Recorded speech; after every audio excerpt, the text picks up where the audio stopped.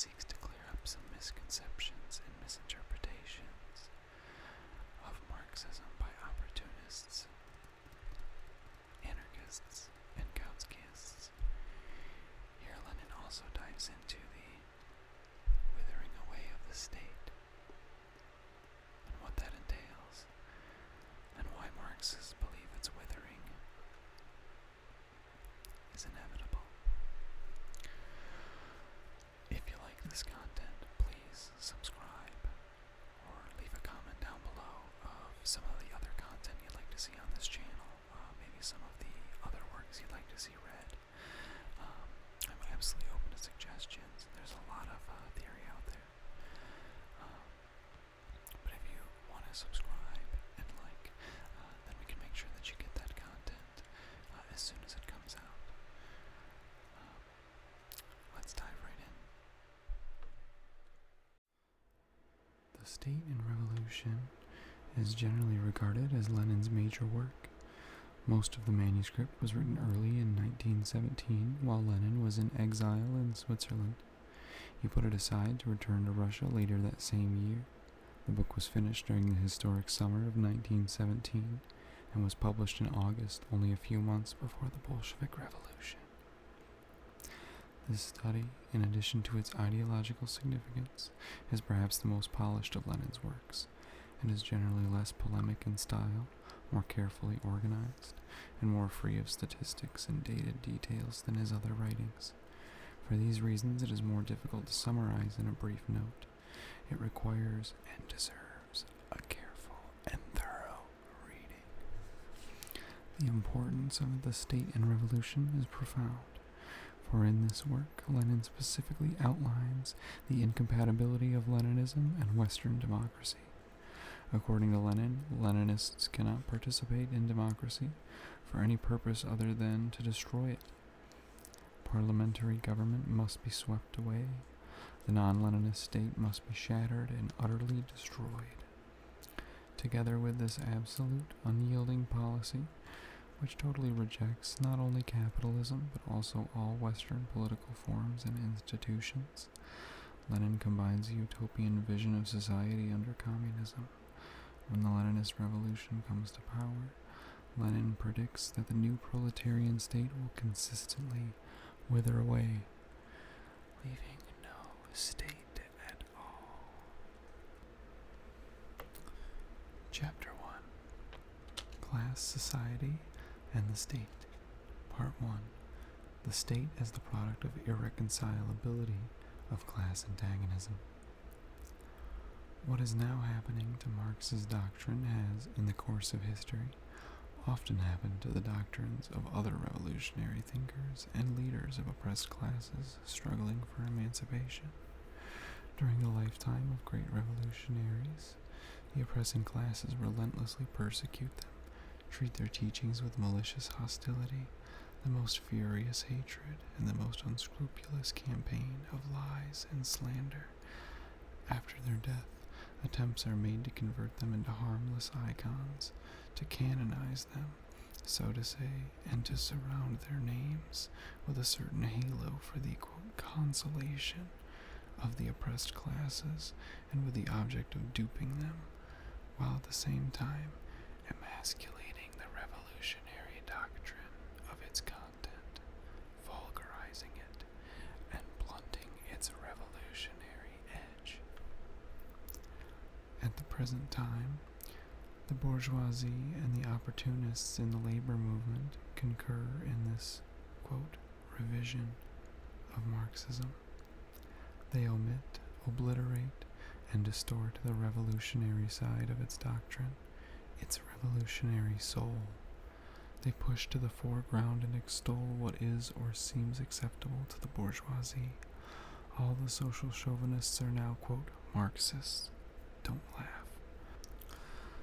And more frequently, German bourgeois professors, erstwhile specialists in the extermination of Marxism, are speaking of the, quote, national German Marx, who they ever trained the labor unions which are so splendidly organized for the purpose of conducting a predatory war. In such circumstances, In view of the incredibly widespread nature of the distortion of Marxism, our first task is to restore the true doctrine of Marx on the state. For this purpose, it will be necessary to quote at length from the works of Marx and Engels. Of course, long quotations will make the text cumbersome and will not help to make it a popular reading, but we cannot possibly avoid them.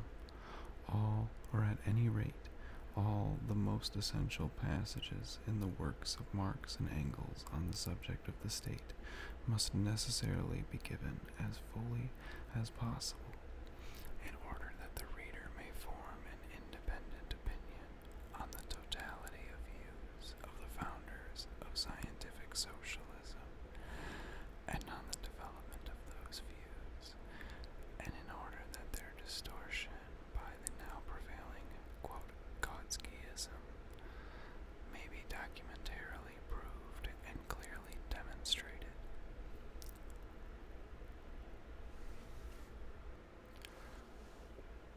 Let us begin with the most popular of Engels' work, The Origins of the Family, Private Property, and the State, the sixth edition of which was published in Stuttgart as far back as 1894. We must translate the quotations from the German originals, as the Russian translations, although very numerous, are for the most part either incomplete or very unsatisfactory. Summing up his historical analysis, Engels says, quote, "The state is therefore by no means a power imposed on society from the outside, just as little is it, quote, the reality of a moral idea, quote, the image and reality of reason, as Hegel asserts. Rather, it is a product of society at a certain stage of development. It is the admission that this society has become entangled in an insoluble contradiction with itself, that it is cleft into irreconcilable antagonisms, which it is powerless to dispel. But in order that these antagonisms, classes with conflicting economic interests, might not consume themselves and society in sterile struggle, a power apparently standing above society became necessary for the purpose of moderating the conflict and keeping it within the bounds of order, and this power, arising out of society, but placing itself above it and increasingly alienating itself from it, is the state." This fully expresses the basic idea of Marxism on the question of the historical role and meaning of the state. The state is the product and the manifestation of the irreconcilability of class antagonisms. The state arises when, where, and to the extent that class antagonisms cannot be actively reconciled, and conversely, the existence of the state proves that the class antagonisms are irreconcilable. It is precisely on this most important and fundamental point that distortions of Marxism, proceeding along two main lines, begin. On the one hand, the bourgeois ideologists, and particularly the petty bourgeois ideologists, compelled by the pressure of indisputable historical facts to admit that the state only exists where there are class antagonisms and the class struggle, correct Marx in a way that makes it appear that the state is an organ for the conciliation of classes. According to Marx, the state could neither arise nor continue to exist if it were possible to conciliate classes. According to the petty bourgeois and Philistine professors and publicists, frequently on the strength of well-meaning references to Marx, the state conciliates classes. According to Marx, the state is an organ of class rule, an organ for the oppression of one class by another. It creates, quote, order, which legalizes and perpetuates the oppression by moderating the collision between the classes. In the opinion of the petty bourgeois politicians, order means the conciliation of classes, and not the oppression of one class by another. To moderate collisions means conciliating and not depriving the oppressed classes of definite means and methods of fighting to overthrow the oppressors. For instance, when, in the Revolution of 1917, the question of the real meaning and role of the state arose in all its magnitude, as a practical question demanding immediate action on a wide mass scale, all these socialist revolutionaries and Mensheviks immediately and completely sank to the petty bourgeois theory that the state conciliates classes. Innumerable resolutions and articles by politicians of both these parties are thoroughly saturated with this purely petty bourgeois and Philistine conciliation theory.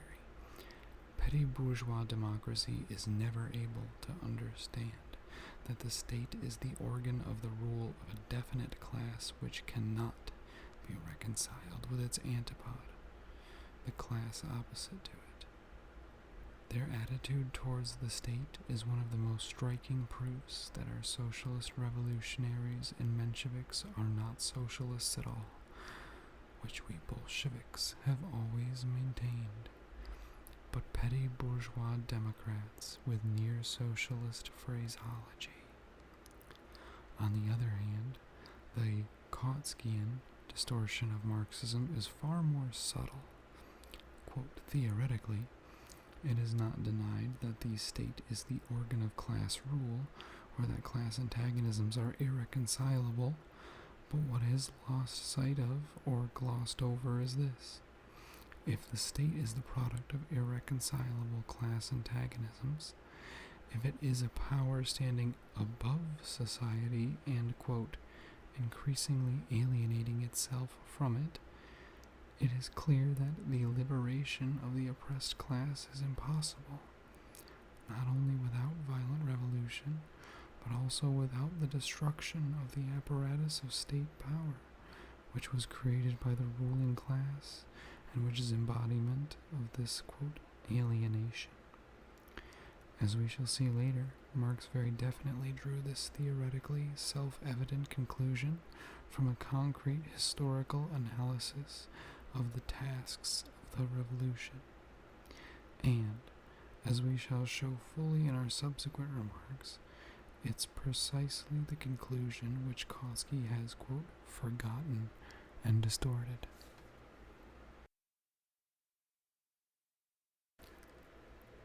Part 2. Special bodies of armed men, prisons, etc. Engels continues, quote, as against the ancient Gentile organization, the primary distinguishing feature of the state is the division of the subjects of the state according to territory. Such a division seems, quote, natural to us, but it costs a prolonged struggle against the old form of tribal or Gentile society. Quote, the second is the establishment of a public power, which is no longer directly identical with the population organizing itself as an armed power. This special public power is necessary because the self-acting armed organization of the population has become impossible since the cleavage into classes. This public power exists in every state. It consists not merely of armed men, but of material appendages, prisons, and coercive institutions of all kind, of which Gentile society knew nothing. Engels further elucidates the concept of the, quote, power, which is termed the state, a power which arises from society, but which places itself above it and becomes more and more alienated from it. What does this power mainly consist of? It consists of special bodies of armed men which have prisons, etc., at their disposal. We are justified in speaking of special bodies of armed men because the public power, which is an attribute of every state, is not, quote, directly identical with the armed population, with its, quote, self-acting armed organization. Like all the great revolutionary thinkers, Engels tried to draw attention of the class-conscious workers to the very fact which prevailing Philistinism regards as least worthy of attention, as the most common and sanctified, not only by long-standing, but one might say by petrified prejudices. A standing army and police are the chief instruments of state power, but can it be otherwise? From the point of view of the vast majority of Europeans of the end of the 19th century, whom Engels was addressing, and who have not lived through or closely observed a single great revolution, it cannot be otherwise. They completely fail to understand what a, quote, self-acting armed organization of the population is. To the question whence arose the need for special bodies of armed men, standing above society and becoming alienated from it, police and standing army. The West European and Russian Philistines are inclined to answer with a few phrases borrowed from Spencer or Mikhailovsky by referring to the complexity of social life and the differentiations of functions and so forth. Such a reference seems, quote, scientific. It effectively dulls the senses of the average man and obscures the most important and basic fact, namely the cleavage of society in irreconcilably antagonistic classes. Had this cleavage not existed, the quote, self-acting armed organization of the population might have differed from the primitive organization of a tribe of monkeys grasping sticks, or of primitive man, or of men united in a tribal form of society. By its complexity, its high technique, and so forth, but it would still have been possible. It is impossible now, because civilized society is divided into antagonistic, and indeed irreconcilably antagonistic classes, the, quote, self-acting arming of which would lead to an armed struggle between them. A state arises, a special force is created in the form of special bodies of armed men, and every revolution, by destroying the state apparatus, demonstrates to us how the ruling class strives to restore the special bodies of armed men which serve it, and how the oppressed class strives to create a new organization of this kind, capable of serving not the exploiters, but the exploited. In the above argument, Engels raises theoretically the very question which every great revolution raises practically, palpably, and on the mass scale of action, namely the question of the relation between special bodies of armed men and the, quote, self-acting armed organization of the population. We shall see how this is concretely illustrated by the experience of the European and Russian Revolution.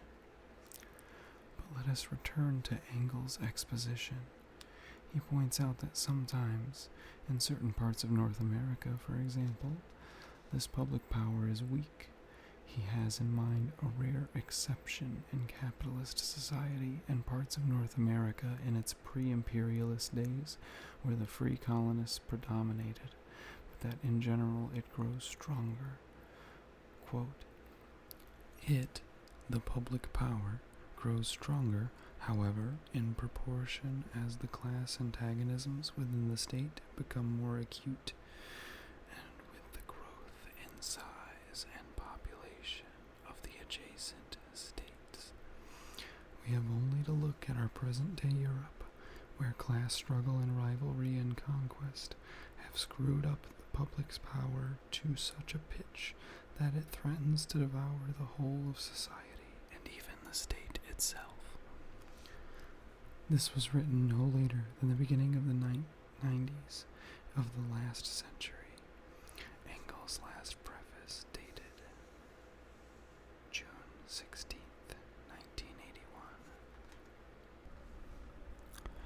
The turn towards imperialism, meaning by that the complete domination of the trusts, the omnipotence of the big banks, a colonial policy on a grand scale, and so forth, was only just beginning in France, and was even weaker in North America and in Germany.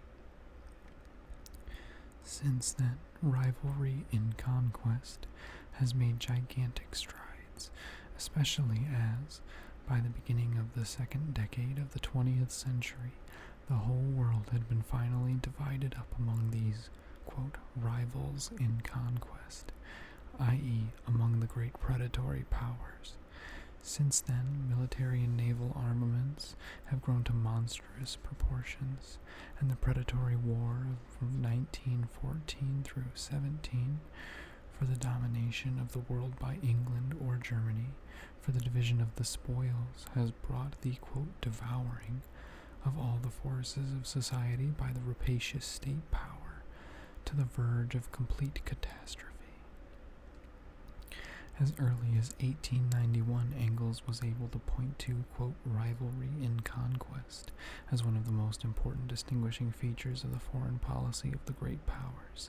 But in 1914 through 17, when this rivalry, many times intensified, has given birth to an imperialist war, the rascally social chauvinists cover up their defense of the predatory interests of, quote, their bourgeoisie by phrases about, quote, defense of the fatherland, quote, defense of the republic and the revolution, etc. Part 3. The state as an instrument for the exploitation of the oppressed class.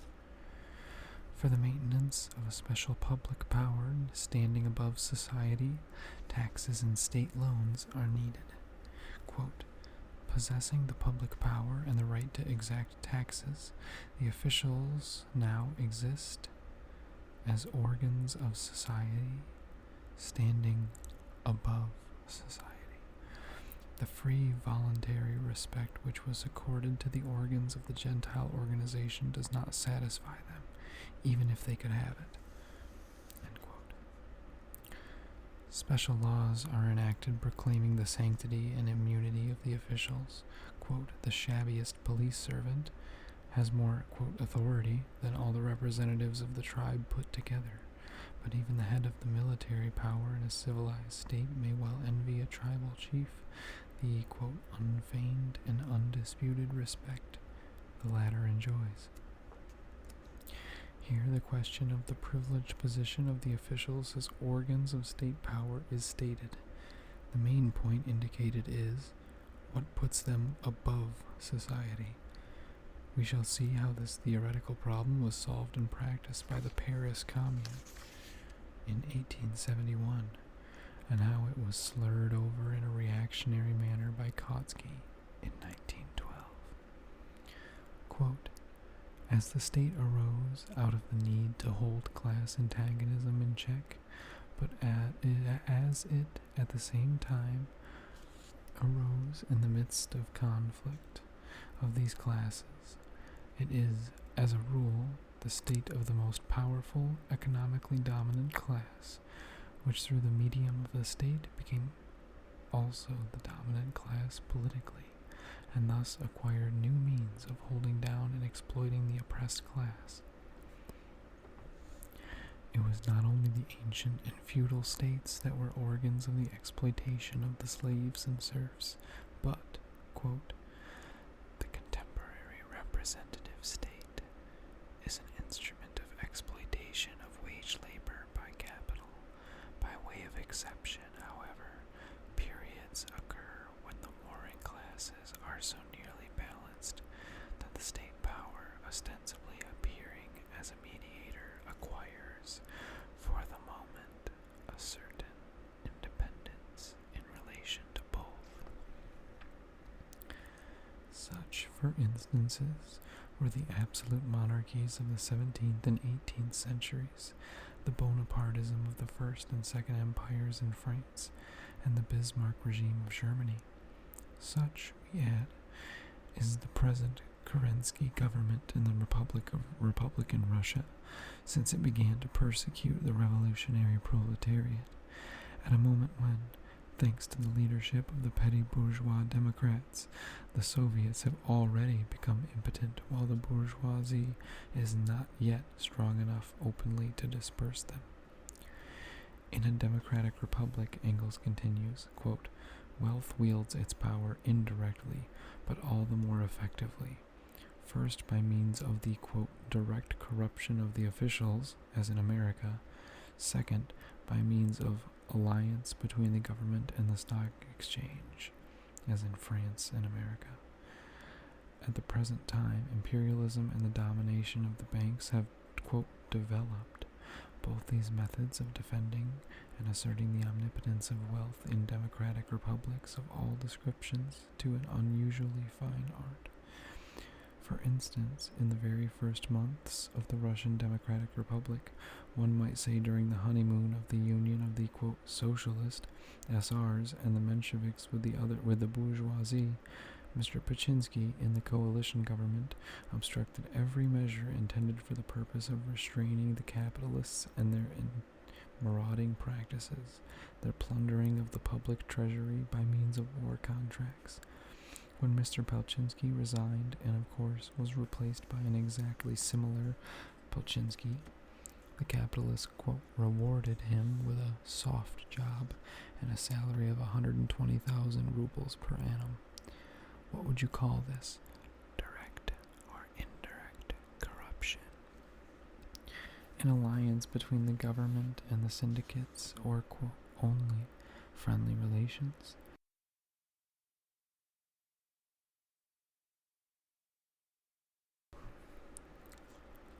What role do the Chernovs, Seredlis, Afanksievs, and Skoblevs play?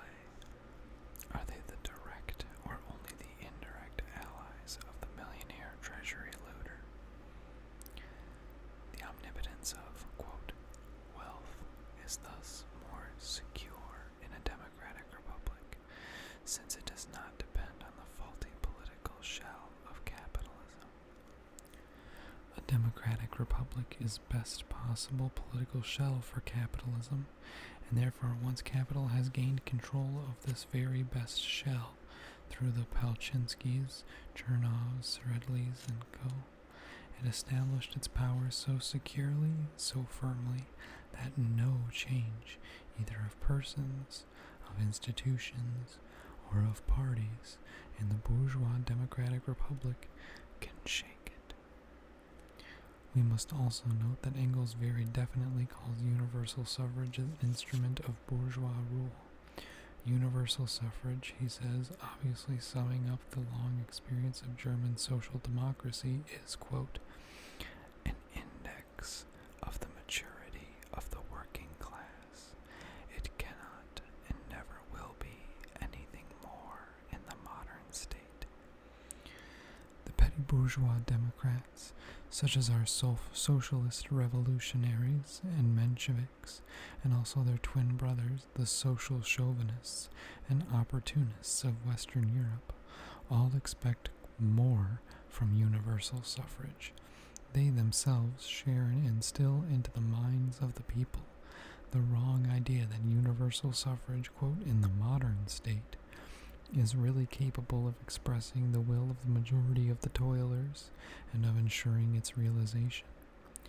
Here we can only note this wrong idea, only point out that Engels' perfectly clear, precise, and concrete statement is distorted at every step in the propaganda and agitation conducted by the, quote, official, opportunist socialist parties. A detailed elucidation of the utter falsity of this idea, which Engels brushes aside, is given in our further account of the views of Marx and Engels on the modern state. Engels gives a general summary of his views in the most popular of his works in the following words, quote, the state, therefore, has not existed from all societies which managed without it, which had no conception of the state and state power. At a certain stage of economic development, which was necessarily bound up with the cleavage of society into classes, the state became a necessity owing to this cleavage. We are now rapidly approaching a stage in the development of production at which the existence of these classes has not only ceased to be necessary, but is becoming a positive hindrance to production. They will fall as inevitably as they arose at an earlier stage. Along with them, the state will inevitably fall. The society that organizes production anew on the basis of the free and equal association of the producers will put the whole state machine where it will then belong, in the Museum of Antiquities, side by side with the spinning wheel and the bronze axe.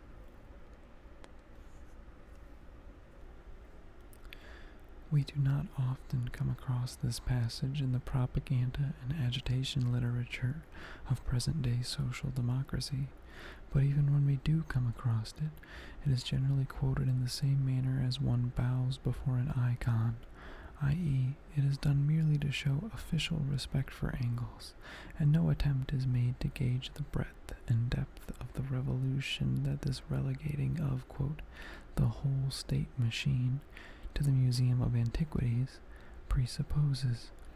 In most cases, we do not even find an understanding of what Engels calls the state machine. Part 4. The withering away of the state in a violent revolution.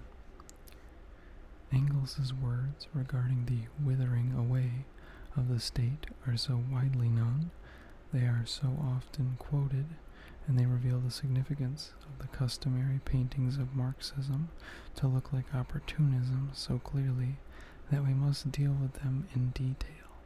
We shall quote the whole passage from which they are taken. Quote, "The proletariat seizes the state power and transforms the means of production in the first instance into state property, but in doing this, it puts an end to itself as the proletariat. It puts an end to all class differences and class antagonisms. It puts an end also to the state as the state. Former society, moving in class antagonisms, had need of the state, that is, an organization of the exploiting class, at each period for the maintenance of its external conditions of production, that is, therefore, for the forcible holding down of the exploited class in the conditions of oppression, slavery, villeinage, or serfdom, wage labor, determined by the existing mode of production. The state was the official representative of society as a whole, its embodiment in a visible corporation, but it was this only in so far as it was the state of that class which itself, in its epoch, represented society as a whole. In ancient times, the state of the slave-owning citizens, in the Middle Ages of the feudal nobility, in our epoch of the bourgeoisie, when ultimately it becomes really representative of society as a whole, it makes itself superfluous. As soon as there are no longer any class of society to be held in subjugation, as soon as along with class domination and the struggle for individual existence based on the former anarchy of production, the collisions and excesses arising from these have also been abolished, there is nothing more to be repressed, which would make this special repressive force, a state, necessary.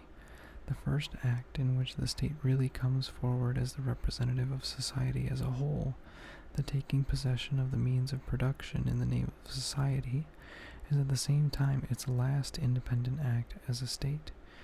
The interference of the state power in social relations becomes superfluous in one sphere after another, and then ceases to exist.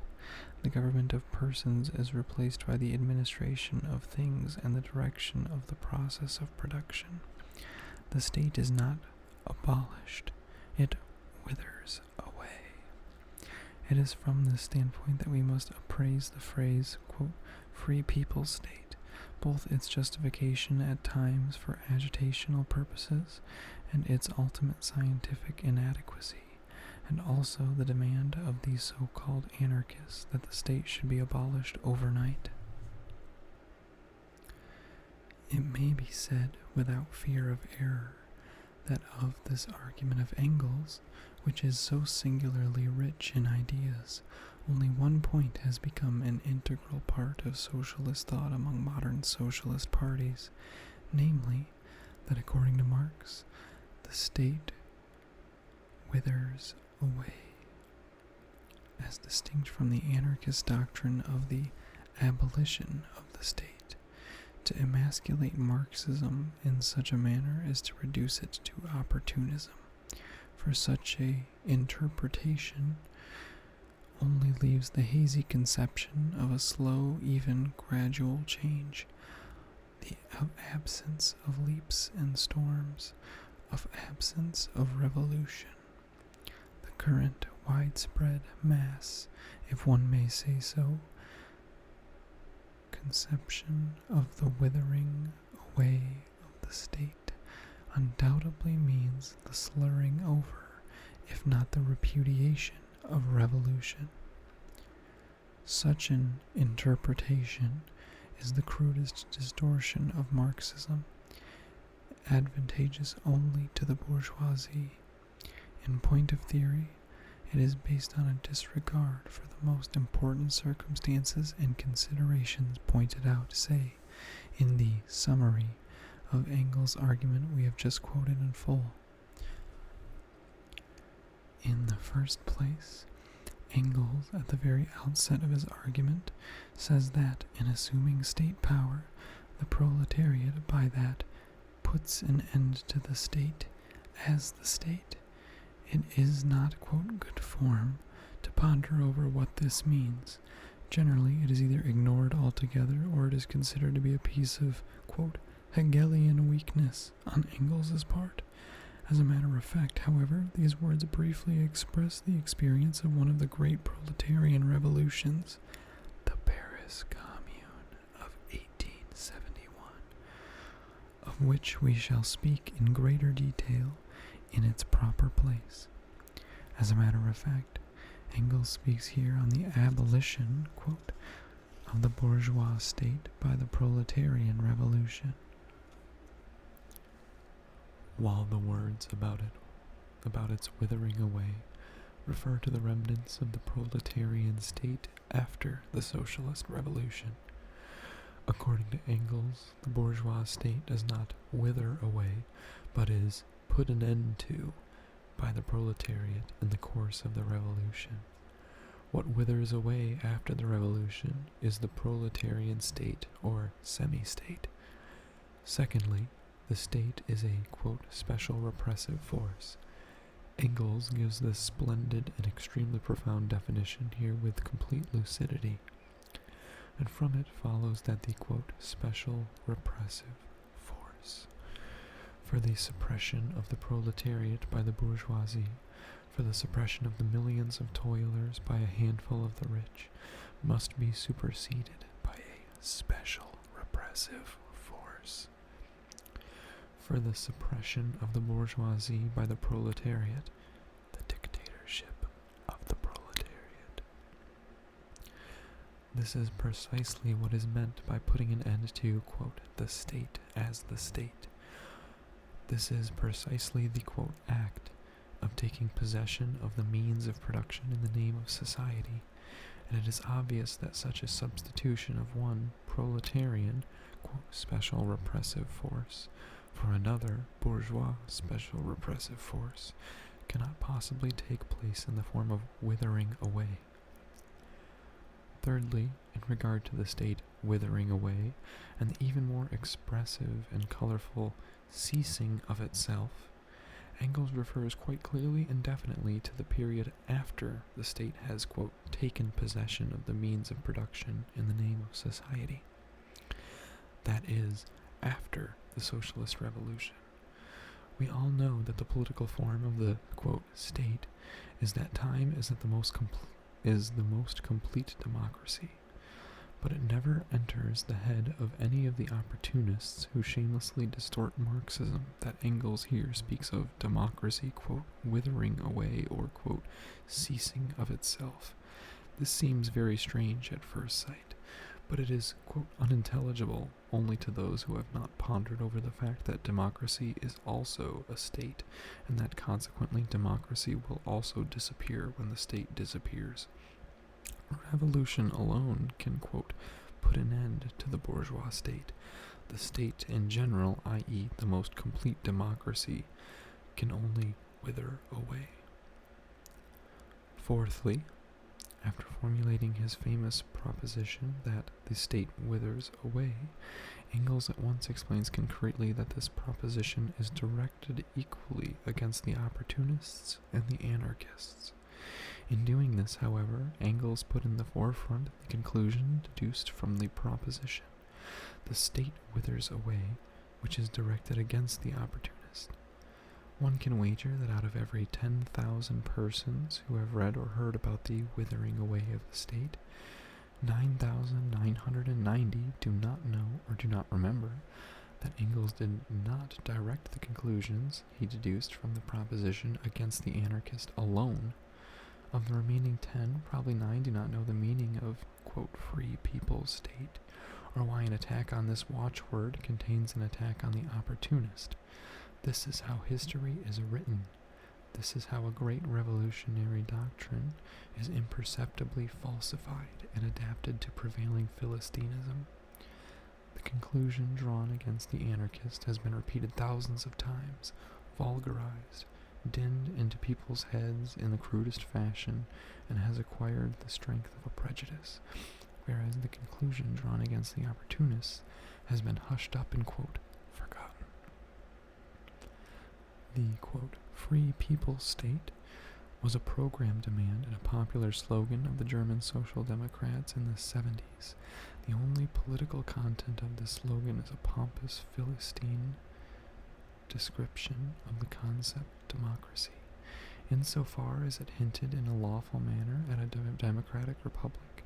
Engels was prepared to justify its use, quote, for a time, from an agitational point of view, but it was an opportunist slogan, for it not only expressed an embellishment of bourgeois democracy, but it also lacked an understanding of the socialist criticism of the state in general.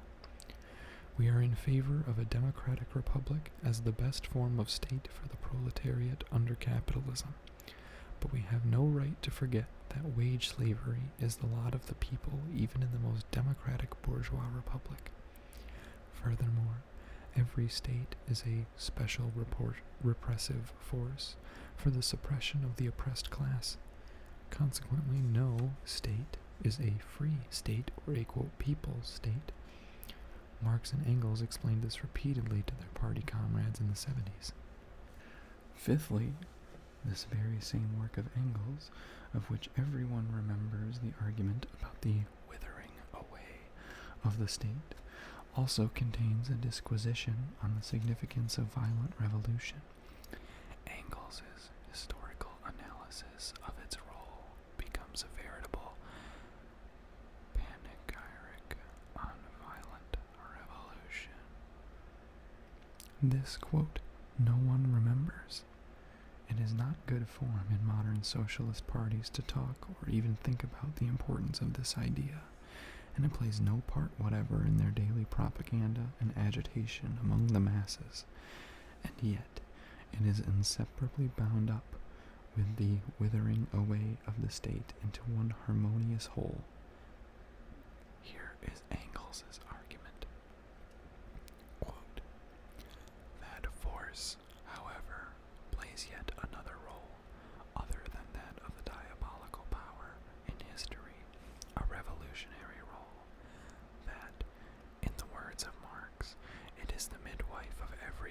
society which is pregnant with the new, that it is the instrument by the aid of which the social movement forces its way through and shatters the dead, fossilized political forms. Of this there is not a word in Herr Düring. It is only with sighs and groans that he admits the possibility that force will perhaps be necessary for the overthrow of the economic system of exploitation.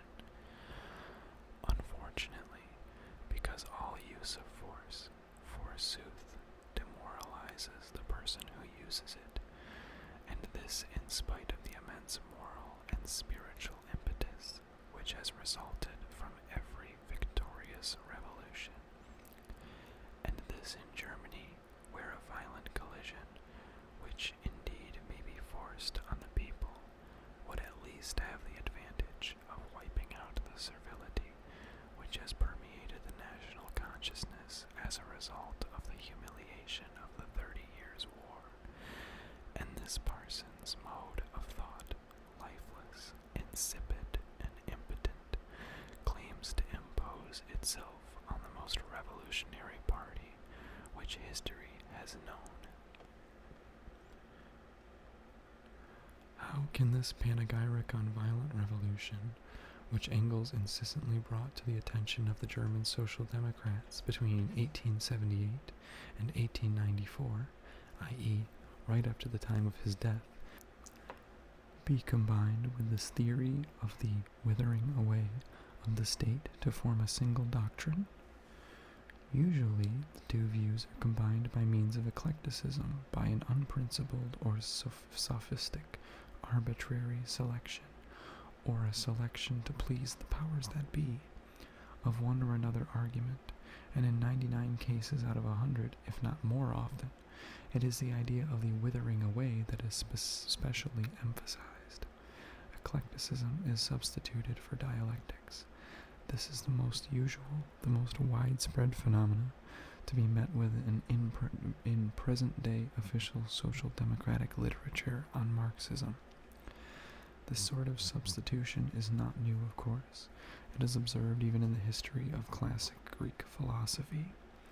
In painting Marxism to look like opportunism, the substitution of eclecticism for dialectics is the best method of deceiving the masses. It gives an illusory satisfaction. It seems to take into account all sides of the process, all tendencies of development, all the conflicting influences, and so forth, whereas in reality it presents no consistent and revolutionary conception of the process of social development at all. We have already said above, and shall show more fully later, that the doctrine of Marx and Engels concerning the inevitability of a violent revolution refers to the bourgeois state. The latter cannot be superseded by the proletarian state, the dictatorship of the proletariat, in the process of withering away.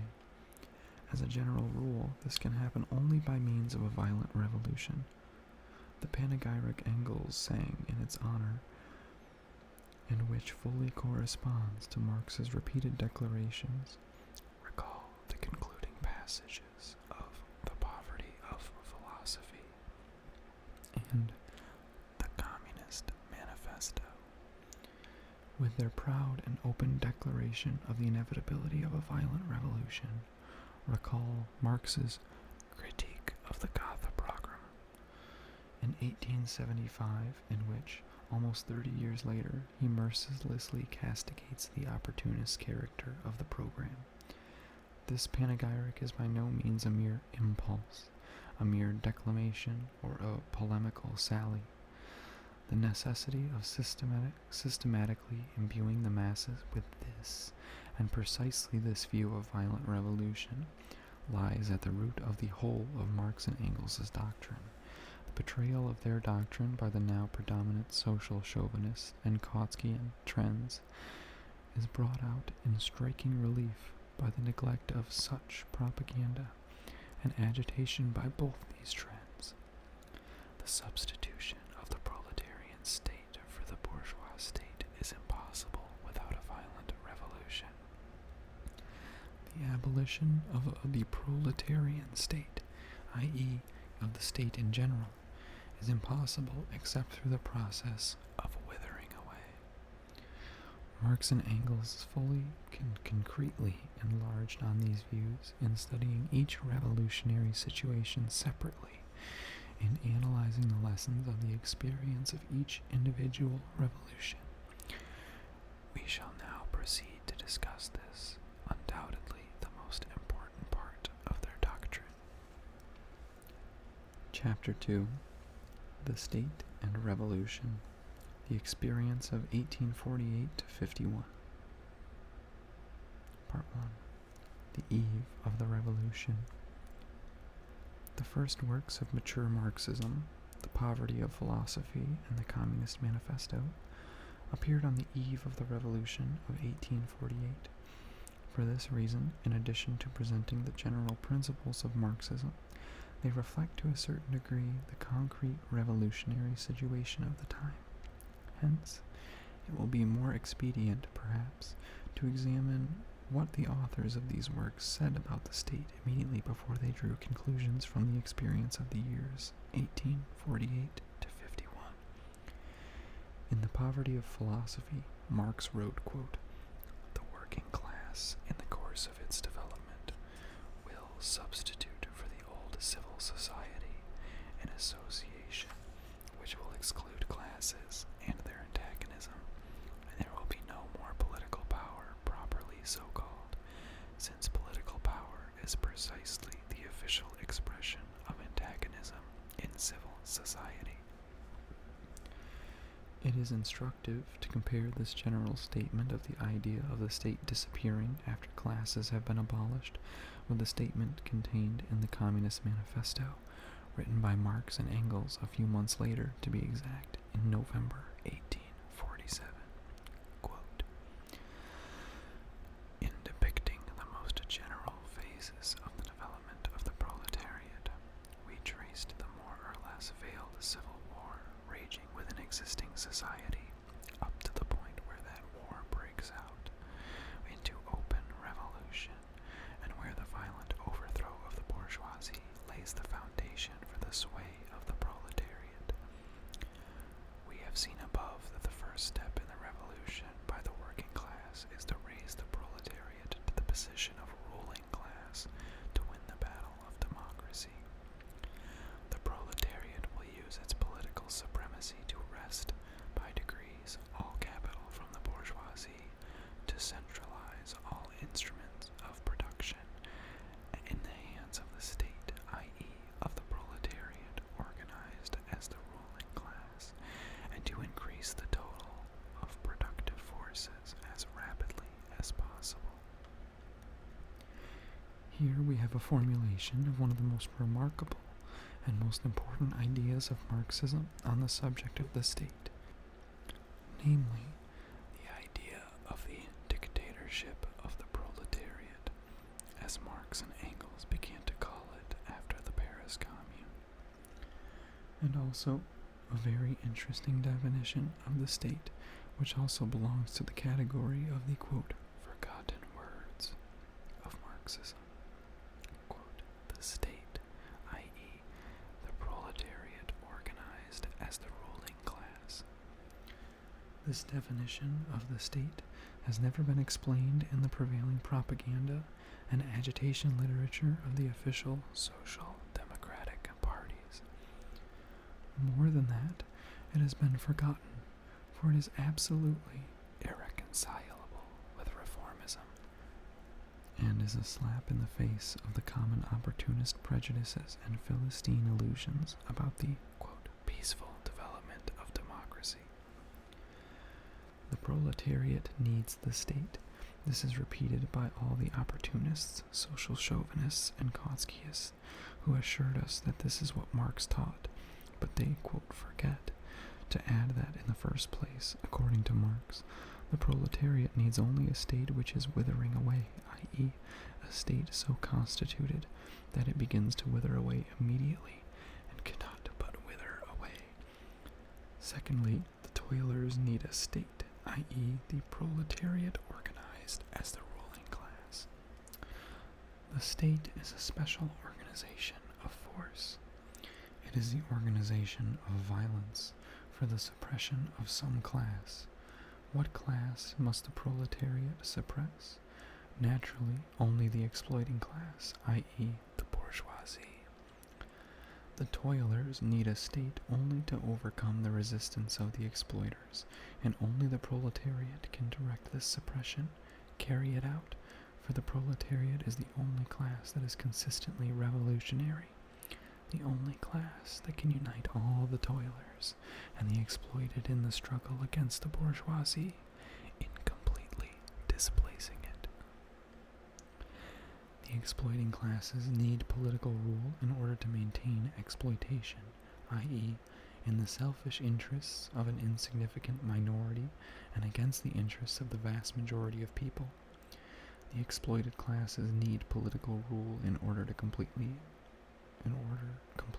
to abolish all exploitation, i.e., in the interests of the vast majority of the people and against the interests of the insignificant minority consisting of the modern slave owners, the landlords, and the capitalists. The petty bourgeois Democrats, those alleged socialists who substituted dreams of class harmony for the class struggle, even pictured the socialist Reformation in a dreamy fashion, not in the form of the overthrow of the rule of the exploiting class, but in the form of the peaceful submission of the minority to the majority which has become conscious of its aims. This petty bourgeois utopia, which is inseparably bound up with the idea of the state being above classes, led in practice to the betrayal of the interests of the toiling classes, as was shown, for example, by the history of the French revolutions of 1848 and 1871, and by the, quote, socialists joining bourgeois cabinets in England, France, Italy, and other countries at the end of the 19th and the beginning of the 20th centuries. Marx fought all his life against the petty bourgeois socialism, now resurrected in Russia by the socialist revolutionary and Menshevik parties. He logically pursued his doctrine of the class struggle to the doctrine of political power, the doctrine of the state. The overthrow of bourgeois rule can be accomplished only by the proletariat, as the particular class whose economic conditions of existence train it for this task and provide it with the opportunity and the power to perform it. While the bourgeoisie breaks up and disintegrates the peasantry and all the petty bourgeois strata, it welds together, unites, and organizes the proletariat. Only the proletariat, by virtue of the economic role it plays in a large-scale production, is capable of acting as the leader of all the toiling and exploited masses, whom the bourgeoisie exploits, oppresses, and crushes, not less, and often more than it does the proletarians, but who are incapable of waging an independent struggle for their emancipation. The doctrine of the class struggle, as applied by Marx to the question of the state and of the socialist revolution, leads inevitably to the recognition of the political rule of the proletariat, of its dictatorship, i.e., of power shared with none and relying directly upon the armed force of the masses. The overthrow of the bourgeoisie can be achieved only by the proletariat becoming transformed into the ruling class, capable of crushing the inevitable and desperate resistance of the bourgeoisie, and of organizing all the toiling and exploited masses for the new economic order. The proletariat needs state power, the centralized organization of force, the organization of violence, for the purpose of crushing the resistance of the exploiters, and for the purpose of leading the great masses of the population, the peasantry, the petty bourgeoisie, the semi-proletarians, in the work of organizing socialist economy. By educating the Workers' Party, Marxism educates the vanguard of the proletariat, which is capable of assuming power and of leading the whole people to socialism, of directing and organizing the new order, of being the teacher, guiding, and leader of all the toiling and exploited in the task of building up their social life without the bourgeoisie and against the bourgeoisie. As against this, the now prevailing opportunism breeds in the ranks of the Workers' Party representatives of the better paid workers who lose touch with the rank and file, quote, get along fairly well under capitalism and sell their birthright for a mess of pottage, i.e., renounce their role of revolutionary leaders of the people against the bourgeoisie. Marx's theory, quote, the state, i.e., the proletariat organized as the ruling class, end quote, is inseparably bound up with all he taught on the revolutionary role of the proletariat in history. The culmination of this role is the proletarian dictatorship, the political rule of the proletariat. But if the proletariat needs a state as a special form of organization of violence against the bourgeoisie, the following deduction automatically arises. Is it conceivable that such an organization can be created without first abolishing, destroying the state machine created by the bourgeoisie for itself? The Communist Manifesto leads straight to this deduction, and it is the deduction that Marx speaks when summing up the experience of the revolution of 1848 to 51. Part 2. The Revolution Summed Up. Marx sums up the revolution of 1848 to 51 in connection with the question of the state we are concerned with, but in the following passage in the 18th century Brumaire of Louis Bonaparte. Quote, but the revolution is thoroughgoing. It is still in process of passing through purgatory. It does its work methodically. By December 2nd, 1851, the day of Louis Bonaparte's coup d'etat, it had completed one half of its preparatory work. It is now completing the other half.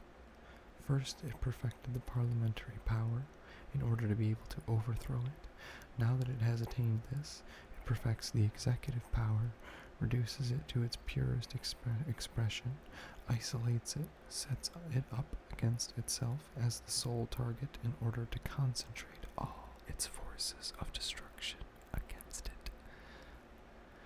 And when it has done the second half of its preliminary work, Europe will leap from her seat and exultantly acclaim, well grubbed old mole, quote, this executive power with its monstrous bureaucratic and military organization, with its artificial state machinery, embracing wide strata, with a host of officials numbering 500,000, besides an army of another 500,000, this appalling parasitic growth, which enmeshes the body of the French society like a net and chokes all its pores, sprang up in the days of the absolute monarchy, with the decay of the feudal system which it helped to hasten.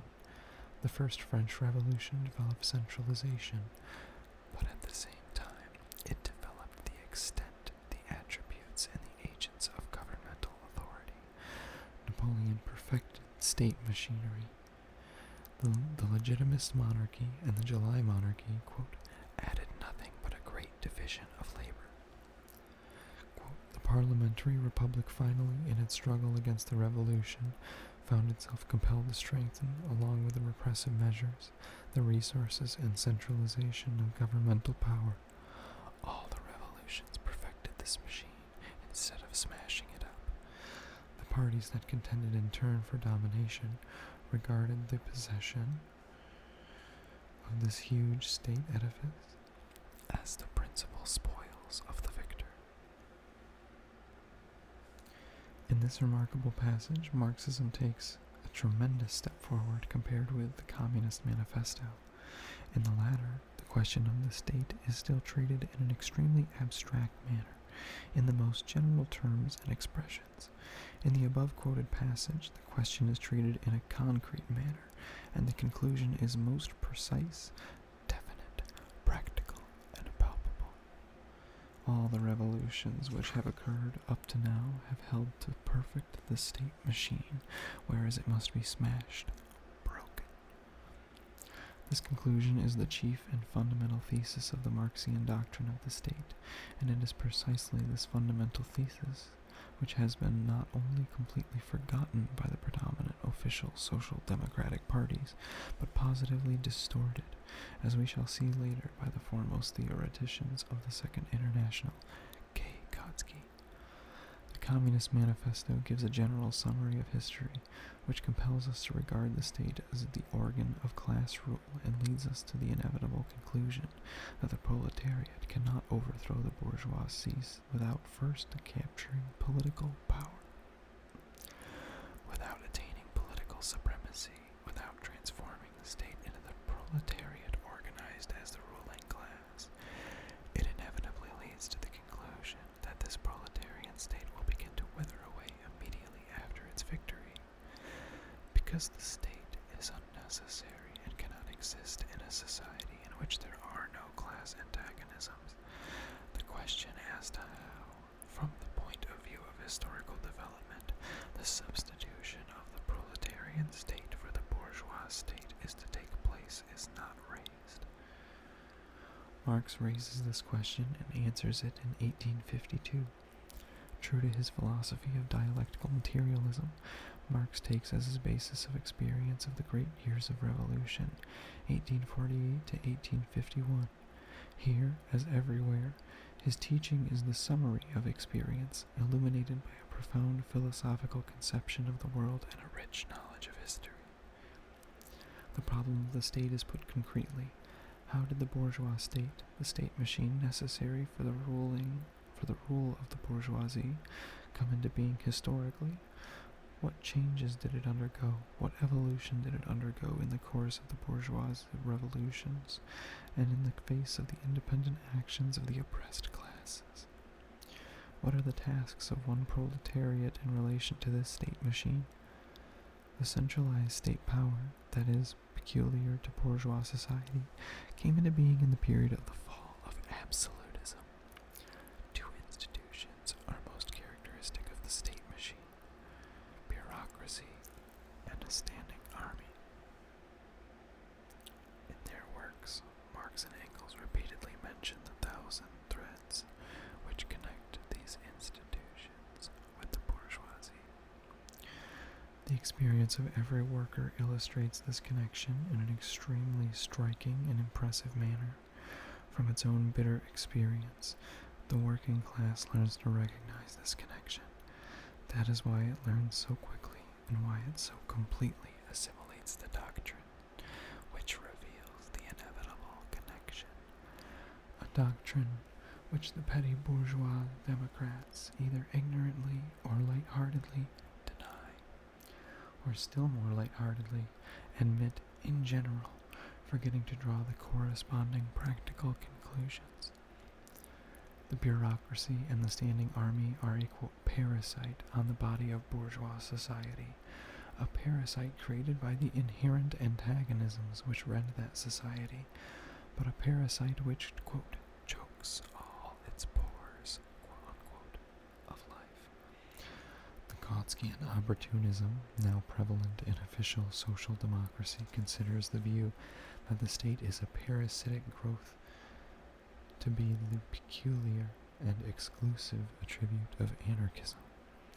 Naturally, this distortion of Marxism is extremely useful to those Philistines who have so utterly disgraced socialism by justifying and embellishing the imperialist war with the term national defense, but it is an absolute distortion nevertheless. The development, perfection, and strengthening of the bureaucratic and military apparatus proceeded during all the numerous bourgeois revolutions which Europe has witnessed since the fall of feudalism. It is precisely the petty bourgeoisie that is attracted to the side of the big bourgeoisie and is subordinated to it to a large extent by means of this apparatus, which provides the upper strata of the peasantry, small artisans and tradesmen, with a number of comparatively comfortable, quiet, and respectable jobs, which raise their holders above the people. consider what happened in Russia during the 6 months following the March 12th, 1917. The governmental post, which hitherto had been given by preference to members of the Black Hundreds, now became the spoils of the cadets, Mensheviks, and social revolutionaries. Nobody really thought of introducing any serious reforms. Every effort was made to put them off, quote, until the Constituent Assembly was convened, and to put off the convocation of the Constituent Assembly until the end of the war. But there was no delay, no waiting for the Constituent Assembly in the matter of dividing the spoils, of getting the posts to ministers, vice ministers, governors general, etc., etc. The game of combinations that was played in forming the government was, in essence, only an expression of this division and redivision of the spoils, which was going on high and low throughout the country in every department of central and local government. The 6 months between March 12th and September 1917 can be summed up beyond all dispute as follows. Reforms shelved, distribution of official posts accomplished, and, quote, mistakes in the distribution corrected by a few redistributions. But the more bureaucratic apparatus is redistributed among the various bourgeois and petty bourgeois parties, among the cadets, socialist revolutionaries, and Mensheviks, if we take the case of Russia. The more clearly the oppressed classes, with the proletariat at their head, become conscious of their irreconcilable hostility to the whole of bourgeois society. That is why it is necessary for all bourgeois parties, even for the most democratic and, quote, revolutionary democratic parties, to increase their repressive measures against the revolutionary proletariat, to strengthen the apparatus of repression, i.e., the state machine that we are discussing. This course of events compels the revolution, quote, to concentrate all its forces of destruction against the state power, and to regard the problem not as one of perfecting the state machine, but one of smashing and destroying it. It was not logical reasoning, but the actual development of events, the living experience of 1848 to 51, that led to the problem being presented in this way. The extent to which Marx held strictly to that solid ground of historical experience can be seen from the fact that, in 1852, he did not yet deal concretely with the question of what was to take place of the state machine that was to be destroyed. Experience had not yet provided material for the solution of the problem, which history placed on the order of the day later on, in 1871. In 1852, it was only possible to establish, with the accuracy of scientific observation, that the proletarian revolution had approached the task of, quote, concentrating all of its forces of destruction against the state, of breaking the state machine. Here the question may arise: is it correct to generalize the experience, observations, and conclusions of Marx, to apply them to a field that is wider than the history of France during the 3 years 1848 to 51? Before proceeding to answer this question, we shall recall a remark made by Engels, and then we shall proceed to examine the facts. In this introduction to the third edition of the 18th Brumaire, Engels wrote, quote, France is the land where more than anywhere else the historical class struggles were each time fought out to a decision, and where, consequently, the changing political forms within which they occur and in which their results are summarized have likewise been stamped with the sharpest outlines. The center of feudalism in the Middle Ages, the model country of centralized monarchy resting on estates since the Resistance, France has demolished feudalism in the Great Revolution and established the unalloyed rule of the bourgeoisie in a classical purity unequaled by the other European land, and the struggle of the upward-striving proletariat against the ruling bourgeoisie also appeared here in an acute form unknown elsewhere. The last sentence is out of date, inasmuch as a lull has occurred in the revolutionary struggle of the French proletariat since 1871. Although, long as this lull may be, it does not preclude the possibility that, in the coming proletarian revolution, France may once again reveal itself as the classic land of the class struggle to a decision. Let us, however, cast a general glance over the history of the advanced countries at the end of the 19th and beginning of the 20th centuries. We shall see that the same process has been going on more slowly, in more varied forms, on a much wider field. On the one hand, the development of parliamentary power in the Republican countries, France, America, and Switzerland, as well as in the monarchies, England, Germany to a certain extent, Italy, the Scandinavian countries, etc. On the other hand, a struggle for power between the various bourgeois and petty bourgeois parties, which distribute and redistribute the spoils of office, while the foundations of bourgeois society remain unchanged.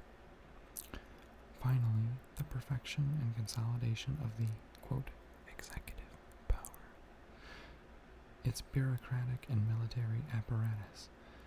There is not the slightest doubt that these features are common to the whole of the modern evolution of all capitalist states in general. In the 3 years, 1848 to 51, France displayed in a swift, sharp, concentrated form all the processes of development which are peculiar to the whole capitalist world.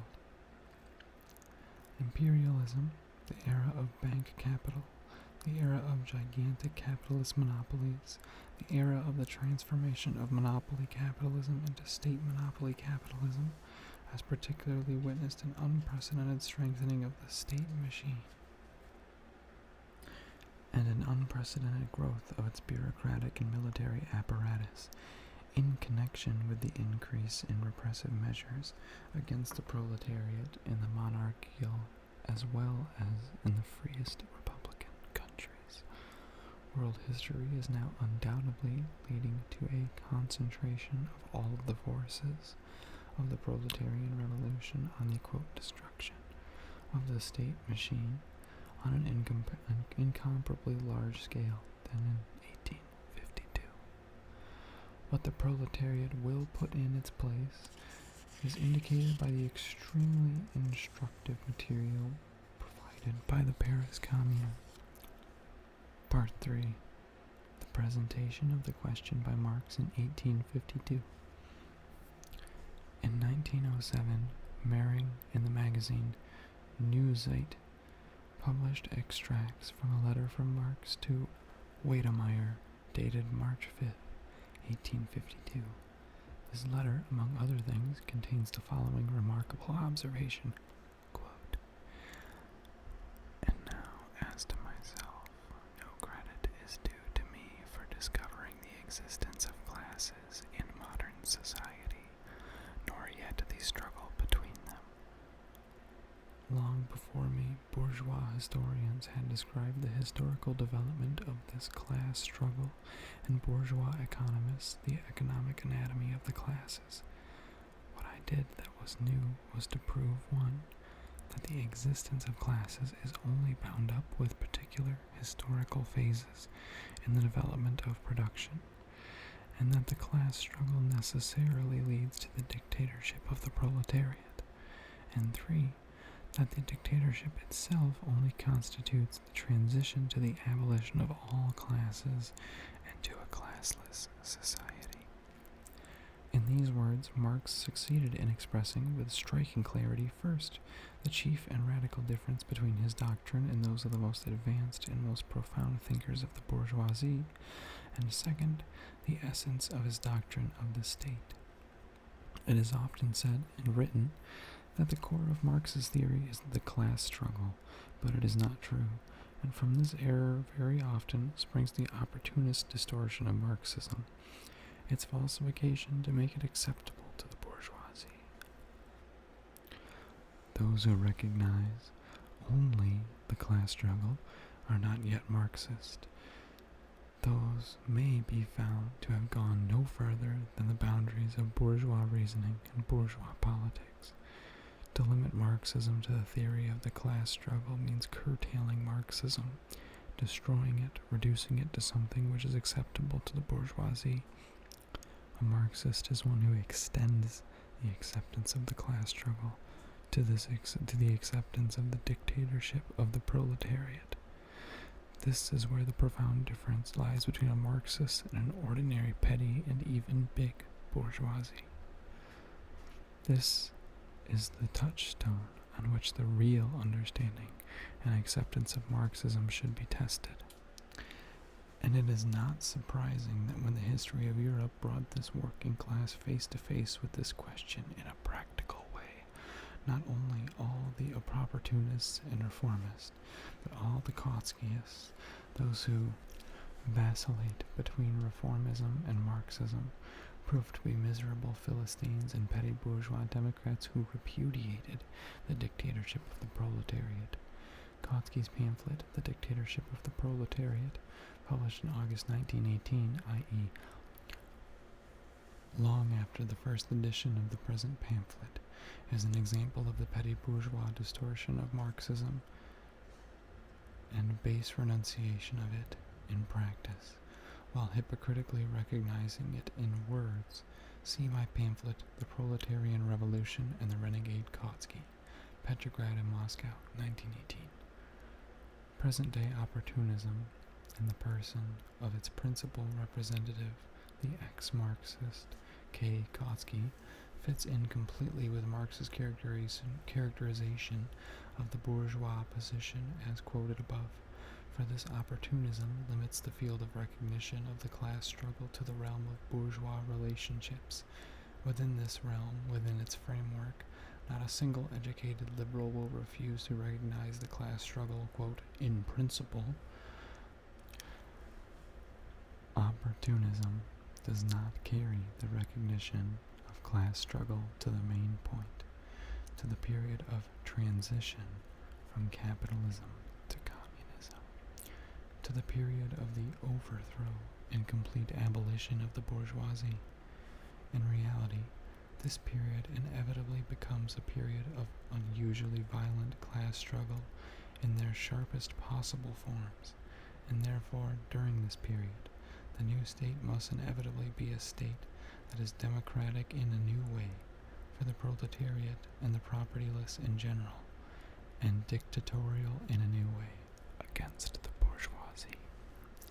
To proceed, the essence of Marx's doctrine of the state is assimilated only by those who understand that the dictatorship of a single class is necessary not only for class society in general, not only for the proletariat, which has overthrown the bourgeoisie, but for the entire historical period between capitalism and classless society, communism. The forms of the bourgeois state are extremely varied, but in essence they are all the same. In one way or another, in the last analysis, all these states are inevitably the dictatorship of the bourgeoisie.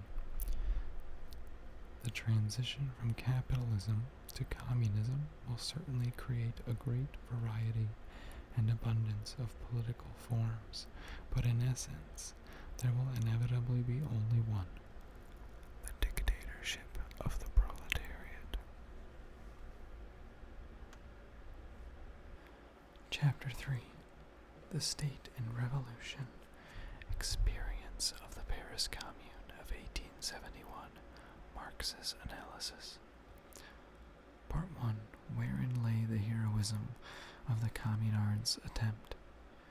It is well known that in the autumn of 1870, a few months before the Commune, Marx warned the Paris workers that an attempt to overthrow the government would be desperate folly. But when in March 1871, a decisive battle was forced upon the workers, and they accepted it, when the uprising had become a fact, Marx greeted the proletarian revolution with the greatest enthusiasm, in spite of unfavorable auguries. Marx did not assume the rigid attitude of pedantically condemning a, quote, premature movement, as did the ill-famed Russian renegade from Marxism, Plekhanov, who in November 1905 wrote encouragedly about the workers' and peasant struggle, but after December 1905 cried liberal fashion, quote, "They should not have taken to arms." Marx, however, was not only enthusiastic about the heroism of the communards who, quote, "stormed the heavens," as he expressed it. Although it did not achieve its aim, he regarded the mass revolutionary movement as a historic experiment of gigantic importance, as an advance of the world proletarian revolution, as a practical step that was more important than hundreds of programs and discussions. Marx conceived his task to be to analyze this experiment, to draw lessons and tactics from it, to re-examine his theory in the new light it afforded. Marx made the only, quote, correction he thought it necessary to make in the Communist Manifesto on the basis of the revolutionary experience of the Paris Communards. The last preface to the new German edition of the Communist Manifesto, signed by both its authors, is dated June 24th, 1872. In this preface, the authors, Karl Marx and Friedrich Engels, say that the program of the Communist Manifesto, quote, has in some details become antiquated. Now they go on to say, quote, one thing especially was proved by the Commune, viz., that the working class cannot simply lay hold of the ready-made state machinery and wield it for its own purposes. The authors took the words in single quotation marks in the above-quoted passage from Marx's book, The Civil War in France. Thus, Marx and Engels regarded one of the principal and fundamental lessons of the Paris Commune as being of such enormous importance that they introduced it as a vital correction in the Communist Manifesto. It is extremely characteristic that it is precisely this vital correction that has been distorted by the opportunists, and its meaning probably is not known to 9/10, if not 99/100 of the reader of the Communist Manifesto. We shall deal with this distortion more fully further on, in a chapter devoted specifically to distortions. Here it will be sufficient to note that the current vulgar, quote, interpretation of Marx's famous utterance quoted above is that Marx here emphasizes the idea of gradual development in contradistinction to the seizure of power, and so on. As a matter of fact, exactly the opposite is the case. Marx's idea is that the working class must break up, smash the, quote, ready-made state machinery, and not confine itself merely to laying hold of it. On April 12, 1871, just at the time of the Commune, Marx wrote to Kugelmann, quote, if you look at the last chapter of my 18th Brumaire, you will find that I say that the next attempt of the French Revolution will be no longer, as before, to transfer the bureaucratic military machine from one hand to another, but to smash it. This is essential for every real people's revolution on the continent, and that is what our heroic party comrades in Paris are attempting. The words, quote, to smash the bureaucratic military state machine briefly express the principal lesson of Marxism on the task of the proletariat in relation to the state during the revolution. And it is precisely this lesson that has been not only completely forgotten, but positively distorted in the prevailing Kautskyan interpretation, unquote, of Marxism. As for Marx's reference to the 18th Brumaire, we quoted the corresponding passage in full above. It is interesting to note two particular points in the above-quoted passage in Marx's argument. First, he confines his conclusion to the continent.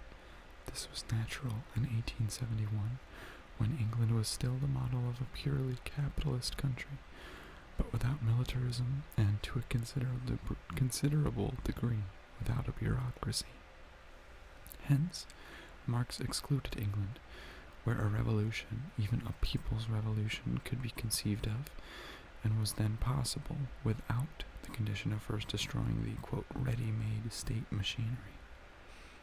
Today, in 1917, in the epoch of the First Great Imperialist War, Marx's exception is no longer valid. Both England and America, the greatest and last representatives of Anglo-Saxon, quote, liberty, in the sense that militarism and bureaucracy are absent, have today plunged headlong into the all-European filthy, bloody morass of bureaucratic military institutions, to which everything is subordinated and which trample everything underfoot. Today, both in England and America, the, quote, essential thing for, quote, every real people's revolution is the smashing, the destruction of the, quote, ready-made state machinery. Brought in these countries between 1914 and 1917 to general, quote, European imperialist perfection. Secondly, particular attention should be paid to Marx's extremely profound remark that the destruction of the military and bureaucratic state machine is, quote, essential for every real people's revolution. This idea of a people's revolution seems strange coming from Marx and the Russian Platonovists and Mensheviks, those followers of Struve, who wish to be regarded as Marxists, might possibly declare such an expression to be a, quote, slip of the pen. They have reduced Marxism to such a state of wretched, quote, liberal distortion that nothing exists for them beyond the antithesis between bourgeois revolution and proletarian revolution, and even this antithesis they interpret in an entirely lifeless way. If, for example, we take the revolutions of the 20th century, we shall, of course, have to admit that the Portuguese and the Turkish revolutions are bourgeois revolutions. Neither, however, is a people's revolution, inasmuch as in neither of them does the mass of the people, the enormous majority, come out actively, independently, with its own economic and political demands. On the other hand, although the Russian bourgeois revolution of 1905-07 presented no such brilliant successes as at the time fell to the lot of the Portuguese and Turkish revolutions, it was undoubtedly a real people's revolution, since the mass of the people, the majority, the, quote, lowest social ranks, crushed by oppression and exploitation, rose independently, since they put on their entire course of the revolution the impress of their demands, of their attempts to build in their own way a new society in place of the old society that was being destroyed. In Europe, in 1871, there was not a single country on the continent in which the proletariat constituted the majority of the people. A, quote, people's revolution that swept actually the majority into its stream could be such only if it embraced the proletariat and the peasantry. Both classes then constituted the people. Both classes were united by the fact that the bureaucratic military state machine oppressed, crushed, and exploited them. To smash this machine, to break it up, this is what is truly in the interest of the people, of the majority of the workers and the most of the peasants. This is what is essential for the free alliance between the poor peasantry and the proletariat. Without such an alliance, democracy is unstable, and the socialist reformation is impossible. As is well known, the Paris Commune strove for such an alliance, although it failed to achieve it owing to a number of circumstances, internal and external. Consequently, in speaking of a, quote, real people's revolution, Marx, without in the least forgetting the peculiar characteristics of the petty bourgeoisie, he spoke a great deal about them and often, very carefully took into account the class relations that actually existed in the majority of continental countries in Europe in 1871. On the other hand, he asserted that the smashing of the state machine was necessary in the interests of the workers and of the peasants, that it unites them, that it places before them the common task of removing the parasite and of substituting something new for it. But what exactly? Part 2. What is to supersede the smashed state machine?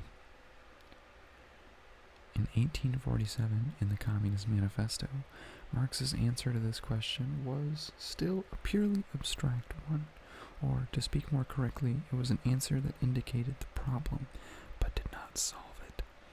The answer given in the Communist Manifesto was that, quote, the proletariat organized as the ruling class, quote, to win the battle of democracy, was to be the substitute for this machine. Marx did not drop into utopia. He expected the experience of the mass movement to provide the reply to the question of the exact forms of the organization of the proletariat as the ruling class will assume, and the exact manner in which this organization will be combined with the most complete, most consistent winning of the, quote, battle of democracy. Marx subjected the experience of the Commune, meager as it was, to the most careful analysis in The Civil War in France. Let us quote the most important passages of this work. They're developed in the 19th century, he says, originating from the days of the Middle Ages, quote, the centralized state power, with its ubiquitous organs of standing army, police, bureaucracy, clergy, and judicature.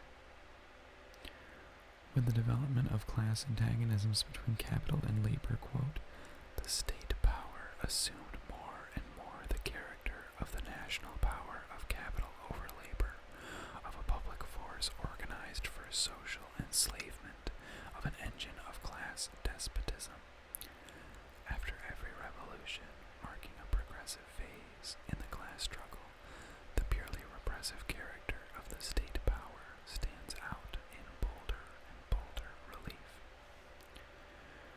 After the revolution of 1848 to 49, the state power became, quote, the national war engine of capital against labor. The Second Empire consolidated this. Quote, the direct antithesis to the empire was the commune, says Marx. It was the, quote, positive form of, quote, a republic that was not only to supersede the monarchical form of class rule, but class rule itself. What was this positive form of the proletarian? The socialist republic? What was the state it was beginning to create?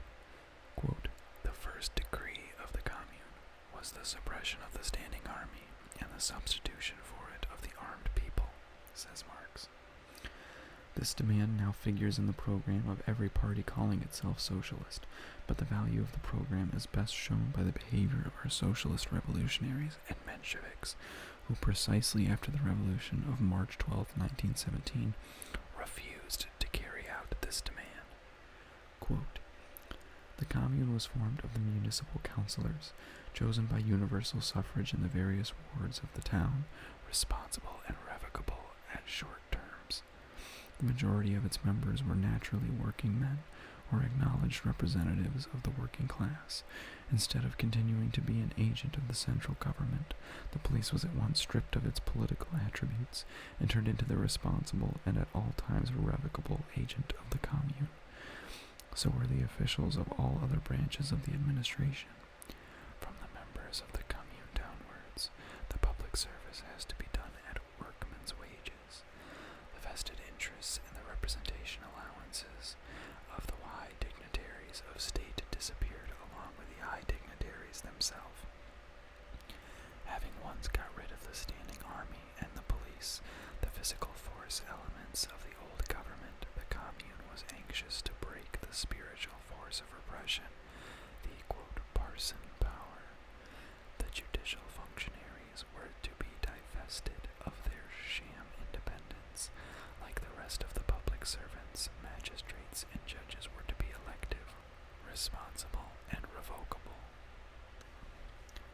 Thus, the commune appears to have substituted only fuller democracy for the smashed state machine, abolition of the standing army, all officials to be elected and subjected to recall, But as a matter of fact, this quote only signifies the very important substitution of one type of institution for others of a fundamentally different order. This is a case of, quote, quantity becoming transformed into quality. Democracy, introduced as fully and consequently as is generally conceivable, is transformed from bourgeois democracy into proletarian democracy, from the state, i.e., a special force for the suppression of a particular class, into something which is no longer really a state. It is still necessary to suppress the bourgeoisie and crush its resistance. This was particularly necessary for the Commune, and one of the reasons for its defeat was that it did not do this with sufficient determination.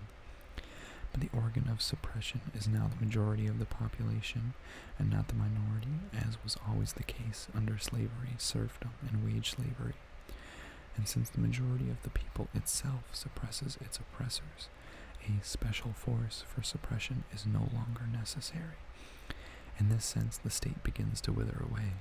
Instead of the special institutions of a privileged minority, privileged official dumbheads of the standing army, the majority itself can directly fulfill all these functions, and the more the functions of state power develop upon the people generally, the less need is there for the existence of this power.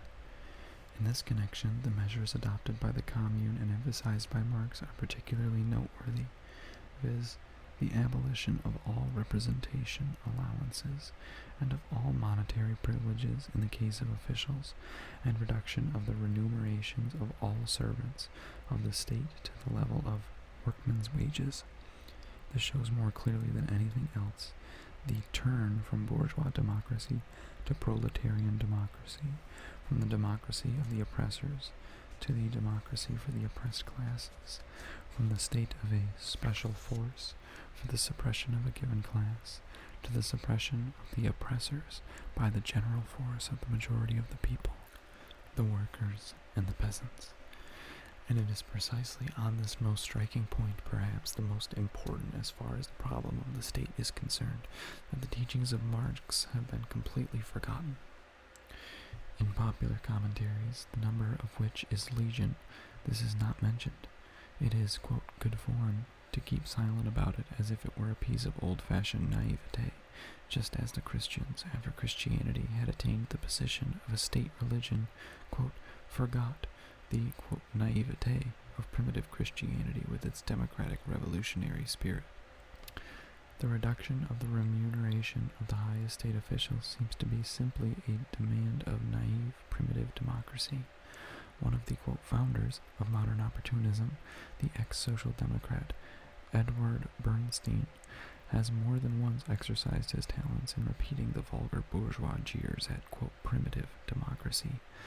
Like all opportunists, including the present Kautskyists, he utterly fails to understand that, first of all, the transition from capitalism to socialism is impossible without some reversion or primitive democracy. How else can the majority and even the whole population proceed to discharge state functions? And secondly, he forgets that, quote, primitive democracy based on capitalism and capitalist capture is not the same as primitive democracy in prehistoric or pre-capitalist times. Capitalist culture has created large-scale production, factories, railways, the postal service, telephones, etc. And on this basis, the great majority of function of the old, quote, state power have become so simplified and can be reduced to such simple operations of registration, filling, filing, and checking that they can be easily performed by every literate person, and it will be possible to perform them for, quote, workmen's wages, which circumstances can and must strip those functions of every shadow of privilege, of every semblance of, quote, official grandeur. All officials, without exception, elected and subject to recall at any time, their salaries reduced to the level of workingmen's wages. These simple and, quote, self-evident democratic measures, while completely uniting the interests of the workers and the majority of the peasants, at the same time serve as the bridge between capitalism and socialism. These measures concern the purely political reconstruction of society, But of course, they acquire their full meaning and significance only in connection with the, quote, expropriation of the expropriators, either accomplished or in preparation, i.e., with the transformation of capitalist private ownership of the means of production into social ownership. Marx wrote, quote, "The commons made the catchword of bourgeois revolutions, cheap government, a reality by destroying the two greatest sources of expenditure, the standing army and state functionarism." From the peasantry, as from other sections of the petty bourgeoisie, only an insignificant few, quote, rise to the top, get on in the world in the bourgeois sense, i.e., become either well-to-do people, bourgeois or official in secure and privileged positions. In every capitalist country where there is a peasantry, and this is the case in most capitalist countries, the vast majority of the peasants is oppressed by the government and long for its overthrow, longs for, quote, cheap government. This can be achieved only by the proletariat, and by achieving it, the proletariat at the same time takes a step forwards towards the socialist reconstruction of the state. Part 3. The abolition of parliamentarism. Marx said, quote, "The commune was to be a working, not a parliamentary body, executive and legislative at the same time. Quote, instead of deciding once in 3 or 6 years which member of the ruling class was to misrepresent the people in Parliament, universal suffrage was to serve the people constituted in communes, as individual suffrage serves only every other employer in the search for the workmen and managers in his business." Thanks to the prevalence of social chauvinism and opportunism, this remarkable criticism of parliamentarism made in 1871 also belongs now to the, quote, forgotten words of Marxism. The cabinet minister and professional parliamentarians, the traitors to the proletariat, and the, quote, practical socialists of our day have left all criticism of parliamentarism to anarchists, and, on this wonderfully intelligent ground, they denounce all criticism of parliamentarism as, quote, anarchism. It is not surprising that the proletariat of the, quote, advanced parliamentary countries, disguised with such, quote, socialists as Messrs. Scheidman, David, Legion, Sembat, Renaudel, Henderson, Vandervelde, Stauning, Branting, Bisalati, and Company, has been more and more often giving its sympathies to anarcho-syndicalism, in spite of the fact that the latter is but the twin brother of opportunism. But for Marx, revolutionary dialectics was never the empty fashionable phrase, the toy rattle, which Plekhanov, Kautsky, and others have made of it. Marx knew how to break with anarchism ruthlessly, for its inability to make use even of the, quote, pigsty of bourgeois parliamentarism, especially at a time when the situation was obviously not revolutionary, but at the same time he knew how to subject parliamentarism to genuine revolutionary proletarian criticism. To decide once every few years which member of the ruling class is to misrepresent the people in Parliament is the real essence of bourgeois parliamentarism, not only in parliamentary constitutional monarchies, but also in the most democratic republics. But since we are discussing the question of the state, and if parliamentarism is to be regarded as one of the institutions of the state from the point of view of the tasks of the proletariat in this field, what is the way out of parliamentarism? How can it be dispensed with? Again and again we must repeat, the lessons of Marx, based on the study of the Commune, have been so completely forgotten that any criticism of parliamentarism, other than anarchist or reactionary criticism, is quite unintelligible. To the present day, quote, social democrat, read present day traitor to socialism. The way out of parliamentarism is not, of course, the abolition of the representative institutions and the electoral principle, but the conversion of the representative institutions from mere, quote, talking shops into working bodies. Quote, the commune was to be a executive and legislative at the same time. Quote, a working, not a parliamentary body. This hit the nail on the head in regard to the present-day parliamentarians and the parliamentary, quote, lapdogs of social democracy. Take any parliamentary country from America to Switzerland, from France to England, Norway, and so forth. In these countries, the actual work of the state is done behind these scenes and is carried on by the departments, the government offices, and the general staffs. Parliament itself is given up to talk for the special purpose of fooling the, quote, common people. This is so true that even in the Russian Republic, a bourgeois democratic republic, all these sins of parliamentarism were immediately revealed, and even before a real parliament was created. The heroes of rotten Philistinism, such as the Skobelovs and the Cyreles, the Chernovs and the Avstenskievs, have managed to pollute even the Soviets with the pollution of disgusting bourgeois parliamentarism, and to convert them into mere talking shops.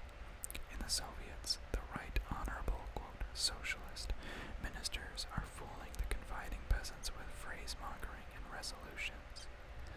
In the government itself, a sort of permanent quadrille is going on in order that, on the one hand, as many socialist revolutionaries and Mensheviks as possible may get near the, quote, pie, the lucrative and honorable post, and that, on the other hand, the, quote, attention of the people may be engaged. Meanwhile, the real state business is being done in the government offices, in the general staff. Dzielo Naroda, the organ of the ruling, quote, Socialist Revolutionary Party, recently admitted in an editorial article, with the matchless candor of people of good society, in which, quote, all are engaged in political prostitution, that even in the ministries of which these socialists, save the mark, are at the head, the old bureaucratic apparatus has in fact remained as before, that it is working in the old way, freely sabotaging revolutionary measures. Even without this admission, would not the actual history of the participation of the socialist revolutionaries and Mensheviks in the government prove this? The only characteristic thing in this is that while in the ministerial company of the cadets, Messrs. Chernov, Rosanov, Zenzanov, and the other editors of the Dzielo Naroda have so completely lost all shame that they unblushingly proclaim, as if it were a mere bagatelle, that in their ministries everything had remained as before. Revolutionary democratic phrases to gull the simple Simons. Bureaucracy and red tape for the benefit of the capitalists. This is the essence of honest coalition. The commune was to have substituted for the venal and rotten parliamentarism of bourgeois society institutions, in which freedom of opinion and discussion would not have degenerated into deception, for the parliamentarians would have to work themselves, would have to execute their own laws. They themselves would have had to test their results in real life. They would have been directly responsible to their constituents. Representative institutions would have remained, but there was to have been no parliamentarism as a special system, as a division of labor between the legislative and the executive, as a privileged position for deputies. We cannot imagine democracy, not even proletarian democracy, without representative institutions, but we can and must think of democracy without parliamentarism. If criticism of bourgeois society is not mere empty words for us, if the desire to overthrow the rule of the bourgeoisie is our serious and sincere desire, and not a mere election cry for catching workers' voices, as it is with the Mensheviks and socialist revolutionaries, the Scheidmans, the Legions, the Sembats, and the Vandervelds, it is extremely instructive to note that, in speaking of the functions of the officials who are necessary for the commune and for proletarian democracy, Marx compares them to the workers of, quote, every other employer, that is, of the ordinary capitalist enterprise, with its, quote, working men and managers. There is no trace of utopianism in Marx in the sense that he invented or imagined a new society, No, he studied the birth of the new society from the old, and the forms of transition from the latter to the former as a natural historical process. He examined the actual experience of the mass proletarian movement and tried to draw practical lessons from it. He, quote, learned from the commune, like all the great revolutionary thinkers who were not afraid to learn from the experience of the great movements of the oppressed classes, and who never preached pedantic, quote, sermons, such as Plekhanov's, quote, they should not have taken to arms, or Tseretelli's, quote, a class must limit itself. There can be no thought of destroying officialdom immediately everywhere completely. That is utopia. But to smash the old bureaucratic machine at once and to begin immediately to construct a new one that will enable all officialdom to be gradually abolished is not utopia. It is the experience of the commune. It is the direct and immediate task of the revolutionary proletariat. Socialism simplifies the functions of, quote, state administration. It enables the methods of, quote, official administration to be thrown aside and the whole business to be reduced to a matter of organizing the proletarians, quote, as the ruling class, which hires workingmen and managers in the name of the whole of society. We are not utopians. We do not indulge in dreams of dispensing at once with all administration, with all subordination. These anarchist dreams, based upon a lack of understanding of the tasks of the proletarian dictatorship, are totally alien to Marxism, and as a matter of fact, serve only to postpone the socialist revolution until human nature has changed. No, we want the socialist revolution with human nature as it is now, with human nature that cannot dispense with the subordination, control, and, quote, managers. But the subordination must be to the armed vanguard of all the exploited, of all the toilers, i.e., to the proletariat. Measures must be taken at once, overnight, to substitute for these specific methods of official administration by state officials the simple functions of, quote, workingmen and managers, functions which are already fully within the capacity of the average city dweller and can well be performed for, quote, workmen's wages.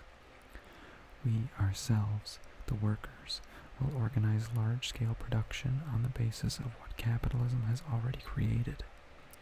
We shall rely on our own experience as workers.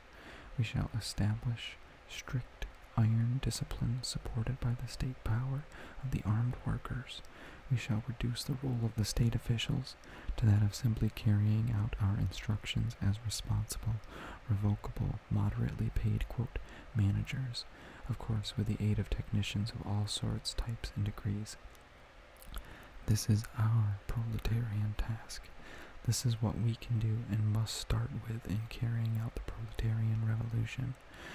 Such a beginning on the basis of large-scale production will of itself lead to the gradual, quote, withering away of all bureaucracy, to the gradual creation of an order without quotation marks, which will be different from wage slavery, an order in which the functions of control and accounting become more and more simple, will be performed by each in turn, will then become a habit, and will finally die out as the special functions of a special stratum of the population. A witty German social democrat of the 70s of the last century called the post office an example of the socialist system. This is very true.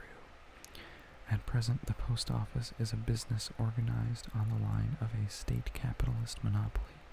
Imperialism is gradually transforming all trusts into organization of a similar type.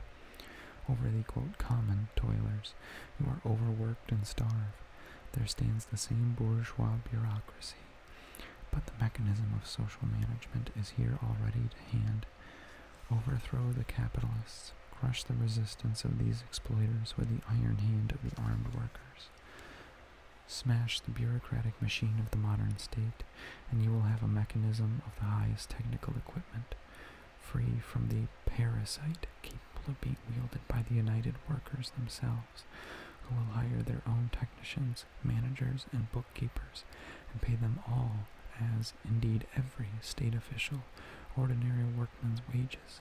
Here is a concrete, practicable task, immediately possible of fulfillment in relation to all trusts, a task that frees the toilers from exploitation and takes into account what the commune had already begun to carry out, particularly in the field of state construction.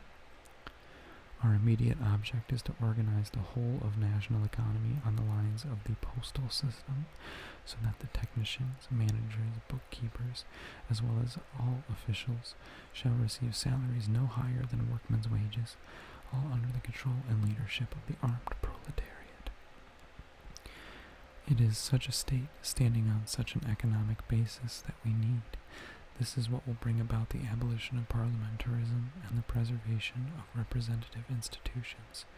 This is what will rid the laboring classes of the prostitution of the institution by the bourgeoisie. Part 4. The Organization of National Unity. Quote, in a rough sketch of national organization which the commune had no time to develop, it states clearly that the commune was to be the political form of even the smallest country hamlet. The communes were to elect the, quote, national delegation in Paris, quote, the few but important functions which still would remain for a central government were not to be suppressed, as had been intentionally misstated, but were to be discharged by communal and therefore strictly responsible agents. The unity of the nation was not to be broken, but on the contrary, to be organized by the communal constitutions, and to become a reality by the destruction of the state power which claimed to be the embodiment of that unity, independent of and superior to the nation itself, from which it was but a parasitic excretions, while the merely repressive organ of the old governmental power were to be amputated, its legitimate functions were to be wrested from an authority usurping preeminence over society itself, and restored to the responsible agents of society. To what extent the opportunists of present-day social democracy have failed to understand, or perhaps it would be more true to say, did not want to understand, these observations of Marx is best shown by the fame of Herostratus' book of the renegade Bernstein, The Prerequisites of Socialism and the Task of Social Democracy. It is precisely in connection with this above passage from Marx that Bernstein wrote that this program, quote, in its political content, in all its essential features, displays the greatest similarity to the federalism of Proudhon, in spite of all the other points of difference between Marx and the petty bourgeois Proudhon. Bernstein places the word petty bourgeois in quotation marks in order to make it sound ironical. On these points, their ways of thinking resemble each other as closely as could be. Of course, Bernstein continues, the importance of the municipalities is growing, but, quote, it seems doubtful to me whether the first task of democracy would be such a dissolution of the modern states and such a complete transformation of the organization as is described by Marx and Proudhon, the formation of a national assembly from delegates of the provincial or district assemblies, which, in their turn, would consist of delegates from the commune, so that the whole previous mode of national representation would vanish completely.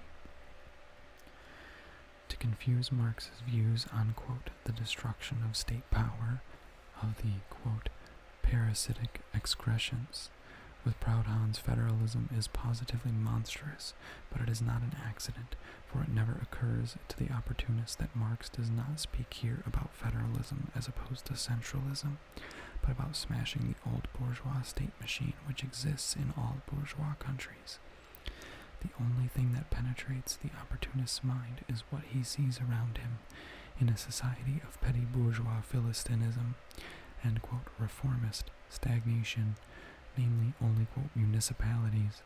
The opportunist has even forgotten how to think about the proletarian revolution. It is ridiculous, But it is remarkable that nobody disputes Bernstein on this point. Bernstein has been refuted often enough, especially by Plekhanov in Russian literature and by Kautsky in European literature, but neither of them said anything about this distortion of Marx by Bernstein. The opportunists had forgotten to think in a revolutionary way, and to ponder over revolution to such an extent that he attributes, quote, federalism to Marx, and confuses him with the founder of anarchism, Proudhon. And Kautsky and Plekhanov, the would-be orthodox Marxists and defenders of the doctrine of revolutionary Marxism, are silent on this point. Herein lies one of the roots of the extreme vulgarization of the views concerning the difference between Marxism and anarchism, which is characteristic of the Kautskyists and opportunists, and which we shall discuss later. Marx's observations on the experience of the Commune, which were quoted above, do not reveal a trace of federalism. Marx agreed with Proudhon on the very point that the opportunist Bernstein failed to see. Marx disagreed with Proudhon on the very points on which Bernstein said there was agreement. Marx agreed with Proudhon on the necessity of smashing the present state machine. Neither the Kautskyists nor the opportunists wished to see the similarity between Marxism and anarchism, because on this point they have departed from Marxism. Marx differed with Proudhon and with Bakunin precisely on the point of federalism, quite apart from the dictatorship of the proletariat.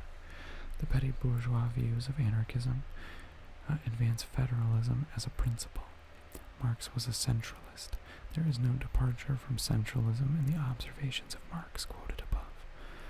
Only those who are imbued with the petty bourgeois, quote, superstitious belief in the state can mistake the abolition of the bourgeois state machine for the abolition of centralism. But will it not be centralism when the proletariat and poorest peasantry take political power in their own hands, organize themselves freely in communes, and unite the action of all the communes in striking at capital, in crushing the resistance of the capitalists, and transferring the ownership of the railways, factories, land, and so forth to the entire nation, to the whole of society?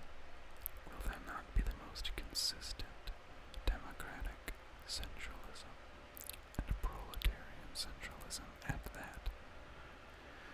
Bernstein simply cannot conceive the possibility of voluntary centralism, of the voluntary amalgamation of the communes into a nation, the voluntary fusion of the proletarian communes in the process of destroying bourgeois rule and the bourgeois state machine. Like all Philistines, Bernstein can imagine centralism only as something from above, to be imposed and maintained solely by means of bureaucracy and militarism. Marx, as though foreseeing the possibility of the distortion of his ideas, deliberately emphasized the fact that the charge of that the commune desired to destroy the unity of the nation, to abolish the central power, was an intentional misstatement.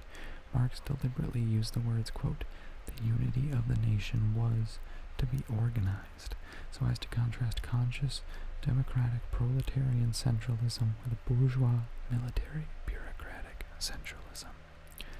But no one is so deaf as he who will not hear, and the very thing the opportunists of present-day social democracy do not want to hear about is the abolition of state power, the excision of the parasite. Part 5. The abolition of the parasite state. We have already quoted part of Marx's utterances on this subject, and we must now supplement them. He wrote, quote, it is generally the fate of completely new historical creations to be mistaken for the counterpart of older and even defunct forms of social life, to which they may bear a certain likeness. Thus this new commune, which breaks the modern state power, has been mistaken for a reproduction of the medieval communes, for a federation of small states, as dreamt of by Montesquieu, Girondins, for an exaggerated form of the ancient struggle against over-centralization.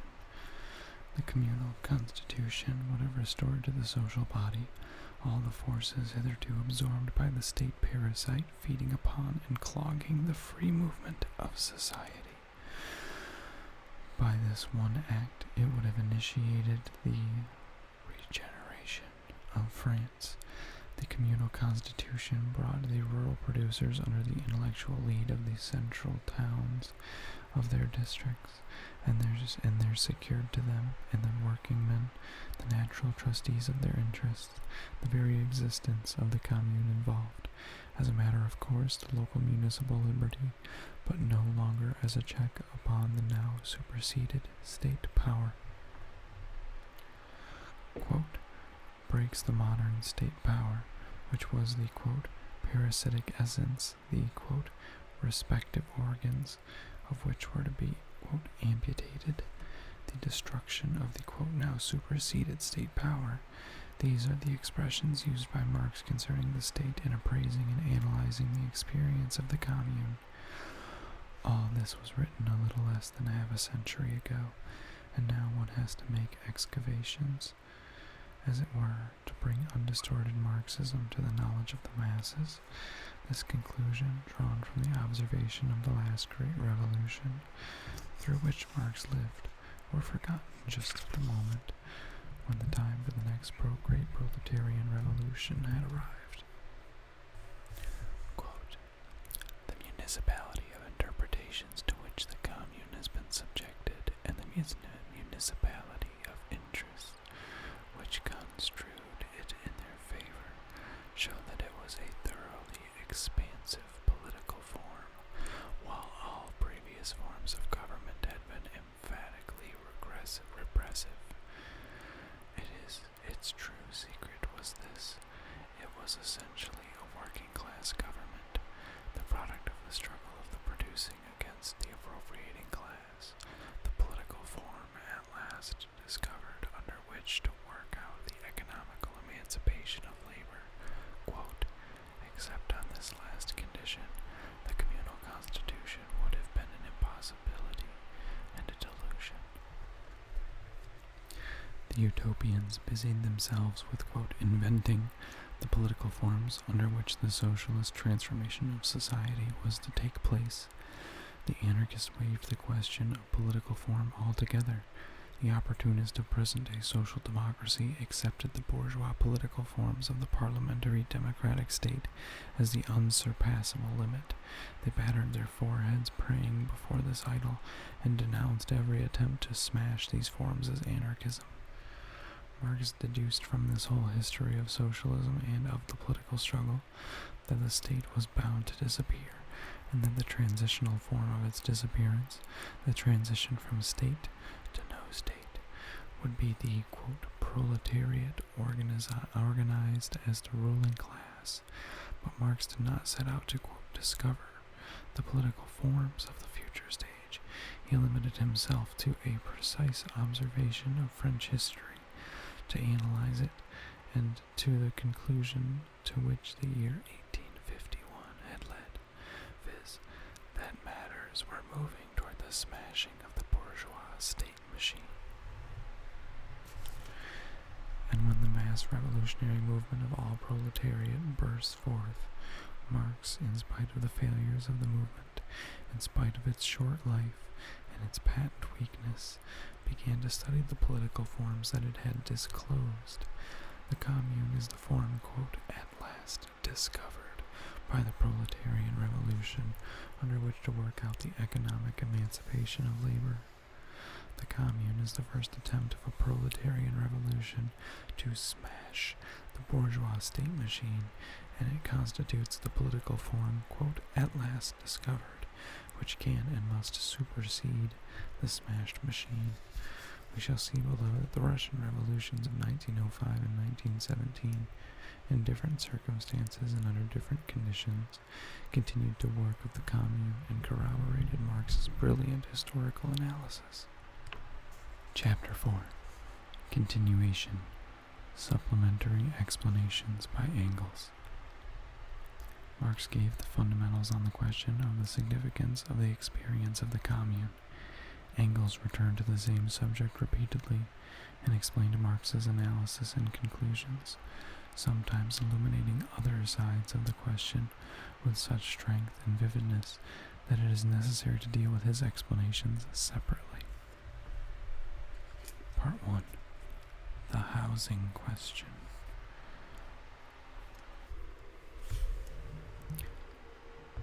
In his work, The Housing Question, 1872, Engels took into account the experience of the Commune and dealt several times with the tasks of the Revolution in relation to the state. It is interesting to note that the treatment of the concrete subject revealed, on the one hand, points of similarity between the proletarian state and the present state, features which give grounds for speaking of the state in both cases, and on the other hand, in the features which differentiate them are the features of the transition to the abolition of the state. Quote, how is the housing question to be solved, then, in present-day society, just as any other social question is solved by the gradual economic adjustments of supply and demand, a solution which ever reproduces the question itself anew, and therefore is no solution?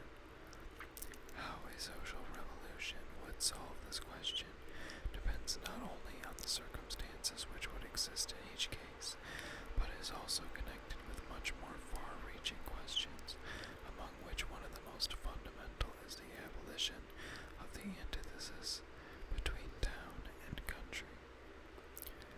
As it is not our task to create utopian systems for the arrangement of the society of the future, it would be more than idle to go into the question here, but one thing is certain: there are already in existence sufficient buildings for dwellings in the big towns to remedy immediately any real housing shortage, given rational utilization of them.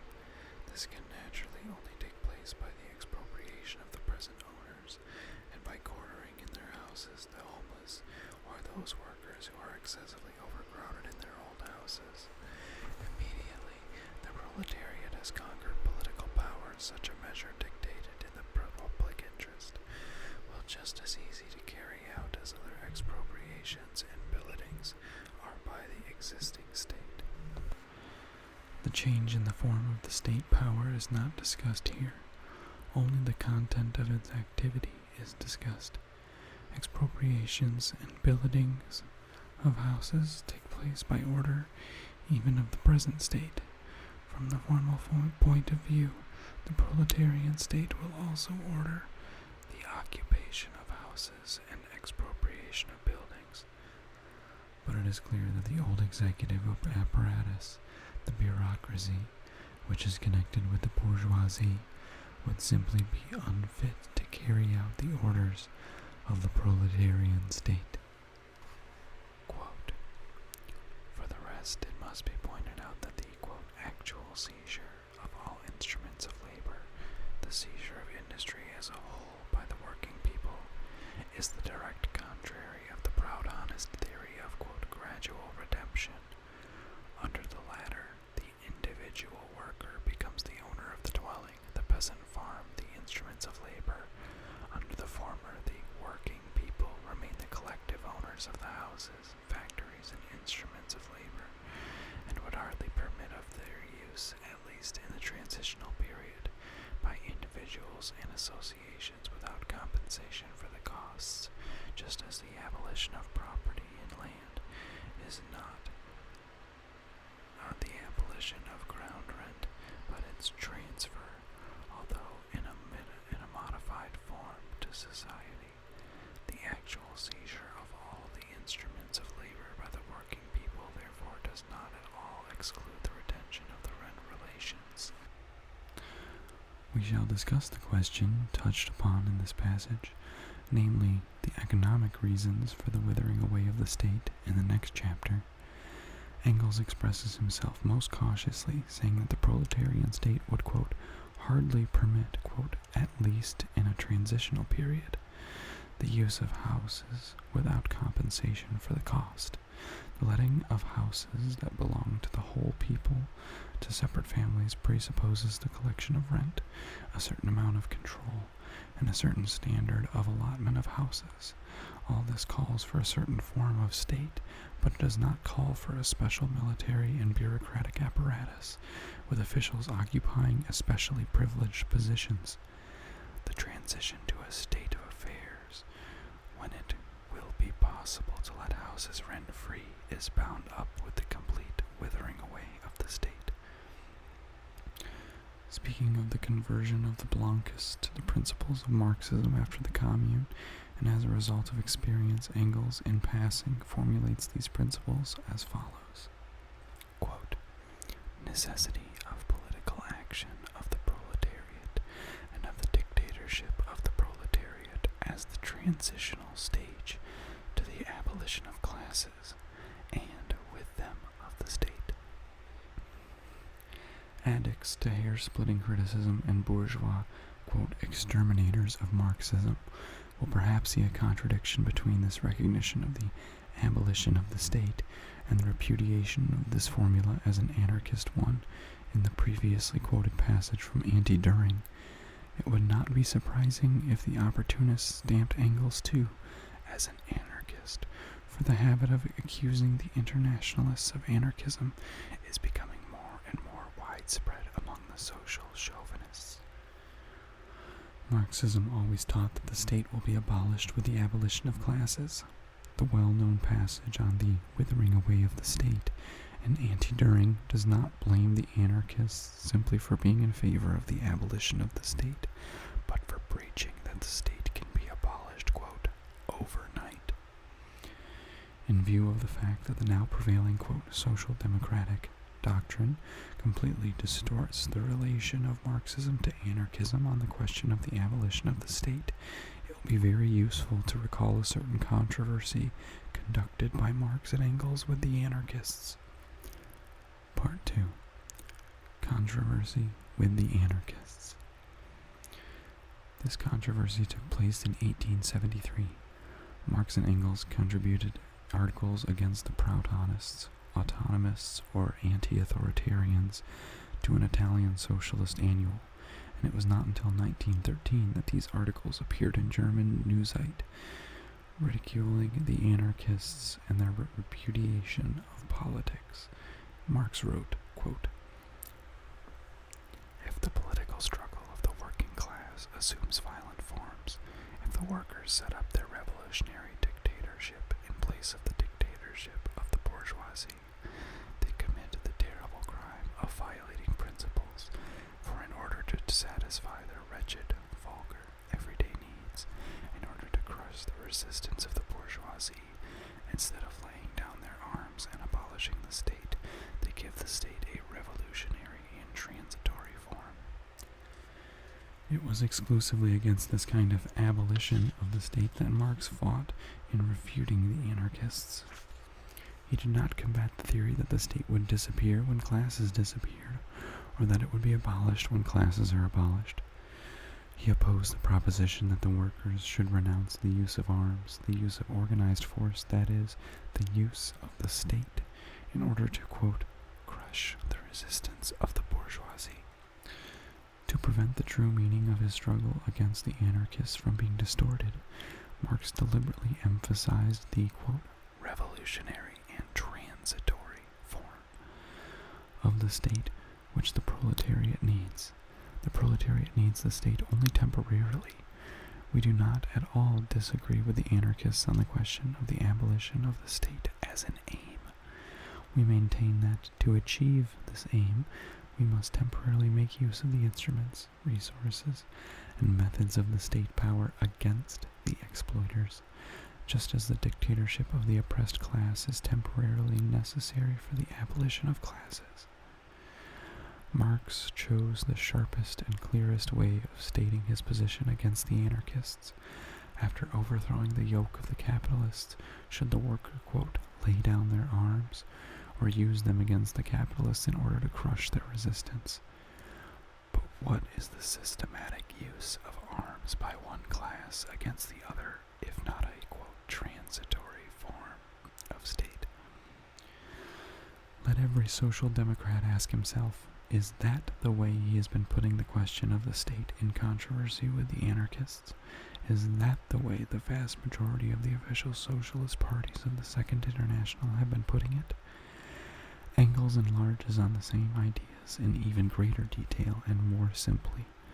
First of all, he ridiculed the muddle's ideas of the proud Honists, who called themselves, quote, anti-authoritarians, i.e., they repudiated every sort of authority, every sort of subordination, every sort of power.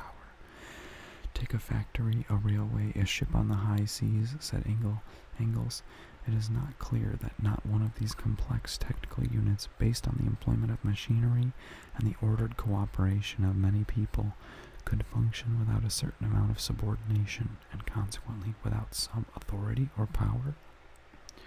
Quote, when I put these arguments, writes Engels, up against the most rabid anti-authoritarians, they were only able to give me the following answers.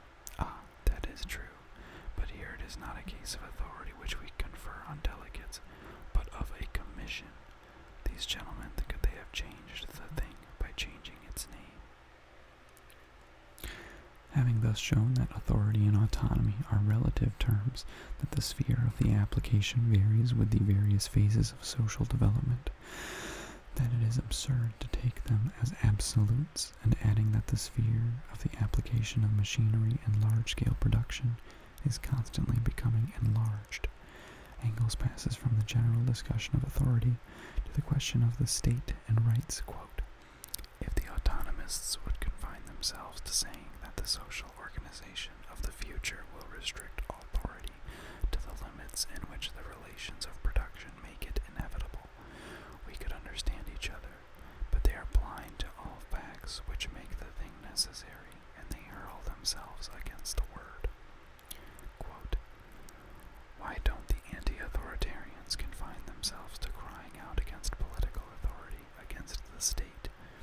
All socialists are agreed that the state, and with it political authority, will disappear as the result of the coming social revolution, i.e., that public functions will lose their political character and be transformed into the simple administrative functions of watching over real social interests.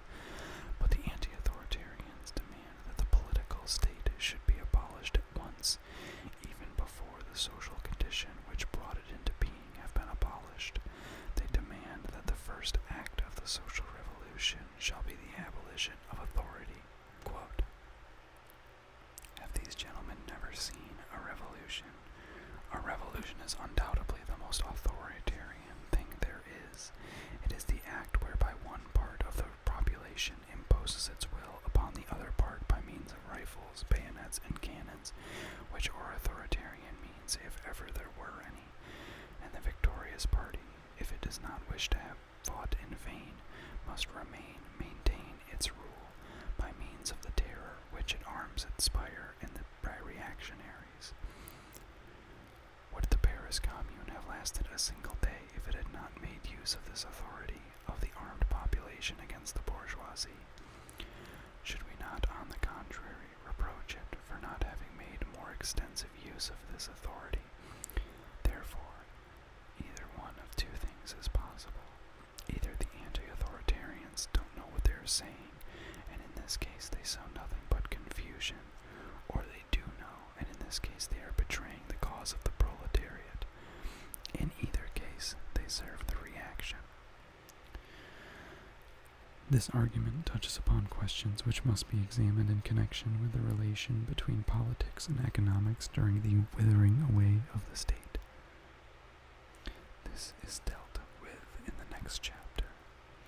These questions are the transformation of public functions from political functions into simpler functions of administration, and the, quote, political state.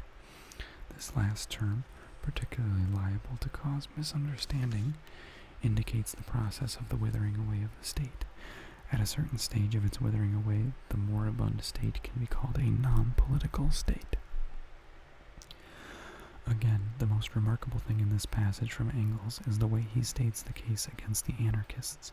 Social democrats, the would-be disciples of Engels, have discussed this question with the anarchist millions of times since 1873. but they have not discussed it as Marxists can and should. The anarchist idea of the abolition of the state is muddled and non-revolutionary. That is how Engels put it. It is precisely the revolution, in its rise and development, with its specific tasks in relation to violence, authority, power, and the state, that the anarchists do not wish to see. The usual criticisms of anarchism by present-day social democrats has been reduced to the purest Philistine banality. We recognize the state, whereas the anarchists do not. Unquote. Naturally, such banality cannot but repel revolutionary workers who think at all. Engels says something different. He emphasizes the fact that all socialists recognize the disappearance of the state as a result of the socialist revolution. He then deals with the concrete question of the revolution, the very question which, as a rule, the social democrats, because of their opportunism, evade and leave, so to speak, exclusively for the anarchists, quote, to work out. And in putting the question, Engels takes the bull by the horns. He asks, should not the commune have made more use of the revolutionary power of the state, i.e., of the armed proletariat organized as the ruling class? Prevailing official social democracy usually dismisses the question of the concrete task of the proletariat in the revolution either with a Philistine sneer or at best with the evasive sophism, quote, wait and see. And the anarchists were thus justified in saying about such social democracy that it had betrayed its task of educating the working class for the revolution. Engels utilizes the experience of the last proletarian revolution precisely for the purpose of making a very concrete study of what the proletariat should do in relation to the banks and the state and how it should do it. Part 3. Letter to Bebel. One of the most remarkable, if not the most remarkable, observations on the state in the works of Marx and Engels is contained in the following passages in Engels' letter to Bebel, dated March 18 through the 28th, 1875. This letter, we may observe in passing, was, as far as we know, first published by Bebel in Volume 2 of his memoirs, which appeared in 1911, i.e., 36 years after it had been written and mailed. Engels wrote to Bebel criticizing the very draft of the Gotha program, which Marx also criticized in his famous letter to Bracky. Referring particularly to the question of the state, Engels said, quote, the free people's state is transformed into the free state. Taken in its grammatical sense, a free state is one where the state is free in relation to its citizens, and is therefore a state with a despotic government. The whole talk about the state should be dropped, especially since the commune, which was no longer a state in the proper sense of the word, the, quote, people's state, has been thrown in our faces by the anarchists too long, although Marx's book Against Proudhon and later the Communist Manifesto directly declares that with the introduction of the socialist order of society, the state will dissolve of itself and disappear. As therefore the state is only a transitional institution which is used in the struggle in the revolution in order to hold down one's adversaries by force, it is pure nonsense to talk of a free people's state, so long as the proletariat still uses the state.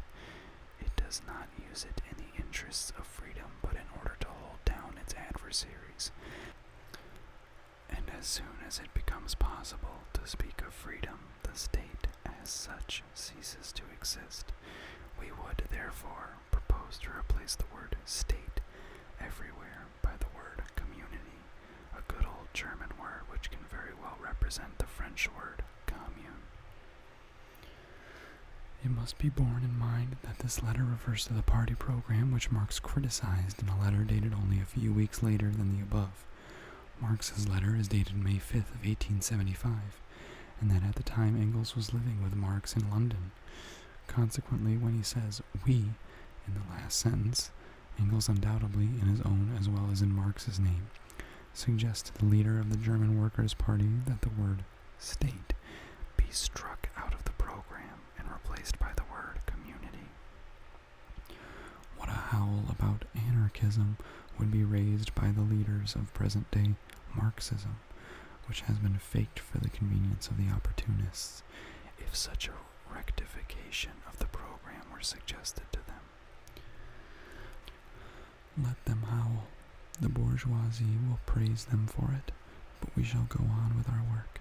In revising the program of our party, we must unfailingly take the advice of Engels and Marx into consideration in order to come nearer the truth, to restore Marxism by purging it of distortions, to guide the struggle of the working class for its emancipation more correctly.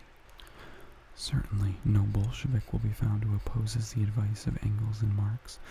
The only difficulty that may, perhaps, arise will be in regard to terminology. In Germany there are two words meaning community, of which Engels used the one which does not denote a single community, but the totality, the system of communities. In Russian there is no such word, or perhaps we may have to decide to use the French word commune, although this also has its drawbacks. Quote, the commune, which was no longer a state in the proper sense of the word. This is Engels' most important theoretical statement. After what has been said above, the statement is perfectly clear. The commune ceased to be a state, insofar as it had to repress, not the majority of the population, but the minority, the exploiters. It had smashed the bourgeois state machine in place of a special repressive force. The whole population itself came on the scene. All this is a departure from the state in the proper sense of the word.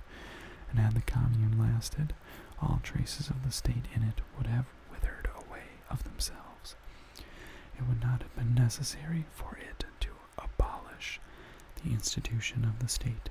They would have ceased to function in proportion as they ceased to have anything to do. Quote, the people's state has been thrown in our faces by the anarchists.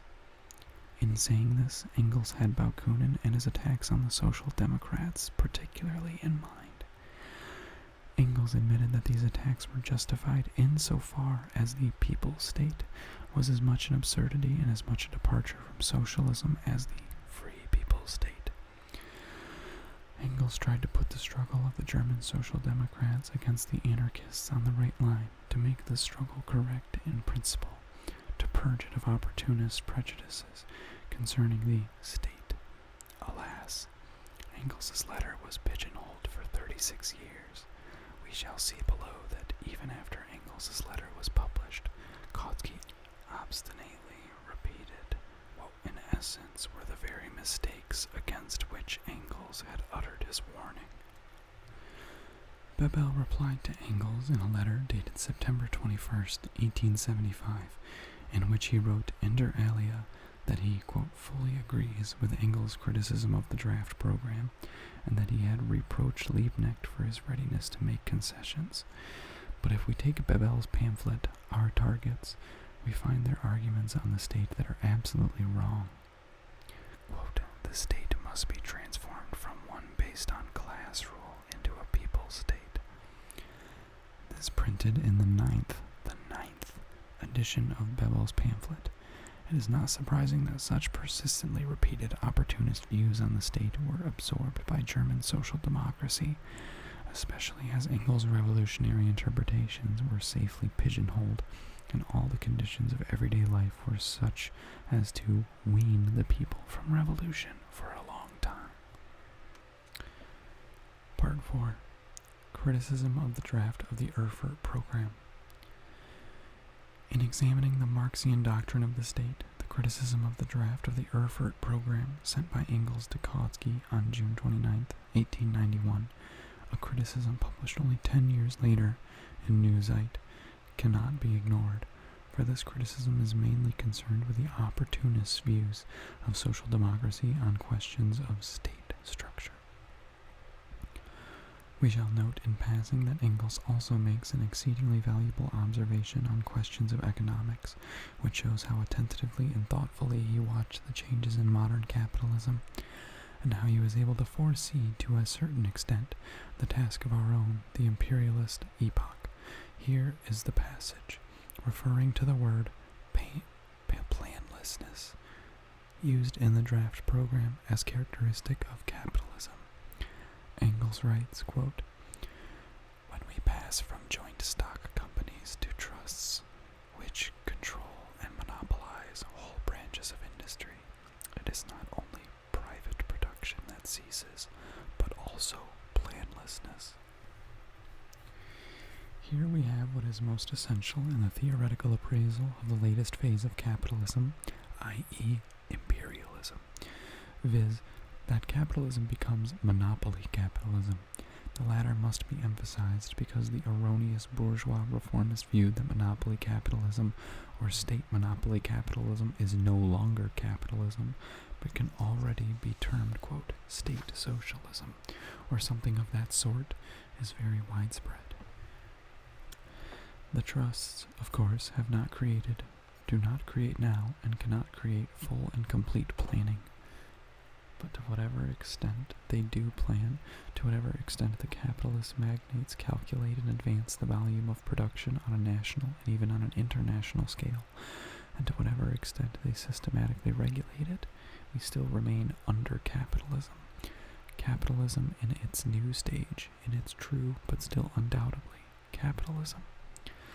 The proximity of such capitalism to socialism should serve the genuine representatives of the proletariat as proof of the proximity, ease, feasibility, and urgency of the socialist revolution, and not as an argument in favor of tolerating the repudiation of such a revolution or in favor of making capitalism look more attractive, an occupation in which all the reformists are engaged.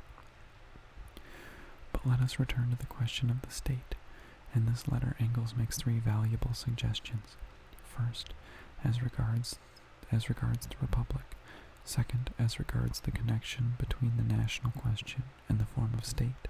And the third, as regards local self-government.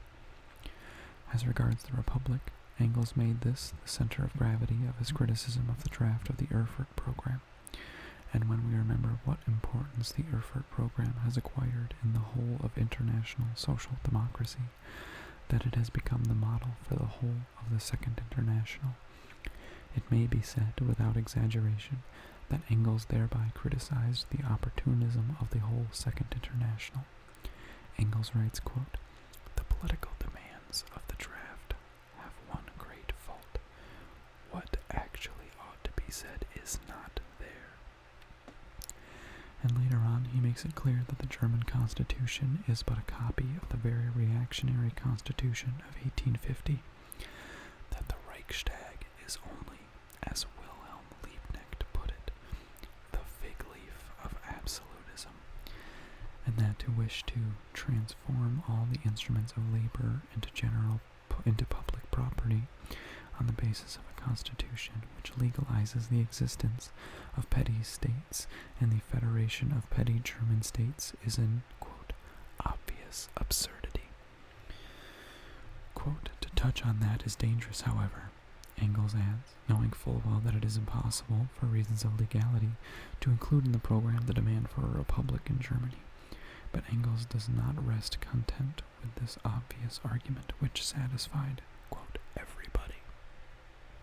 He continues, quote, "And yet somehow or other the thing that has got to be attacked, how necessary this is shown precisely at the present time by the inroads which opportunism is making in a great section of the social democratic press, from fear of a revival of the anti-socialist law, and from recollection of all manner of premature utterances which were let fall during the reign of the law of present legal position of the party in Germany, is now all of a sudden to be treated as sufficient for the carrying out of the demands of the party by peaceful means." Engels particularly stresses the fundamental fact that the German Social Democrats were prompted by fear of a revival of the anti-socialist law, and unhesitatingly calls this opportunism. He declares that precisely because there was no republic and no freedom in Germany, the dreams of a, quote, peaceful path were absolutely absurd. Engels is sufficiently careful not to tie his hands. He admits that in a republic or very free countries, quote, one can only conceive, of a peaceful development towards socialism. But in Germany, he repeats, quote, in Germany, where the government is almost almighty, and the Reichstag and all other representative bodies have no real power to proclaim such a thing in Germany, and moreover, when there is no need to do so, is to remove the fig leaf from absolutism, and use it to screen one's own nakedness. The great majority of the official leaders of the German Social Democratic Party who pigeonholed this advice have indeed proved to be a screen for absolutism. Quote, ultimately, such a policy can only lead one's own party astray. General abstract political questions have been put into the foreground, concealing thus the immediate concrete questions, the questions which at the first great events, the first political crises, put themselves on the agenda. What can result from this except that at the decisive moment the party is suddenly left without guidance, that unclarity and disunity reign on the most decisive points because these points have never been discussed.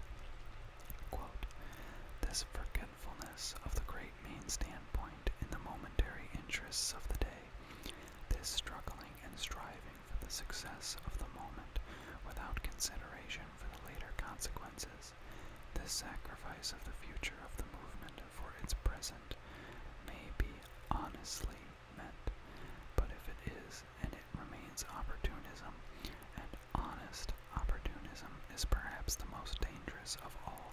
Quote, if one thing is certain, it is that our party and the working class can only come to power under the form of the democratic republic. This is even the specific form for the dictatorship of the proletariat, as the great French Revolution has already shown. Engels repeats here in a particularly striking manner the fundamental idea which runs like a red thread through all of Marx's works, namely that the democratic republic is the nearest approach to the dictatorship of the proletariat. For such a republic, without in the least abolishing the domination of capital and therefore the oppression of the masses and the class struggle, inevitably leads to such an extension, development, unfolding, intensification of that struggle that, as soon as the possibility arises of satisfying the fundamental interests of the oppressed masses,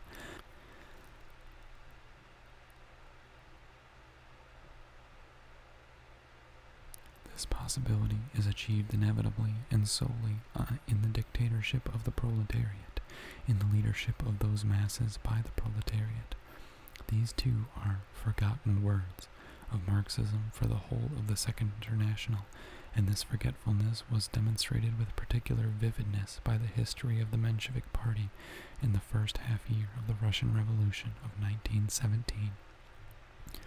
On the question of a federal republic in connection with the national composition of the population, Engels wrote, what should take its place of present-day Germany with its reactionary monarchical constitution and its equally reactionary division into petty states, which perpetuates all the specific features of, quote, Prussianism, instead of dissolving them in Germany as one whole.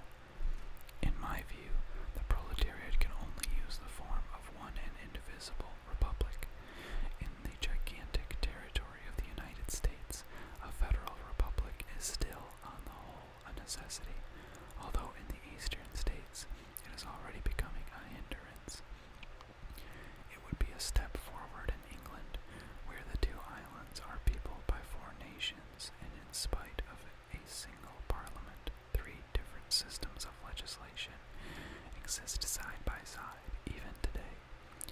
In Little Switzerland, it has long been a hindrance, tolerable only because Switzerland is content to be a purely passive member of the European state system.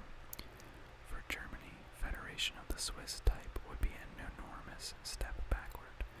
2 points distinguish a federal state from a unitary state. First, that each separate federated state, each canton, has its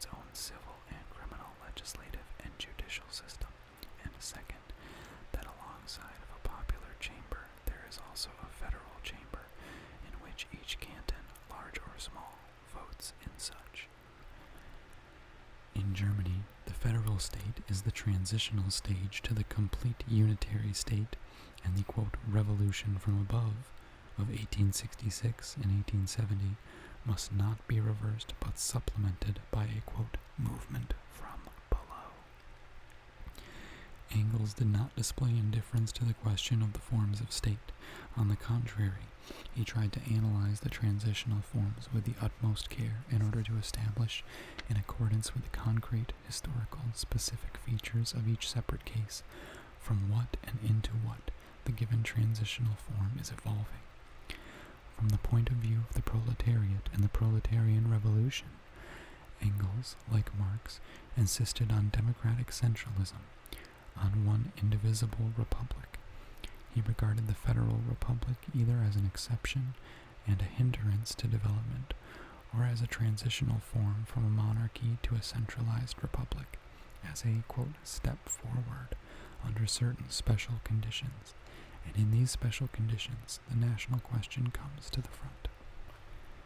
In spite of their ruthless criticism of the reactionary nature of small states, and in certain concrete cases the screening of this by the national question, Engels and Marx never betrayed a trace of a desire to evade the national question, a desire of which the Dutch and Polish Marxists are often guilty, as a result of their very justifiable opposition to the narrow Philistine nationalism of, quote, their little states.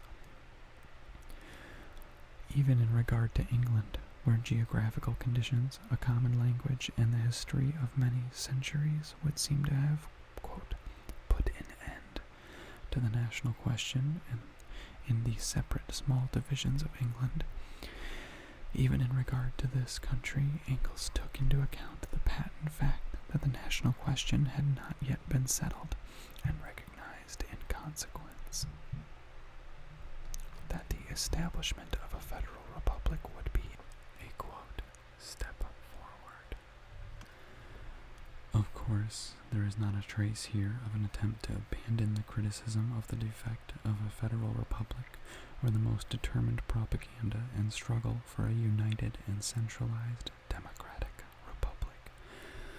But Engels did not interpret democratic centralism in the bureaucratic sense, in which this term is used by bourgeois and petty bourgeois ideologists, including the anarchists. His interpretation did not in the least preclude wide local self-government, as would combine the voluntary defense of the unity of the state by the, quote, communes and districts with the complete abolition of all bureaucracy and all, quote, ordering from above.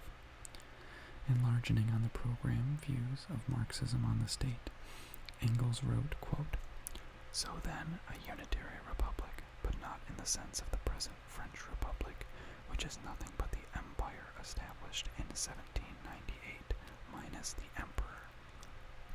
From 1792 to 1798, each department of France, each commune, enjoyed complete self-government on the American model, and this is what we too must have. How self-government is to be organized and how we can manage without a bureaucracy has been shown by America and the First French Republic, and is being shown even today by Australia, Canada, and the other English colonies. And a provincial and local self-government of this type is far freer than Swiss federalism, under which, it is true, the canton is very independent in relation to the Bund, i.e. the federal state as a whole, but is also independent in relation to the district and the commune. The cantonal governments appoint the district governors and prefects, a feature which is unknown in English-speaking countries, and which we shall have to abolish here in the future, along with the Prussian Landrate and Regierungsrat, commissaries, district police chiefs, governors, and in general all officials appointed from above. Accordingly, Engels proposes the following wording for the clause in the program on self-government, quote, complete self-government for the provinces, districts, and communities through a officials elected by universal suffrage, and the abolition of all local and provincial authorities appointed by the state. I have already had occasion to point out in Pravda, number 68, June 10th, 1917, which was suppressed by the government of Kerensky and other, quote, socialist ministers, how in this connection, of course, not only in this connection by any means, are alleged socialist representatives of alleged revolutionary alleged democracy have departed from democracy in the most scandalous manner. Naturally, people who have bound themselves by a, quote, coalition with the imperialist bourgeoisie have remained deaf to the criticism. It is extremely important to note that Engels, armed with facts, disproves by a precise example the prejudice that is very widespread, particularly among petty bourgeois Democrats, that a federal republic necessarily means a greater amount of freedom than a centralized republic. This is not true. It is disproved by the facts cited by Engels regarding the centralized French Republic of 1792-98 and the federal Swiss Republic. The really democratic centralized republic gave more freedom than the federal republic. In other words, the greatest amount of local, provincial, and other freedom known in history was granted by a centralized and not by a federal republic. Insufficient attention has been and is being paid to this fact in our party propaganda and agitation as, indeed, to the whole question of federal and centralized republics and local self-government. Part 5. The 1891 Introduction to Marx's Civil War in France. In his introduction, the third edition of The Civil War in France, this introduction is dated March 18, 1891, and was originally published in New Zeit. Engels, in addition to many other interesting incidental remarks on questions connected with the attitude to be taken towards the state, gives a remarkably striking resume of the lessons of the Commune. This resume, which was rendered more profound by the entire experience of the 20 years that separated the author from the Commune, and which was directed particularly against the, quote, superstitious belief in the state, so widespread in Germany, can justly be called the last word of Marxism on the question dealt with here. In France, Engels observed the workers were armed after every revolution, quote, therefore the disarming of the workers was the first commandment for the bourgeois at the helm of the state. Hence, after every revolution won by the workers, a new struggle ending with the defeat of the workers. This resume of the experience of bourgeois revolutions is as concise as it is expressive. The essence of the matter, also, by the way, of the question of the state, has the oppressed class arms, is here remarkably well defined. It is precisely this essential thing which is most often ignored by professors, who are influenced by bourgeois ideology, as well as by petty bourgeois Democrats. In the Russian Revolution of 1917, the honor, Cavaignac honor, of blabbing the secret of bourgeois revolutions fell to the Menshevik. Quote, also Marxist, Sorelli, in his, quote, historic speech of June 22nd, Sorelli blurted out the decision of the bourgeoisie to disarm the Petrograd workers, referring, of course, to the decision as his own and as a vital necessity of the, quote, state. Another incidental remark of Engels, also connected with the question of the state, deals with religion. It is well known that German social democracy, in proportion as it decayed and became more and more opportunist, slipped more and more frequently into the Philistine misinterpretation of the celebrated formula, quote, religion is a private matter. That is, this formula was twisted to mean that the question of religion was a private matter even for the party of the revolutionary proletariat. It was against this utter betrayal of the revolutionary program of the proletariat that Engels protested. In 1891, he saw only the very feeble beginnings of opportunism in his party, and therefore he expressed himself on the subject very cautiously. Quote, as almost without exception workers or recognized representatives of the workers sat in the commune, its decisions bore a decidedly proletarian character. Either they decreed reforms which the Republican bourgeoisie had failed to pass solely out of cowardice, but which provided a necessary basis for the free activity of the working class, such as the realization of the principle that, in relation to the state, religion is a purely private matter, or they promulgated decrees which were in the direct interests of the working class, and to some extent cut deeply into the old order of society. Engels deliberately emphasized the words, quote, in relation to the state, as a straight thrust at the heart of German opportunism, which had declared religion to be a private matter in relation to the party, thus degrading the party of the revolutionary proletariat to the level of the most vulgar, quote, free-thinking Philistinism, which is prepared to allow a non-denominational status, but which renounces the party struggle against the religious opium which stupefies the peoples. The future historian of German social democracy, in investigating the basic causes of its shameful collapse in 1914, will find no lack of interesting material on the question, from the evasive declarations in the articles of the ideological leaders of the party, Kautsky, which opened wide the doors to opportunism, to the attitude of the party towards the Los von Kirchbewegung, the Leave the Church movement, in 1913. But let us see how, 20 years after the Commune, Engels summed up its lessons for the fighting proletariat. Here are the lessons to which Engels attached prime importance, quote, "It was precisely the oppressing power of the former centralized government, army, political science, and bureaucracy, which by every new government as a welcome instrument and used against its opponents, it was precisely this power which was to fall everywhere, just as it had already fallen in Paris."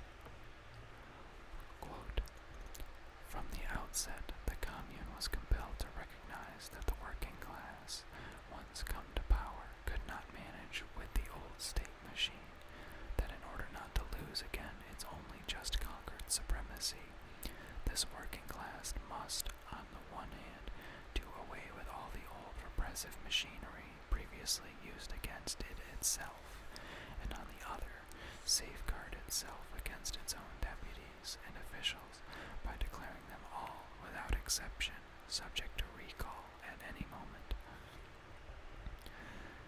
Engels emphasizes again and again that the state remains a state, i.e., it retains its fundamental characteristic feature of transforming the officials, the, quote, servants of society, its organs, into the masters of society, not only under a monarchy, but also in a democratic republic.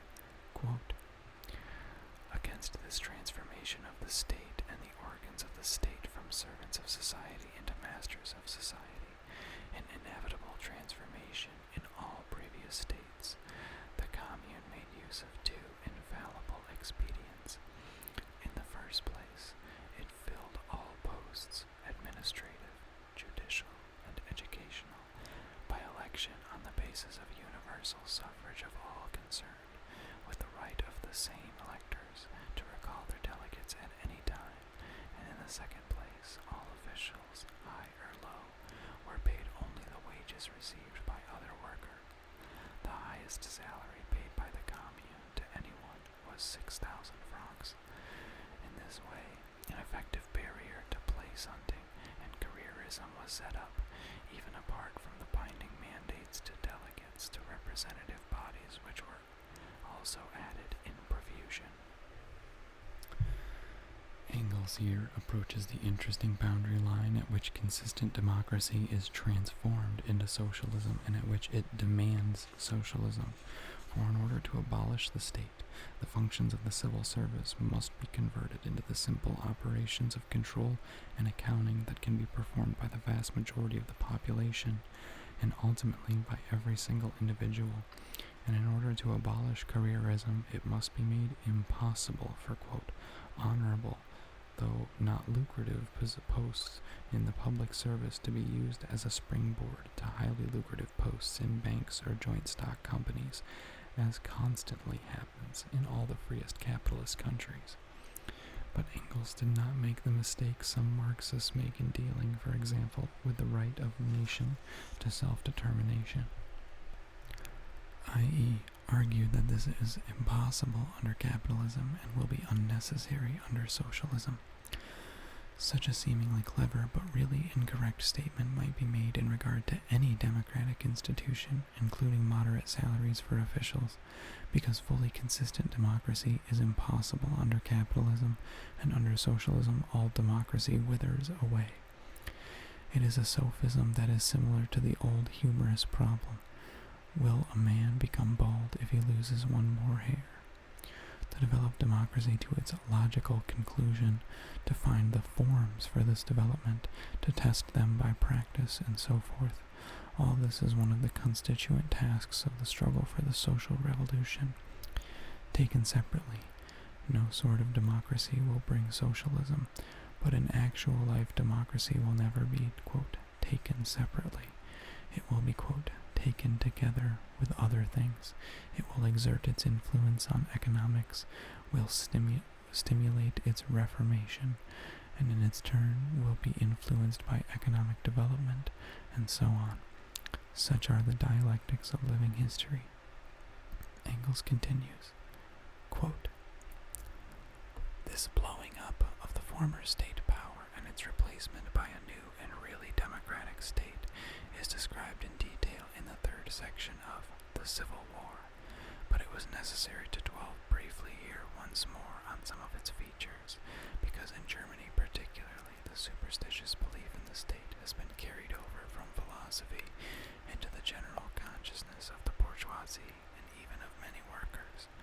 According to the philosophical notion, the state is the, quote, realization of the idea, or the kingdom of God on earth, translated into philosophical terms, the sphere of which eternal truth and justice is or should be realized.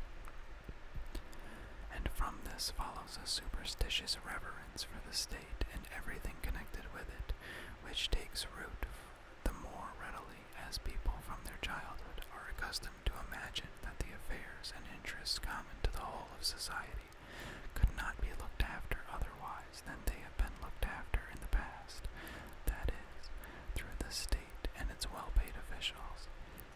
And people think they have taken quite an extraordinarily bold step forward when they have rid themselves of belief in hereditary monarchy and swear by the democratic republic. In reality, however, the state is nothing but a machine for the oppression of one class by another, and indeed, in the democratic republic no less than in the monarchy, and at best an evil inherited by the proletariat after its vicious struggle for class supremacy, whose worst sides, the proletariat, just like the commune, cannot avoid having to lop off at the earliest possible moment, until such time as a new generation reared in new and free social conditions will be able to throw the entire lumber of the state on the scrap heap. Engels warned the Germans not to forget the fundamentals of socialism on the question of the state in general in connection with the substitution of a republic for the monarchy. His warning now reads like a lecture to Messrs. Sorelli and Chernov, who in their coalition practice revealed a superstitious belief in and a superstitious reverence for the state. Two more points.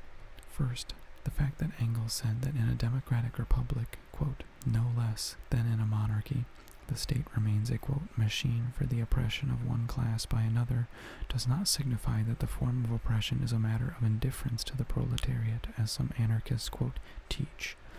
A wider, freer, and more open form of the class struggle and a class oppression greatly assists the proletariat in its struggle for the abolition of all classes. Second, why will only a new generation be able to throw all the useless lumber of the state on the scrap heap? This question is bound up with the question of overcoming democracy, with which we shall deal now. Part 6. Engels on overcoming democracy. Engels had occasion to speak on the subject in connection with the question of the term, quote, social democrat being scientifically wrong.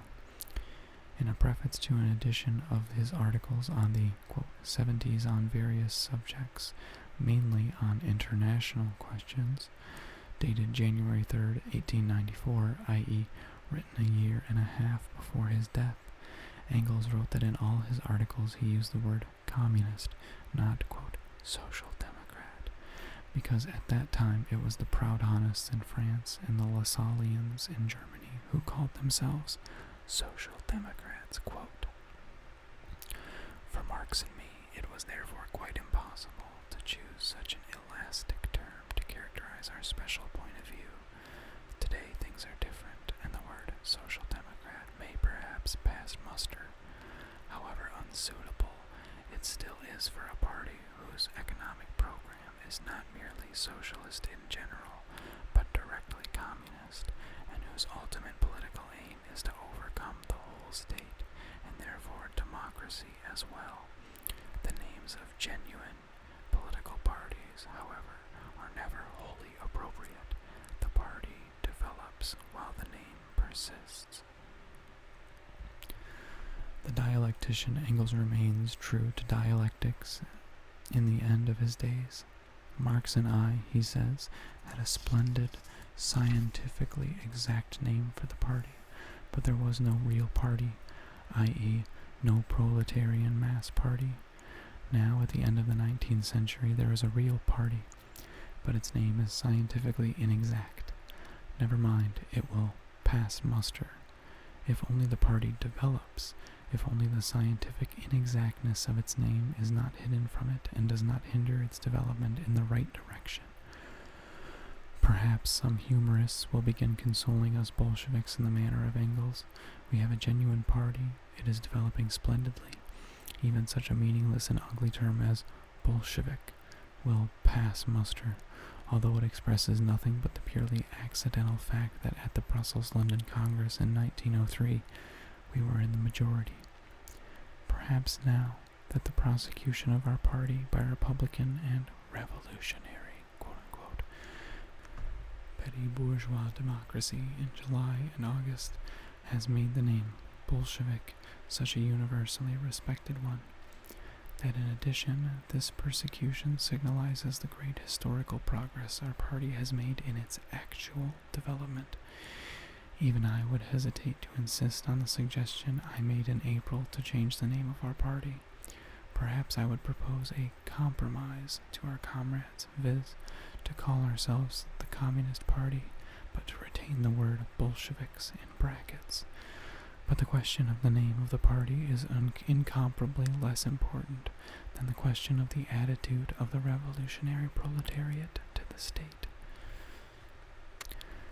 In the arguments usually advanced about the state, the mistake is constantly made against which Engels uttered his warning, and which we have in passing indicated above. Namely, it is constantly forgotten that the abolition of the state means also the abolition of democracy, that the withering away of the state means the withering away of democracy. At first sight, this assertion seems exceedingly strange and incomprehensible. Indeed, someone may even begin to fear that we are expecting the advent of an order of society in which the principle of the subordination of the minority to the majority will not be respected, for is not democracy the recognition of this principle? No, democracy is not identical with the subordination of the minority to the majority. Democracy is a state which recognizes the subordination of the minority to the majority, i.e., an organization for the systematic use of violence by one class against the other, by one section of the population against another. We set ourselves the ultimate aim of abolishing the state, i.e., all organized and systematic violence, all use of violence against man in general. We do not expect the advent of an order of society in which the principle of the subordination of the minority to the majority will not be observed, but in striving for socialism, we are convinced that it will develop into communism, and hence that the need for violence against people in general, the need for the subjection of one man to another, and of one section of the population to another, will vanish, since people will become accustomed to observing the elementary conditions of social life without force and without subordination. In order to emphasize this element of habit, Engels speaks of a new generation, quote, reared in new and free social conditions, which, quote, will be able to throw the entire lumber of the state, of every kind of state, including even the democratic republican state, on the scrap heap. In order to explain this, it is necessary to examine the question of the economic basis of the withering away of the state. Chapter 5. The economic basis of the withering away of the state.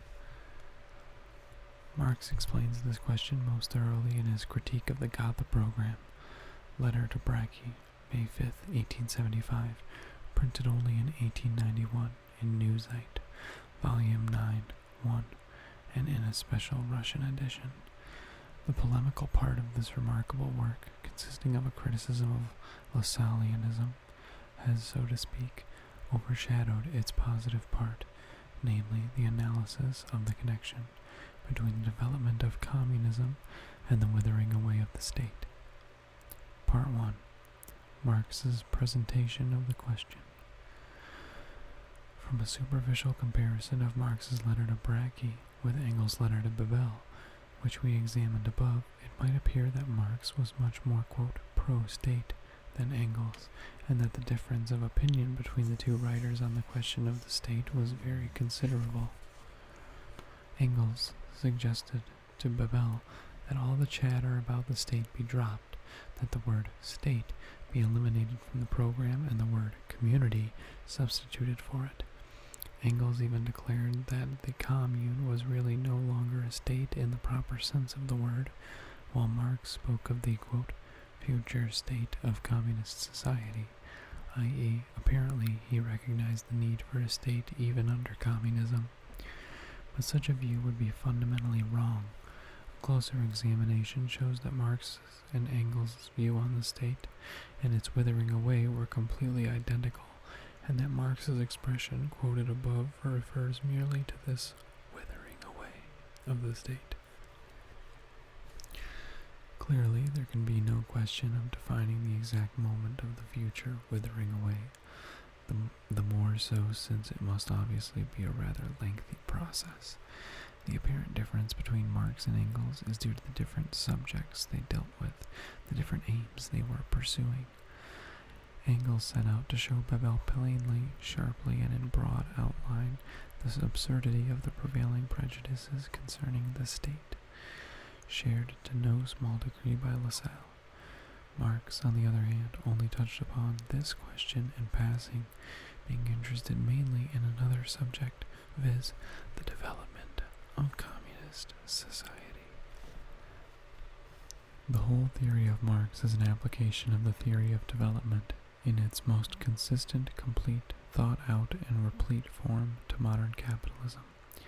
It was natural for Marx to raise the question of applying this theory both of the forthcoming collapse of capitalism and to the future development of future communism. On the basis of what data can the question of the future development of future communism be raised? On the basis of the fact that it has its origin in capitalism, that it developed historically from capitalism, that it is the result of the action of a social force to which capitalism has given birth. There is no trace of an attempt on Marx's part to conjure up a utopia, to make idle guesses about what cannot be known. Marx treats the question of communism in the same way as a naturalist would treat the question of the development of, say, a new biological species. If he knew that such and such was its origin, and such the direction in which it was changing.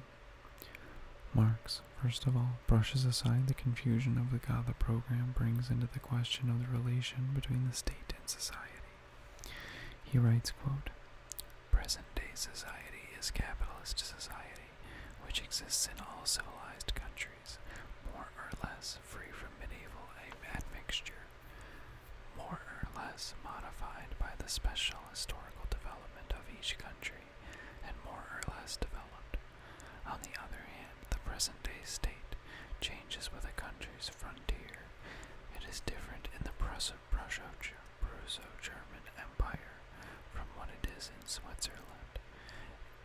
It is indifferent in England from what it is in the United States. The present-day state is therefore a fiction.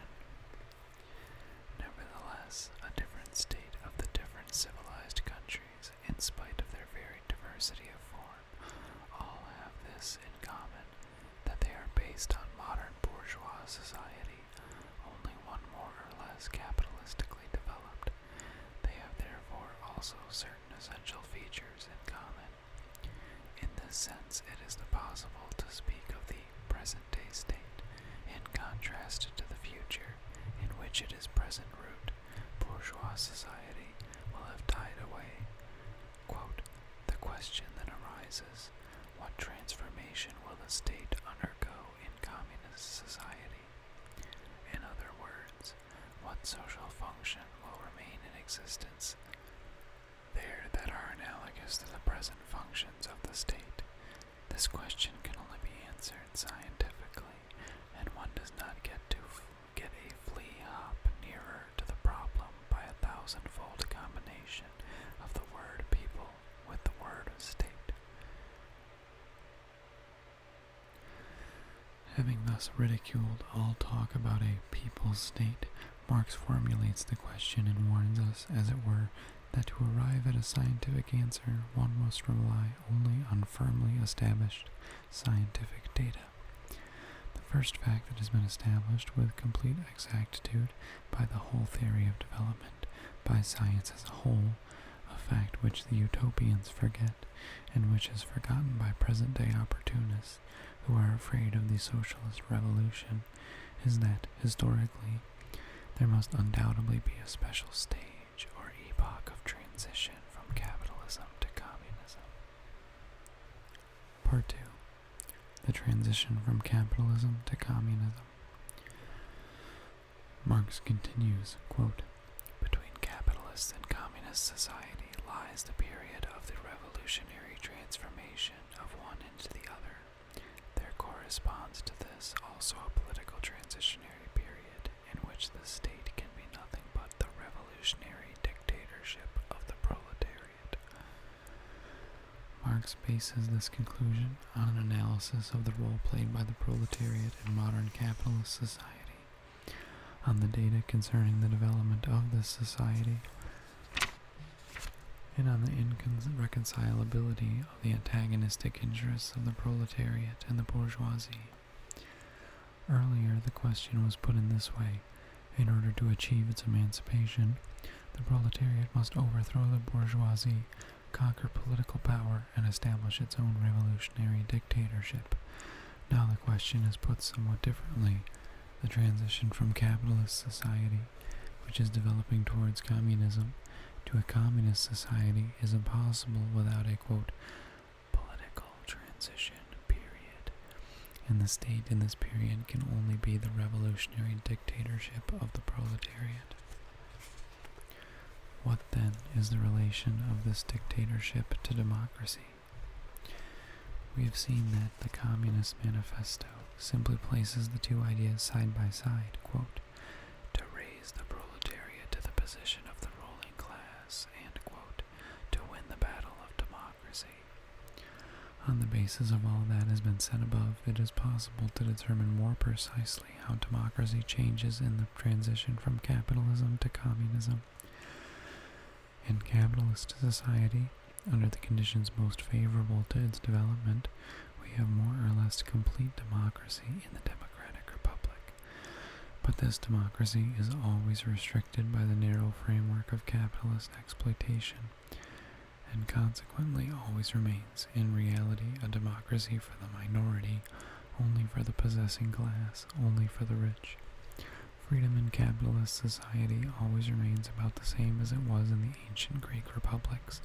Freedom for the slave owners, owing to the conditions of capitalist exploitation. The modern wage slaves are also so crushed by want and poverty that, quote, they cannot be bothered with democracy, quote, they cannot be bothered with politics.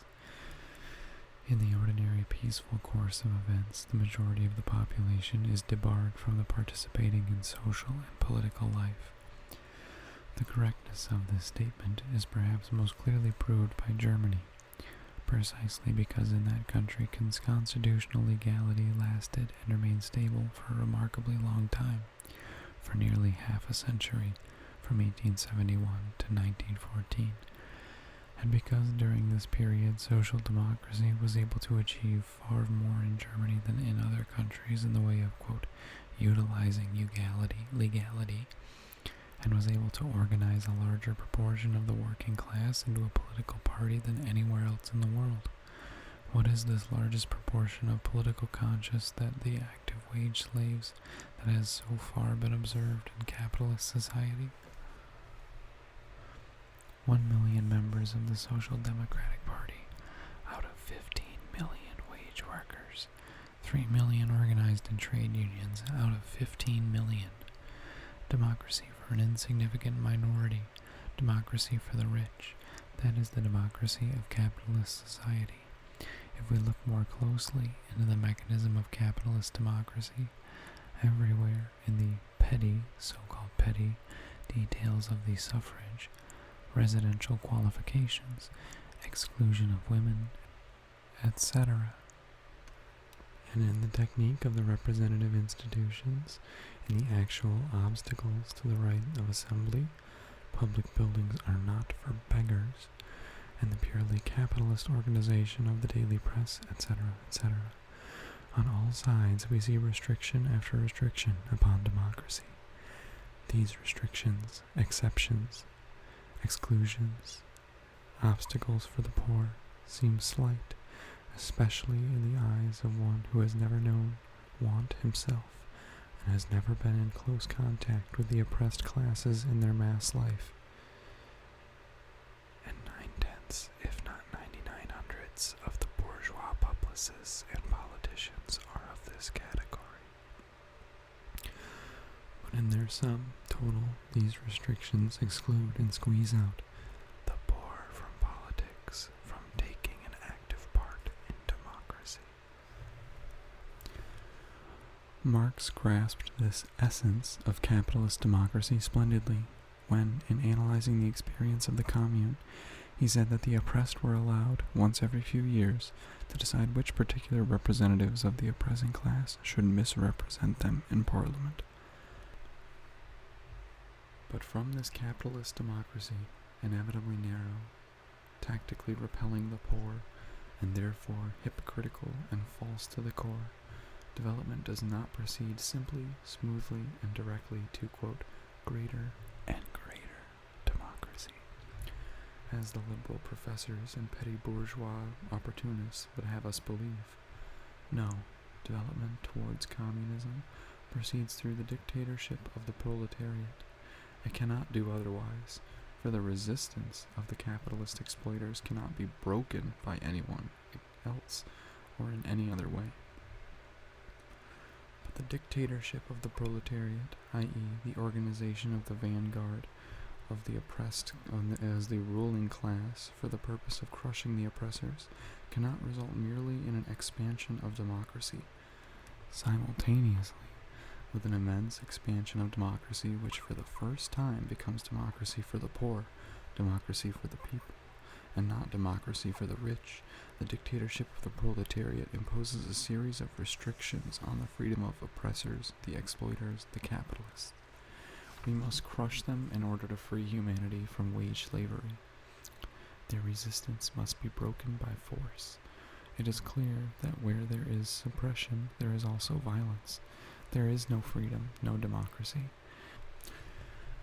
Engels expressed this splendidly in his letter to Bebel when he said, as the reader will remember, that, quote, "So long as the proletariat still uses the state, it does not use it in the interest of freedom, but in order to hold down its adversaries, and as soon as it becomes possible to speak of freedom, the state of such ceases to exist." Democracy for the vast majority of the people, suppression by force, i.e. exclusion from democracy, of the exploiters and oppressors of the people. This is the change democracy undergoes during the transition from capitalism to communism. Only in communist society, when the resistance of the capitalists has been completely broken, when the capitalists have disappeared, when there are no classes, i.e. when there is no difference between the members of society as regards their relation to the social means of production,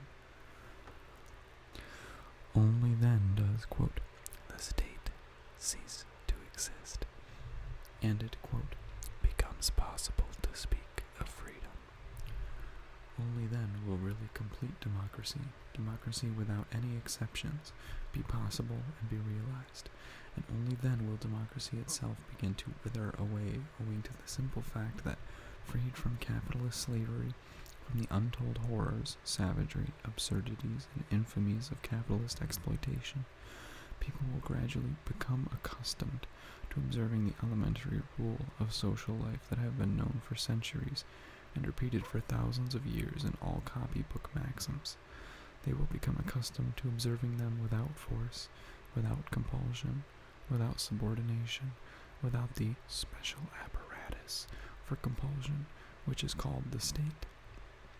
The expression, "the state withers away," is very well chosen, for it indicates both the gradual and the spontaneous nature of the process.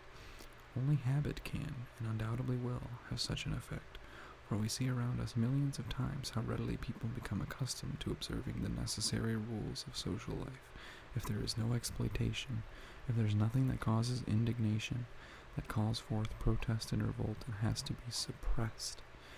Thus, in capitalist society, we have a democracy that is curtailed, rigid, false.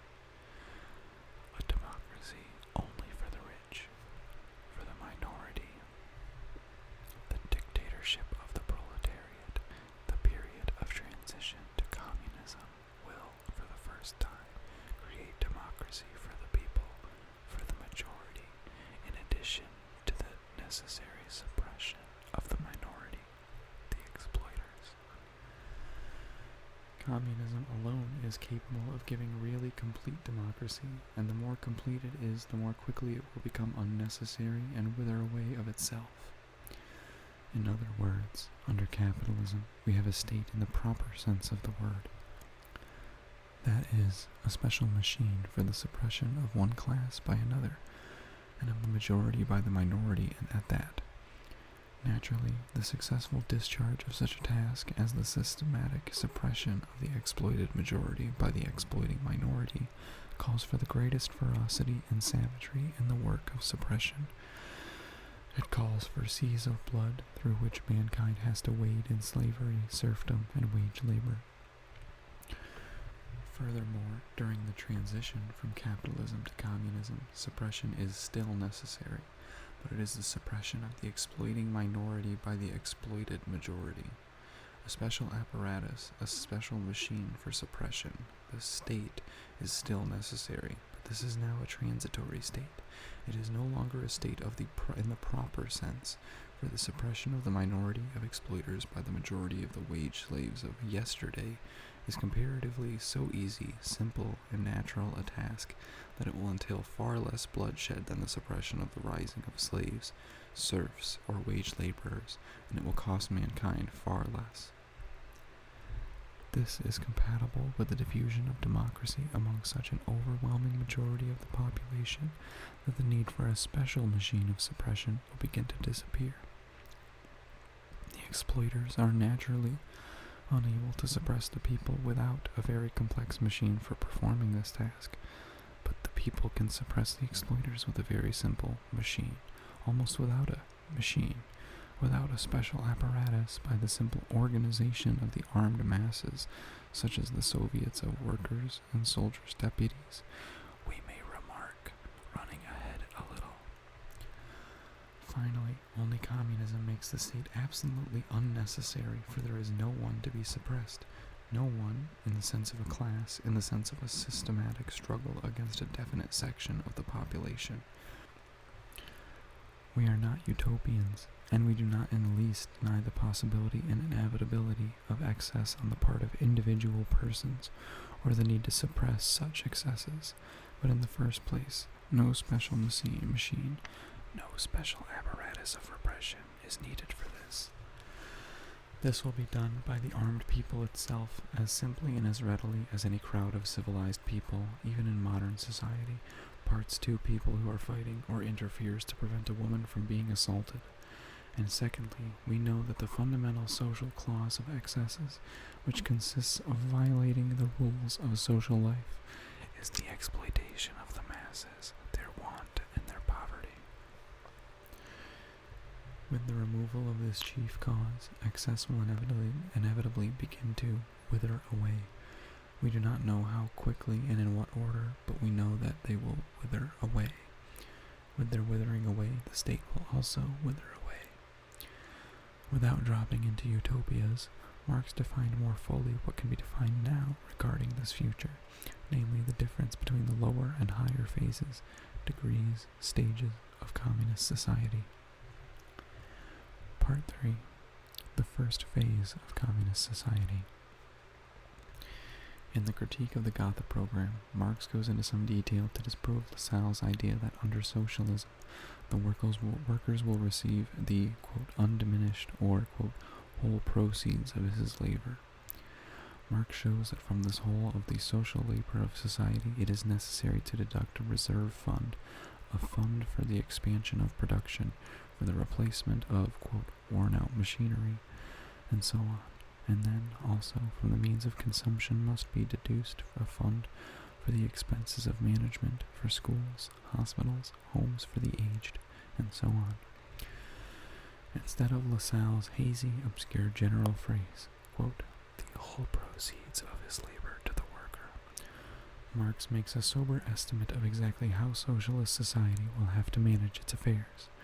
Marx proceeds to make a concrete analysis of the conditions of life of a society in which there is no capitalism, and says, quote, what we have to deal with here in analyzing the program of the party is a communist society, not as it has developed on its own foundation, but on the contrary as it emerges from capitalist society, which is thus in every respect economically, morally, intellectually still stamped with the birthmarks of the old society from whose womb it emerges. And it is the communist society, a society which has just come into the world out of the womb of capitalism, and which, in every respect, bears the birthmarks of the old society, that Marx terms the first or lower phase of communist society. The means of production are no longer the private property of individuals. The means of production belong to the whole of society. Every member of society performing a certain part of socially necessary labor receives a certificate from society to the effect that he has done such and such an amount of work. According to this certificate, he receives from the public warehouses, where articles of consumption are stored, a corresponding quantity of products. Deducting that proportion of labor which goes to the public fund, every worker, therefore, receives from society as much as he has given it. Quote, equal right seems to reign supreme.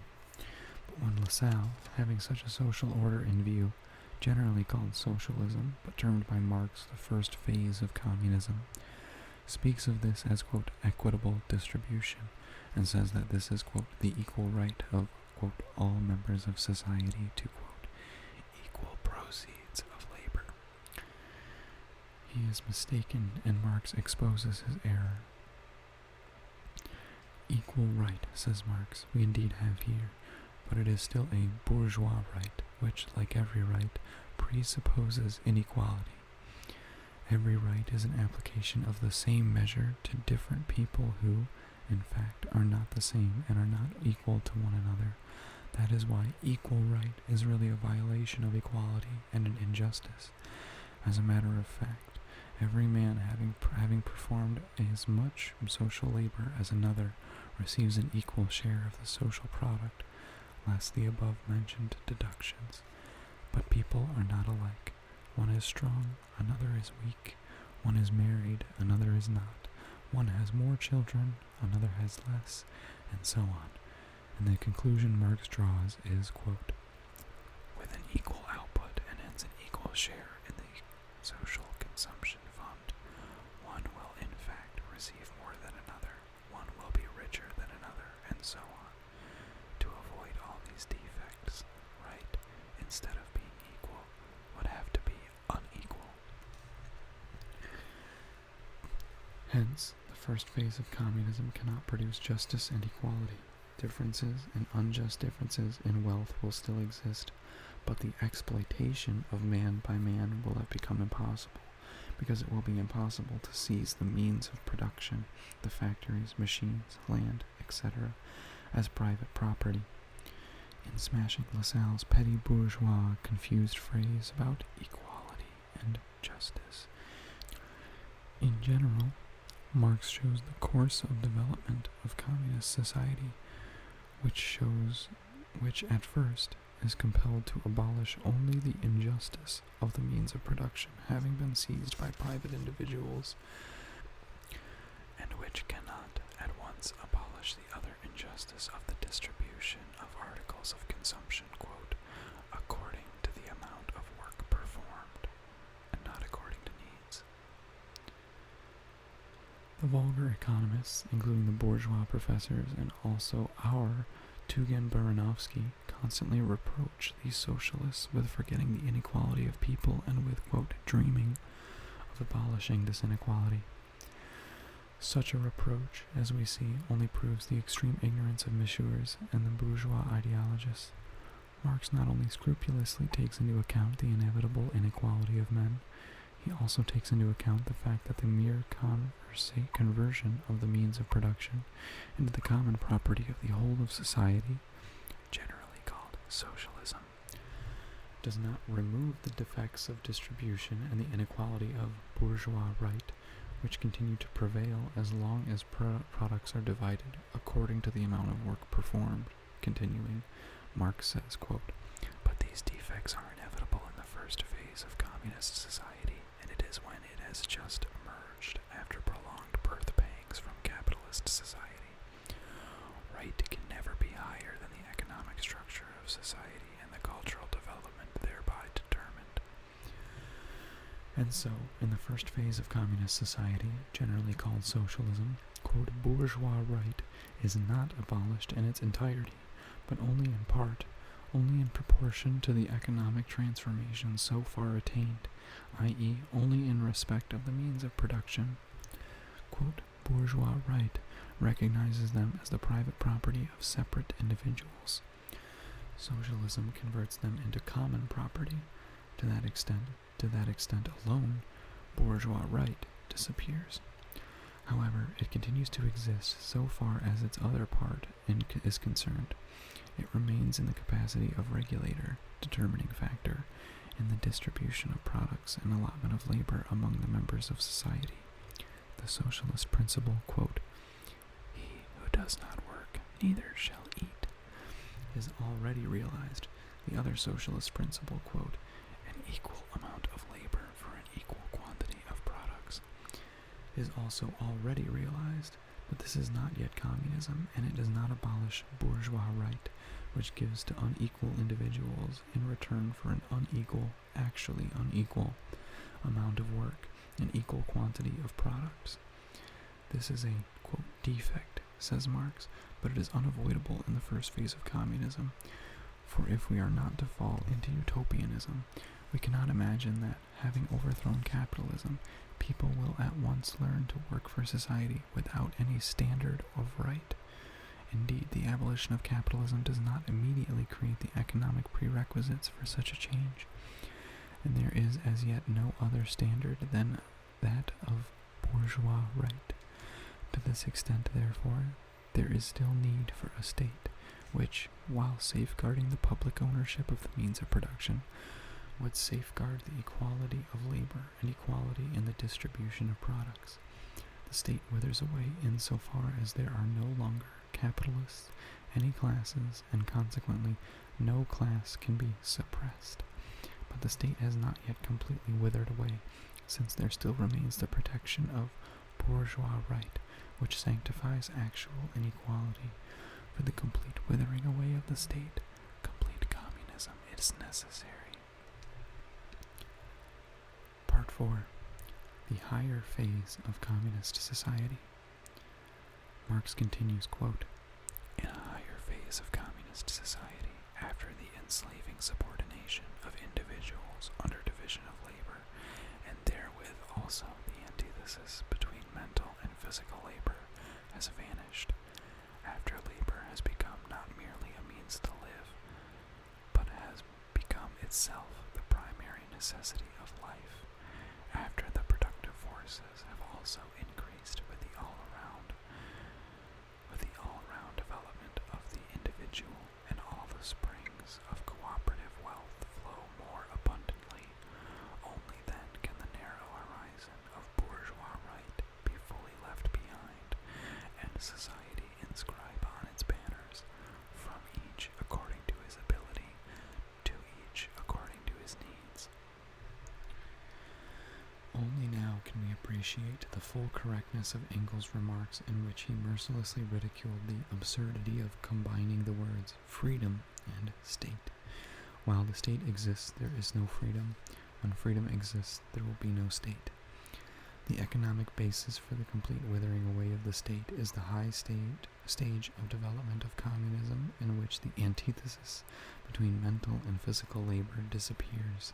That is to say, when one of the principal sources of modern social inequality, a source, moreover, which cannot be removed immediately by the mere conversion of the means of production into public property, by the mere expropriation of the capitalist, disappears. This expropriation will facilitate the enormous development of the productive forces. And seeing how capitalism is already retarding this development to an incredible degree, seeing how much progress could be achieved even on the basis of the present level of modern technique, we have a right to say with the fullest confidence that the expropriation of the capitalists will inevitably result in the enormous development of the productive forces of human society. But how rapidly this development will proceed, how soon it will reach the point of breaking away from the division of labor, or of removing the antithesis between mental and physical labor, of transforming work into the, quote, primary necessity of life, we do not and cannot know. That is why we have a right to speak only of the inevitable withering away of the state. We must emphasize the protracted nature of this process and its dependence upon the rapidity of development of the higher phase of communism, and we leave the question of length of time or the concrete forms of the withering away quite open, because no material is available to enable us to answer these questions. The state will be able to wither away completely when society can apply the rule, quote, "from each according to his ability, to each according to his need," i.e., when people have become so accustomed to observing the fundamental rules of social life, and when their labor is so productive that they will voluntarily work according to their ability, quote, "the narrow horizon of bourgeois right, which compels one to calculate with the shrewdness of a Shylock whether he has not worked half an hour more than another, whether he is not getting less pay than another. This narrow horizon will then be left behind. There will then be no need for society to make an exact calculation of the quantity of products to be distributed to each of its members. Each will take freely, quote, according to his needs." From the bourgeois point of view, it is easy to declare such a social order to be, quote, a pure utopia, and to sneer at the socialists for promising everyone the right to receive from society, without any control of the labor of the individual citizen, any quantity of truffles, automobiles, pianos, etc.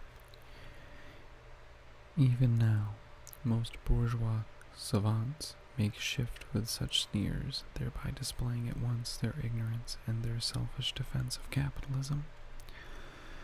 Ignorance, for it has never entered the head of any socialist to, quote, promise that the higher phase of communism will arrive, and the great socialists, in foreseeing its arrival, presupposed both a productivity of labor unlike the present, and a person unlike the present man in the street who, like the seminary student of Pomyalovsky's story, is capable of damaging the stores of social wealth, quote, just for fun, and of demanding the impossible.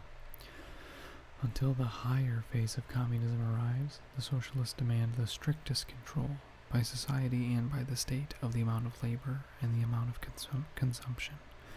But this control must start with the expropriation of the capitalists, with the establishment of workers' control over the capitalists, and must be carried out not by a state of bureaucrats, but by a state of armed workers.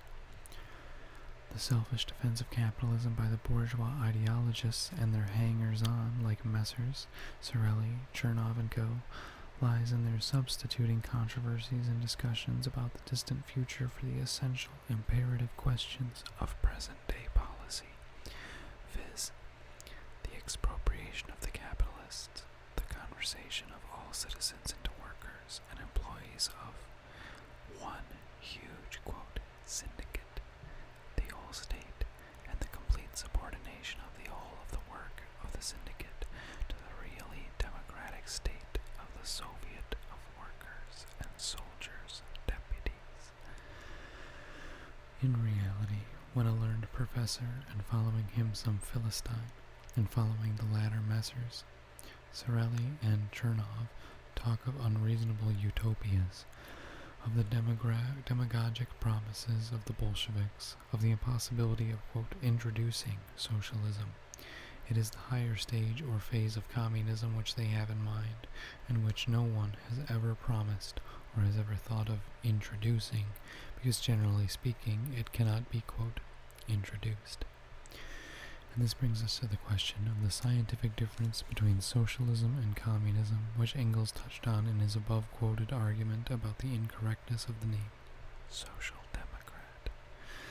The political difference between the first or lower and the higher phase of communism will in time, no doubt, be tremendous, but it would be ridiculous to take cognizance of this difference now, under capitalism. Only some isolated anarchists perhaps could invest it with primary importance, if there are still any people among the anarchists who have learned nothing from the Plekhanovist conversion of the Kropotkins, the Grevses, the Corneliusens, and other, quote, leading lights of anarchism into social chauvinists, or, quote, anarcho-trenchists. As G., one of the few anarchists who has still preserved a sense of honor and a conscience, has expressed it. But the scientific difference between socialism and communism is clear. What is generally called socialism was termed by Marx the, quote, first, or lower phase of communist society. Insofar as the means of production become common property, the word communism is also applicable here, providing we do not forget that it is not complete communism.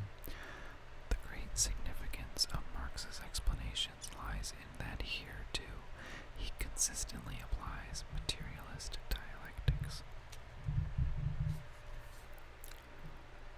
The theory of development and regards communism as something which develops out of capitalism instead of scholastically invented, quote, concocted definitions and fruitless disputes about words. What is socialism? What is communism? Marx gives an analysis of what may be called stages in the economic ripeness of communism. In its first phase, or first stage, communism cannot as yet be economically ripe and entirely free from all the traditions and all traces of capitalism. Hence, the interesting phenomenon that communism is, in its first phase, retains, quote, the narrow horizon of bourgeois right, Of course, bourgeois right in regard to distribution of articles of consumption inevitably presupposes the existence of the bourgeois state.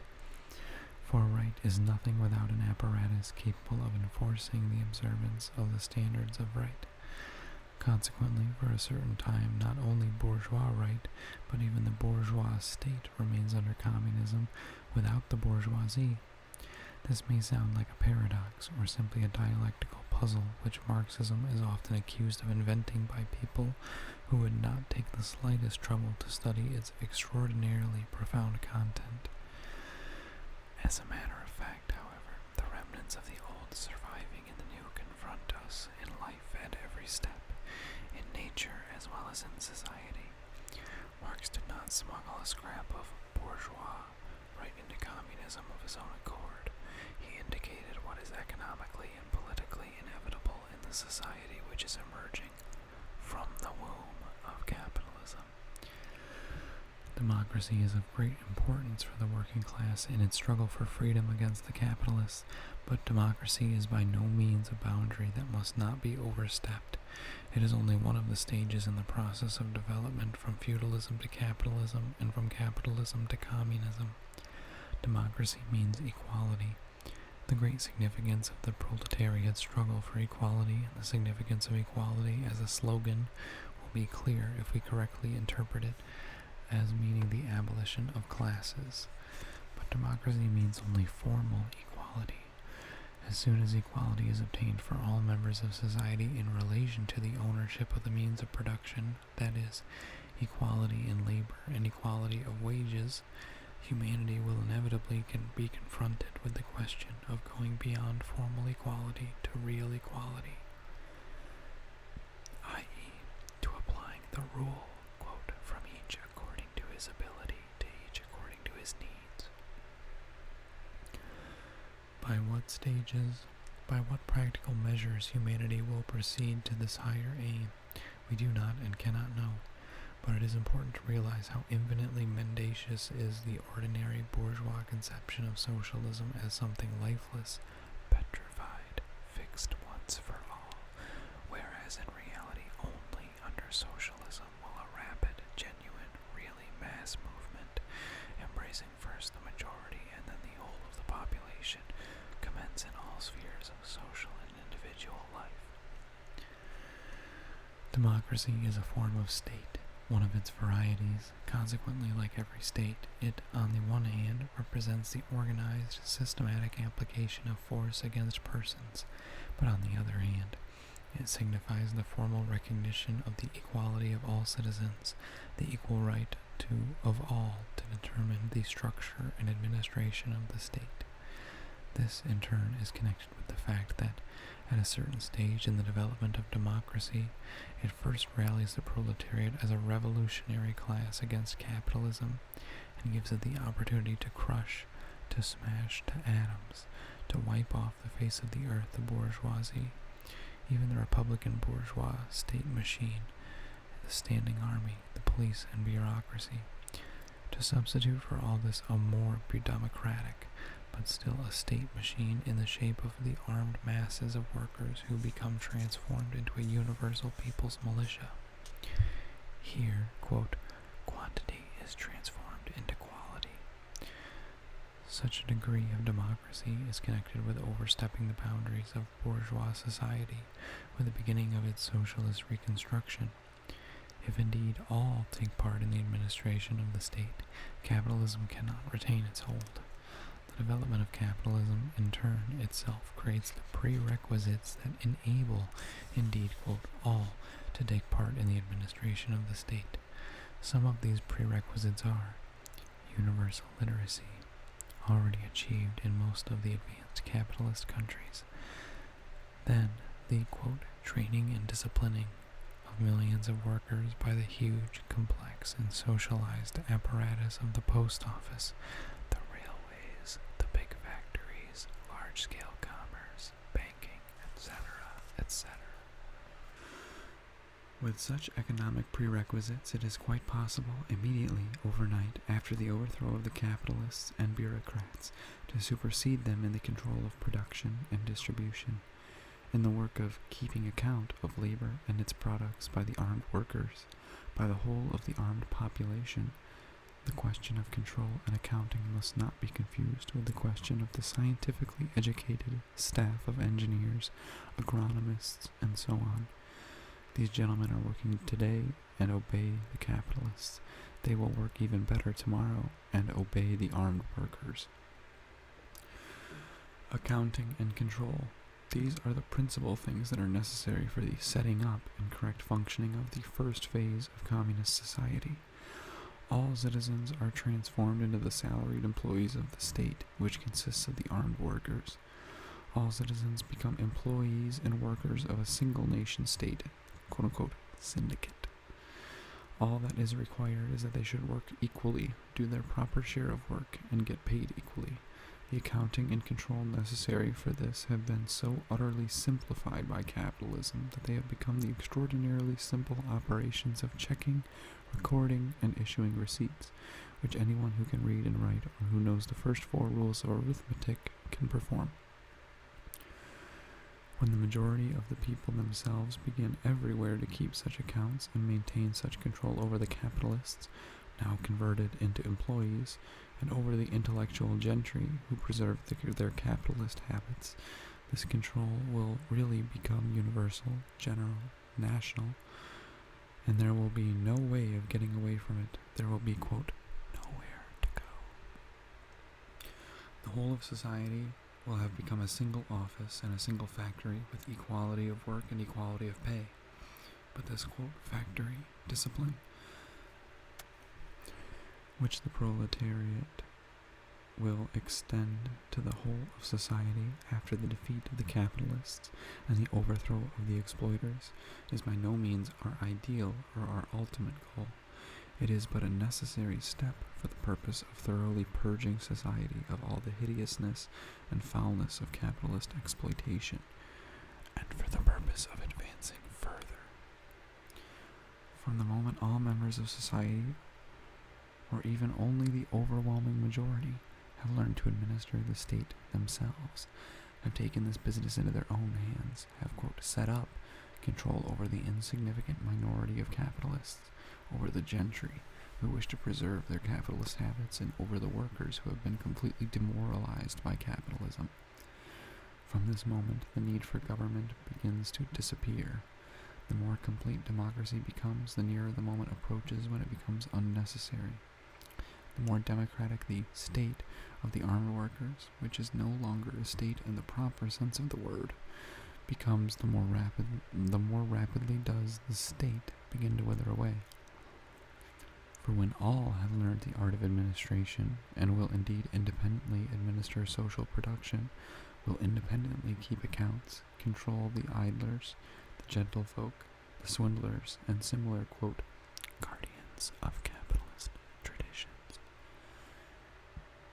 The escape from this national accounting and control will inevitably become so increasingly difficult, such a rare exception, and will probably be accompanied by such swift and severe punishment, for the armed workers are practical men and not sentimental intellectuals, and they will scarcely allow anyone to trifle with them, that very soon the necessity of observing the simple fundamental rules of human intercourse will become a habit. The door will then be wide open for the transition from the first phase of communist society to its higher phase, and with it the complete withering away of the state. Chapter 6. The vulgarization of Marxism by the opportunists. The question of the relation of the state to the social revolution, and of the social revolution to the state, like the question of revolution generally, troubled the prominent theoreticians and publicists of the Second International very little. But the most characteristic thing in the process of the gradual growth of opportunism, which led to the collapse of the Second International in 1914, is the fact that even when these people actually were confronted with this question, they tried to evade it, or else failed to notice it. In general, it may be said that evasiveness on the question of the relation of the proletarian revolution to the state, an evasiveness which was to the advantage of opportunism and fostered it, resulted in the distortion of Marxism and its complete vulgarization, To characterize this lamentable process briefly, we shall take the most prominent theoreticians of Marxism, Plekhanov and Kautsky. Part 1. Plekhanov's controversy with the anarchists. Plekhanov wrote a special pamphlet on the question of the relation of anarchism to socialism entitled Anarchism and Socialism, published in Germany in 1894. Plekhanov managed somehow to treat this subject while completely ignoring the most vital, topical, and politically essential point in the struggle against anarchism, viz., the relation of the revolution to the state, and the question of the state in general. His pamphlet is divided into two parts. One, historical and literary, containing valuable material on the history of the ideas of Stirner, Proudhon, and others. The other is Philistine and contains a clumsy dissertation on the theme that an anarchist cannot be distinguished from a bandit.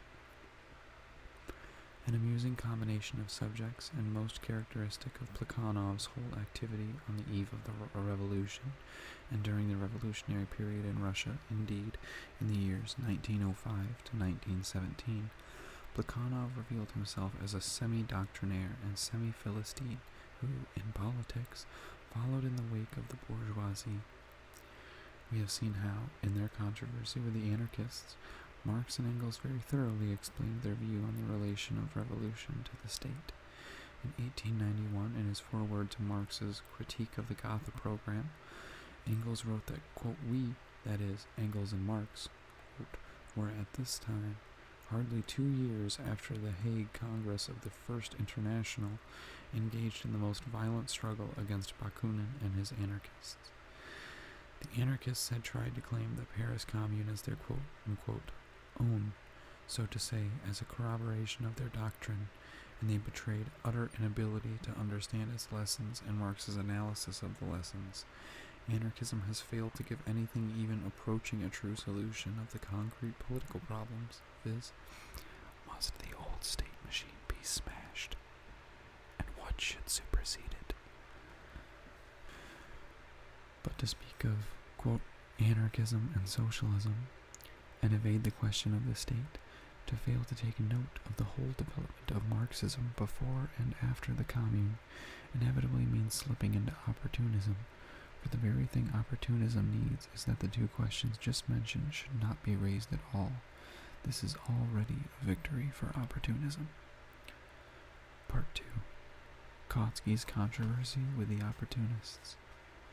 Undoubtedly, an immeasurably larger number of Kautsky's work have been translated into Russian than into any other language. It is not without reason that German social democrats sometimes say in jest that Kautsky is read more in Russia than in Germany. We may say parenthetically that there is deeper historical significance in this jest than those who first made it suspected.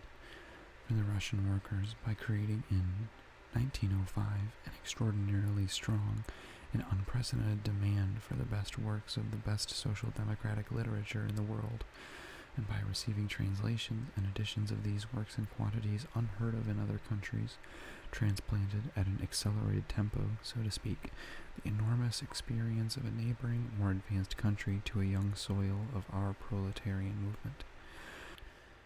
Besides his popularization of Marxism, Kautsky is particularly well known in our country because of his controversy with the opportunists, headed by Bernstein.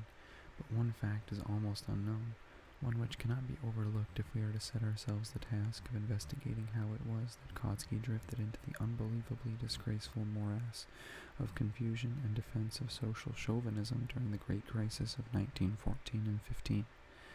This fact is the following. Shortly before he came out against the prominent representatives of opportunism in France, Millerand and Juarez, and in Germany, Bernstein, Kautsky betrayed very considerable vacillation.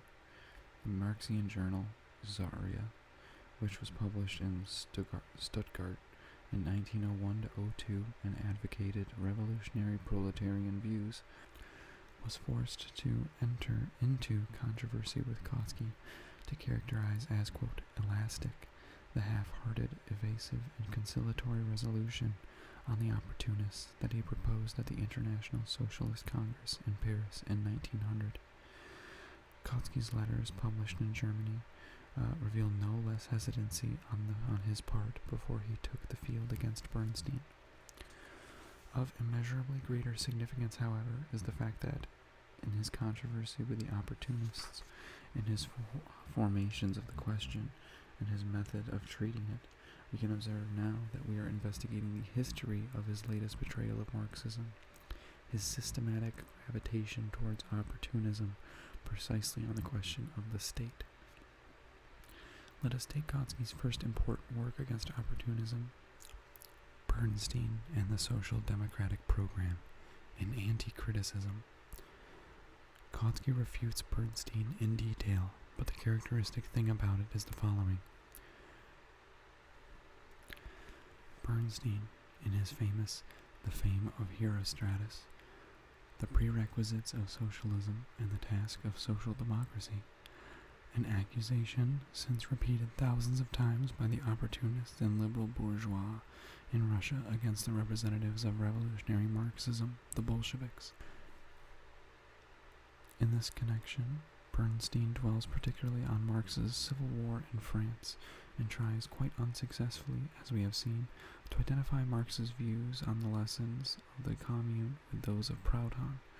Bernstein pays particular attention to Marx's conclusion, which the later emphasized in his preface of 1872 to the Communist Manifesto, viz. That, quote, "The working class cannot simply lay hold of the ready-made state machinery and wield it for its own purposes." This utterance, quote-unquote, pleased Bernstein so much that he repeated it no less than 3 times in his book, interpreting it in the most distorted opportunist sense. As we have seen, Marx wanted to say that the working class must smash, break, blow up the whole state machine, but according to Bernstein, it would appear as though Marx in these words warned the working class against excessive revolutionary zeal when seizing power. A cruder and uglier distortion of Marx's ideas cannot be imagined. How then did Kautsky proceed in his detailed refutation of Bernsteinism? He refrained from probing the depths of the distortion of Marxism by opportunism on this point. He cited the above-quoted passage from Engels' preface to Marx's Civil War and said that according to Marx, the working class cannot simply lay hold of the ready-made state machinery, but generally speaking, it can lay hold of it, and that was all. Not a word does Kautsky utter about the fact that Bernstein attributed to Marx the very opposite of Marx's real views, about the fact that the task of the proletarian revolution, which Marx advanced in 1852, was to quote-unquote smash the state. The result was that the most essential difference between Marxism and opportunism on the task of the proletarian revolution was glossed over. Writing quote-unquote in opposition to Bernstein, Kautsky said, quote, "We can safely leave the solution of the problem of the proletarian dictatorship to the future." This is not an argument against Bernstein, but in essence a concession to him, a surrender to opportunism, for at present the opportunists ask nothing better than to, quote, "safely leave to the future all fundamental questions of the tasks of the proletarian revolution." From 1852 to 1891, for 40 years, Marx and Engels taught the proletariat that it must smash the state machine. In 1899, Kautsky, confronted on this point with the complete betrayal of Marxism by the opportunists, fraudulently substituted for the question of whether it was necessary to smash this machine the question of the concrete forms in which it was to be smashed, and then tried to escape behind the screen of the quote-unquote indisputable and barren Philistine truth that concrete forms cannot be known in advance. A gulf separates Marx and Kautsky in their respective attitudes towards the task of the proletarian party in preparing the working class for revolution. We shall take the next more mature work by Kautsky, which also, to a large extent, was written to refute opportunist errors, this in his pamphlet, The Social Revolution. In this pamphlet, the author chose as his special theme the question of the proletarian revolution and the quote-unquote proletarian regime. In it, he gave much that was exceedingly valuable, but he evaded the question of the state. Throughout the pamphlet, the author speaks of the conquest of political power and nothing else. That is, he chooses a formula which makes a concession to the opportunists, for it admits the possibility of power being seized without destroying the state machine. The very thing which Marx in 1872 declared to be quote-unquote obsolete in the program of the Communist Manifesto is revived by Kautsky in 1902. In the pamphlet, a special section is devoted to quote-unquote the forms and weapons of the social revolution. Here Kautsky speaks of the political mass strike, of civil war, and of quote-unquote instruments of force at the disposal of the modern large state, such as the bureaucracy and the army. But not a word does he say about what the Commune had already taught the workers. Evidently, Engels is warning, particularly to the German socialists, against quote-unquote superstitious reverence, for the state was not an idle one. Kautsky explains the matter by stating that the victorious proletariat, quote-unquote, will carry out the democratic program. And then he formulates the clauses of this program, but not a word does Kautsky utter about the new things the year 1871 taught us concerning bourgeois democracy being superseded by proletarian democracy. Kautsky disposes of the question by, quote-unquote, ponderous sounding banalities such as, quote, still it goes without saying that we shall not achieve power under present conditions. Revolution itself presupposes long and deep-going struggles which will change our present political and social structure. Undoubtedly, this quote-unquote goes without saying, as much as the statement that horses eat oats or that the Volga flows into the Caspian Sea. It is a pity that an empty and bombastic phrase about quote-unquote deep-going struggles is used as a means of evading the question that is urgent for the revolutionary proletariat, namely what expresses the quote-unquote deep-going nature of its revolution in relation to the state, in relation to democracy, as distinct from previous non-proletarian revolutions. By evading this question, Kautsky really makes a concession to opportunism on this very essential point, although in words he declared a terrible war against it and emphasizes the importance of the quote-unquote idea of revolution. How much is this quote-unquote idea worth if one is afraid to teach the workers the concrete lessons of revolution? Or says, quote-unquote, revolutionary idealism before everything. Or declares that the English workers are now, quote, little more than petty bourgeois.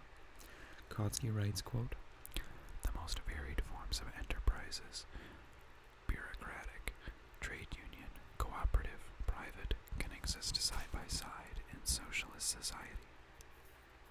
Quote, there are enterprises which cannot do without a bureaucratic organization. For example, the railways. Here the democratic organization might take the following form. The workers will elect delegates who will form a sort of parliament which draws up the working regulations and superintends the management of the bureaucratic apparatus. The management of other enterprises may be transferred to the trade unions, and still others may become cooperative enterprises.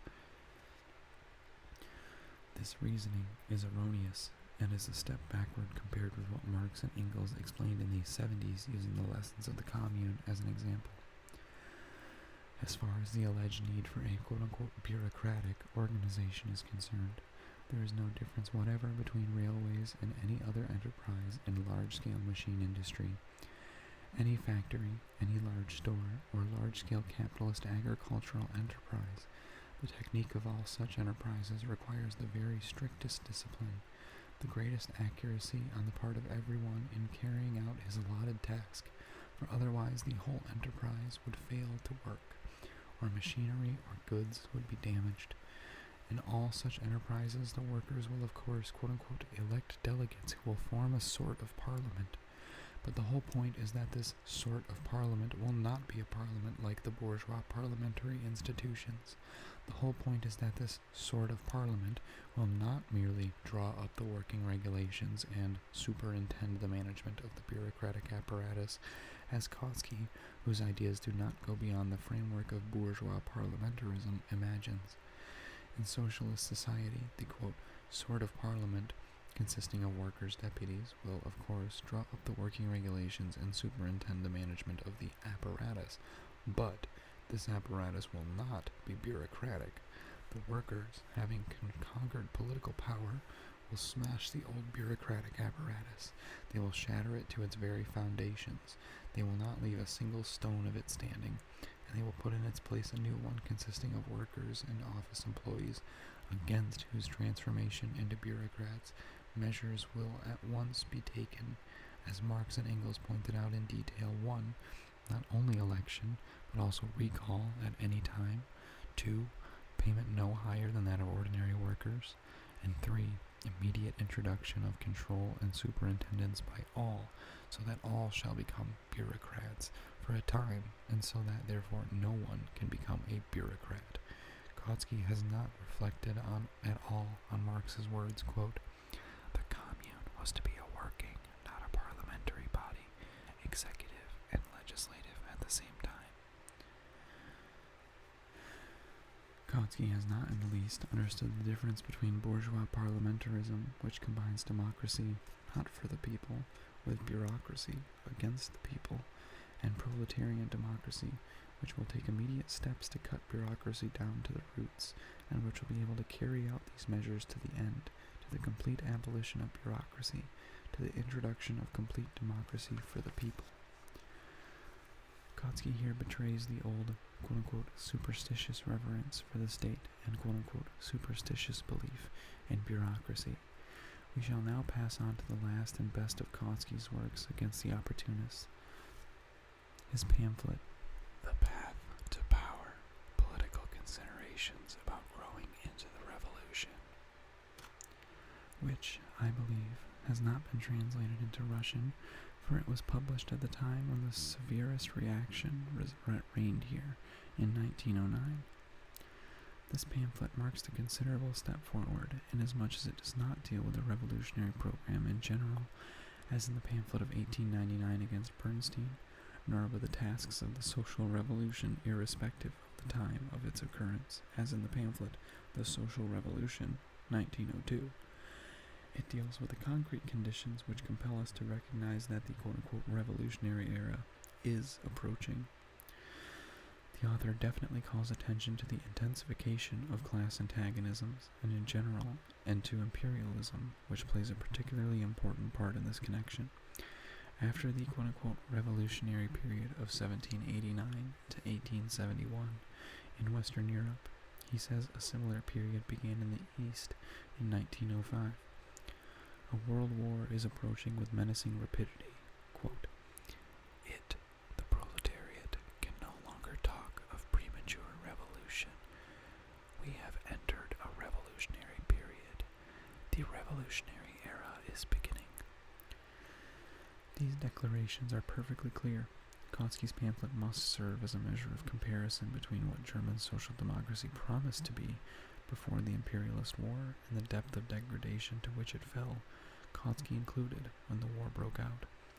In the pamphlet we are examining, Kautsky wrote, quote, the present situation brings the danger that we, i.e. German social democracy, may easily appear to be more moderate than we are. Actually, it turned out that the German Social Democrat Party was much more moderate and opportunist than it appeared to be. The more characteristic is it, therefore, that although he definitely declared that the revolutionary era had already begun, Kautsky, in the pamphlet which he himself said was devoted precisely to an analysis of the political revolution, again completely evaded the question of the state. The sum total of all these evasions of the question, omissions, and equivocations inevitably led to complete surrender to opportunism, of which we shall soon have to speak.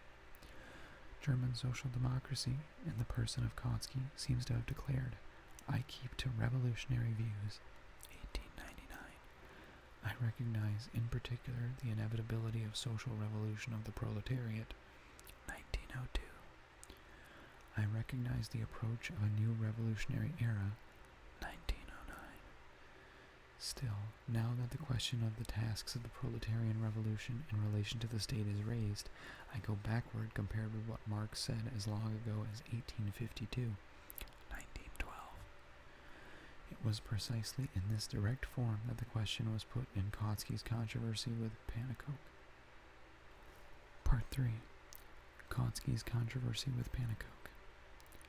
In opposing Kautsky, Pannekoek came out as one of the representatives of the quote-unquote left radical movement, which countered in its ranks Rosa Luxemburg, Karl Radek, and others. Advocating revolutionary tactics, they were united in the conviction that Kautsky was going over to the position of the quote-unquote center, which wavered without principles between Marxism and opportunism. The correctness of this view was fully confirmed by the war, when this quote-unquote center trend, or Kautskyism, wrongly called Marxian, revealed itself in all its repulsive wretchedness. In an article touching on the question of the state, entitled Mass Action and Revolution, Pannekoek characterized Kautsky's position as an attitude of quote-unquote passive radicalism, as, quote, a theory of inactive waiting. Kautsky loses sight of the process of revolution, says Pannekoek. In representing the problem in this way, Pannekoek approached the subject which interests us, namely the task of the proletarian revolution in relation to the state. He wrote, quote, "The struggle of the proletariat is not merely a struggle against the bourgeoisie with state power as the objective, but a struggle against the state power. The content of this revolution is the destruction and dissolution of the instruments of power of the state with the aid of the instruments of power of the proletariat. The struggle will cease only when the organization of the state is utterly destroyed. The organization of the majority will then have demonstrated its superiority by having destroyed the organization of the ruling minority." The formulation in which Pannekoek presented his ideas suffers from serious defects, but its meaning is sufficiently clear, and it is interesting to note how Kautsky combated it. He wrote, quote, "Up to now, the difference between the Social Democrats and the anarchists has been that the former wished to conquer state power, while the latter wished to destroy it. Pannekoek wants to do both." Although Pannekoek's exposition lacks precision and correctness, not to speak of other defects in his article which have no bearing on the present subject, Kautsky seized on the principle of the issue indicated by Pannekoek, and on this fundamental question of principle, Kautsky abandoned the Marxian position entirely, completely surrendered to opportunism.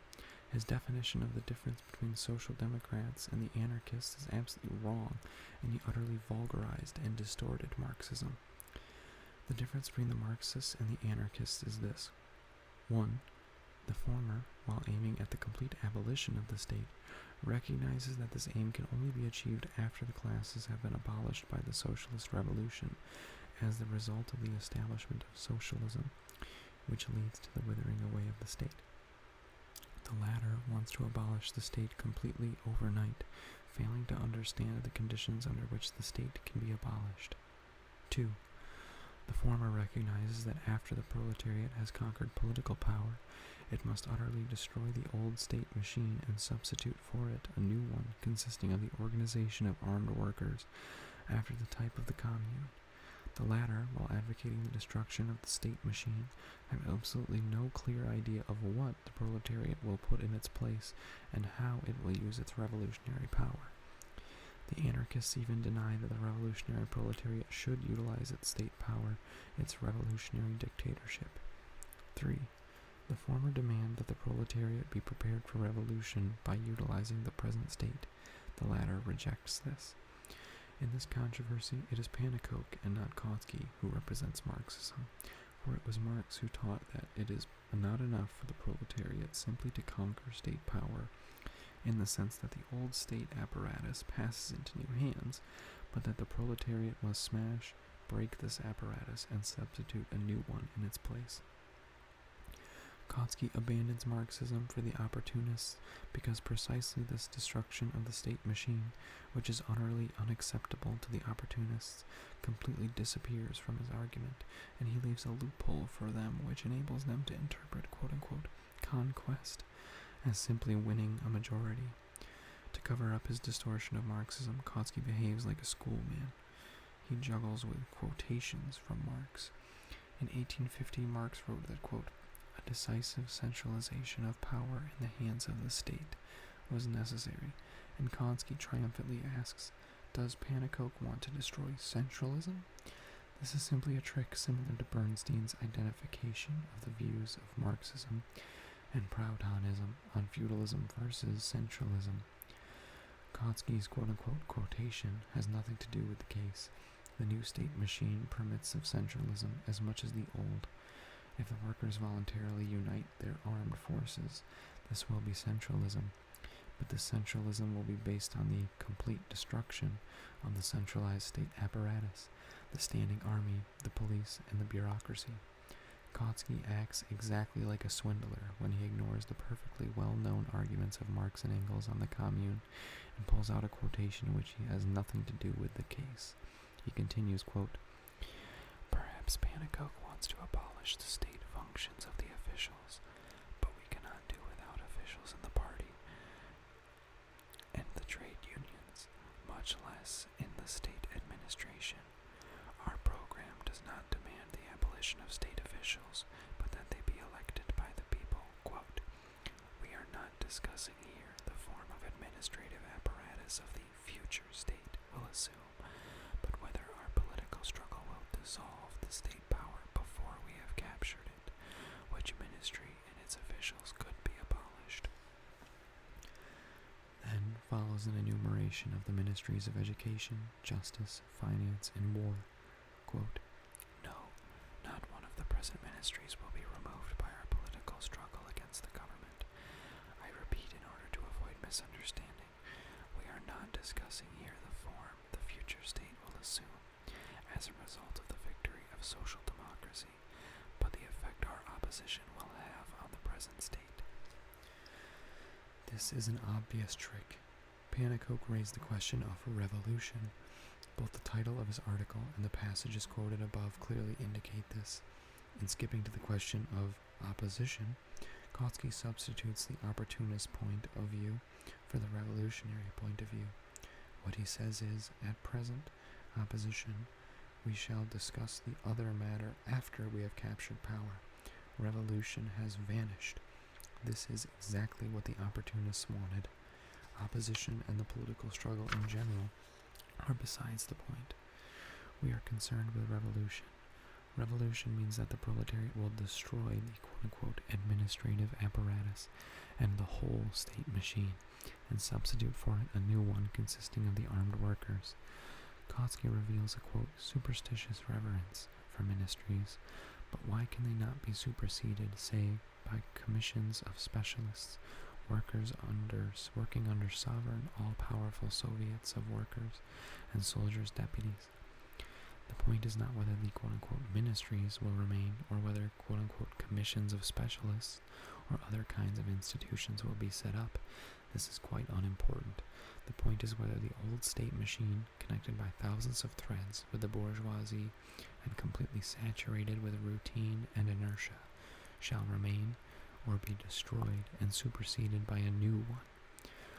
Revolution must not mean that the new class will command, govern with the aid of the old state machine, but that this class will smash this machine and command, govern with the aid of a new machine. Kautsky either slurs over or has utterly failed to understand this fundamental idea of Marxism. His question about officials clearly shows that he does not understand the lessons of the Commune or the teaching of Marx. Quote, we cannot do without officials in the party and the trade unions. We cannot do without officials under capitalism, under the rule of the bourgeoisie. The proletariat is oppressed. The masses of the toilers are enslaved by capitalism. Under capitalism, democracy is restricted, cramped, curtailed, mutilated by all the conditions of wage slavery.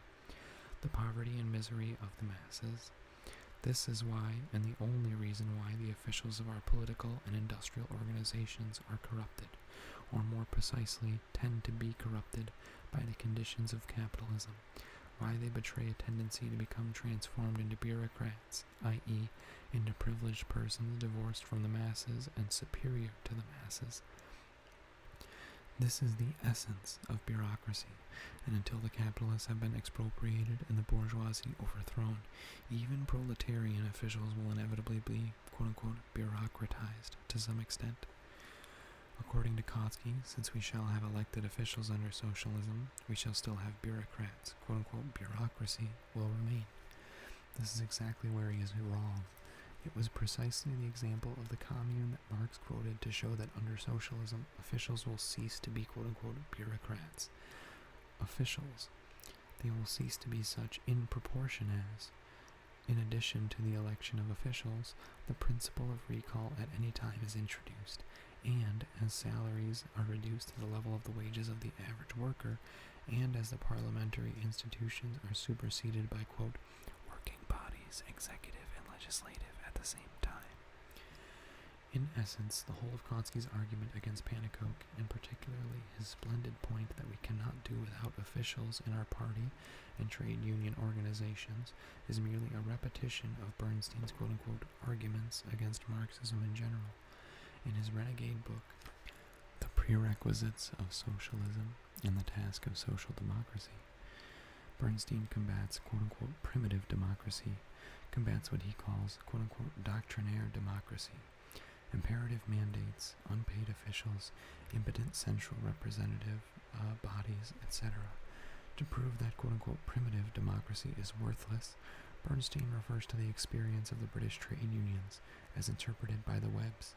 70 years of development, quote, in absolute freedom, he says, convinced the trade unions that primitive democracy was useless, and they substituted ordinary democracy, i.e., parliamentarism combined with bureaucracy, for it.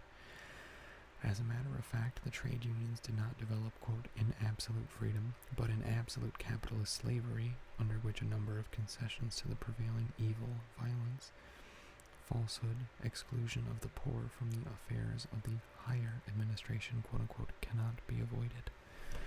Under socialism, much of the quote-unquote primitive democracy will inevitably be revived, since for the first time in the history of civilized society, the mass of the population will rise to independent participation, not only in voting and elections, but also in the everyday administration of affairs. Under socialism, all will take part in the work of government in turn and will soon become accustomed to no one governing. Marx's critico-analytical genius perceived in the practical measures of the commune the turning point, which the opportunists fear and do not want to recognize because of their cowardice, because they are reluctant to break irrevocably with the bourgeoisie, and which the anarchists do not want to perceive either through haste or through a general lack of understanding of the conditions of great social changes. Quote, we must not even think of destroying the old state machine. How can we do without ministries and without officials? Argues the opportunist, who is completely saturated with Philistinism, and who, in fact, not only does not believe in revolution, in the creative power of revolution, but actually lives in mortal dread of it, like our Bolsheviks and socialist revolutionaries. Quote, we must think only of destroying the old state machine. It is no use studying the concrete lessons of previous proletarian revolutions and analyzing what to put in the place of what has been destroyed and how, argues the anarchist. The best of the anarchists, of course, and not those who, with Messrs. Kropotkin and company, followed in the wake of the bourgeoisie. Consequently, the tactics of the anarchists become the tactics of despair, instead of the ruthlessly bold revolutionary effort to solve concrete problems while taking into account the practical conditions of the mass movement. Marx teaches us to avoid both kinds of error. He teaches us to display boundless audacity in destroying the whole of the old state machine, and at the same time, he teaches us to put the question concretely. The commune was able, within a few weeks, to start building a new proletarian state machine by introducing such and such measures to secure wider democracy and to uproot bureaucracy. Let us learn revolutionary audacity from the communards. Let us see in their practical measures the outline of the practically urgent and immediately possible measures, and then, pursuing this road, we shall achieve the complete destruction of bureaucracy. The possibility of this destruction is guaranteed by the fact that socialism will shorten the working day, will raise the masses to a new life, will create conditions for the majority of the population that will enable everybody, without exception, to perform state functions, and this will lead to the complete withering away of the state in general. Kautsky continues, quote, "It's the mass strike's object cannot be to destroy the state power. Its only object can be, though, to wring concessions from the government on some particular question, or to replace a hostile government with one that would be more yielding to the proletariat. But never, under any conditions, can it, the proletarian victory over a hostile government, lead to the destruction of the state power. It can lead only to a certain shifting of the relation of forces within the state power. The aim of our political struggle remains, as hitherto, the conquest of state power by winning a majority in Parliament and by converting Parliament into the master of the government." This is nothing but the purest and most vulgar opportunism, a repudiation of revolution in deeds while accepting it in words. Kautsky's imagination goes no further than a government that would be more yielding to the proletariat. This is a step backward to Philistinism compared with 1847, when the Communist Manifesto proclaimed, quote, "the organization of the proletariat as the ruling class." Kautsky will have to achieve his beloved unity with the Scheidmans, Plekhanovs, Vandervelds, all of whom will agree to fight for a government, quote, "that would be more yielding to the proletariat." But we shall go forward to a split with these traitors to socialism, and we shall fight for the complete destruction of the old state machine in order that the armed proletariat itself shall become the government. There is a quote-unquote big difference between the two. Kautsky may enjoy the pleasant company of the legions, Davids, Plekhanovs, Patrasovs, Sorellis, Chernovs, who are quite willing to work for the, quote, "shifting of the relation of forces within the state for, quote, winning a majority in Parliament and converting Parliament into the, quote, master of the government, a very worthy object which is wholly acceptable to the opportunists and which keeps everything within the framework of the bourgeois parliamentary republic.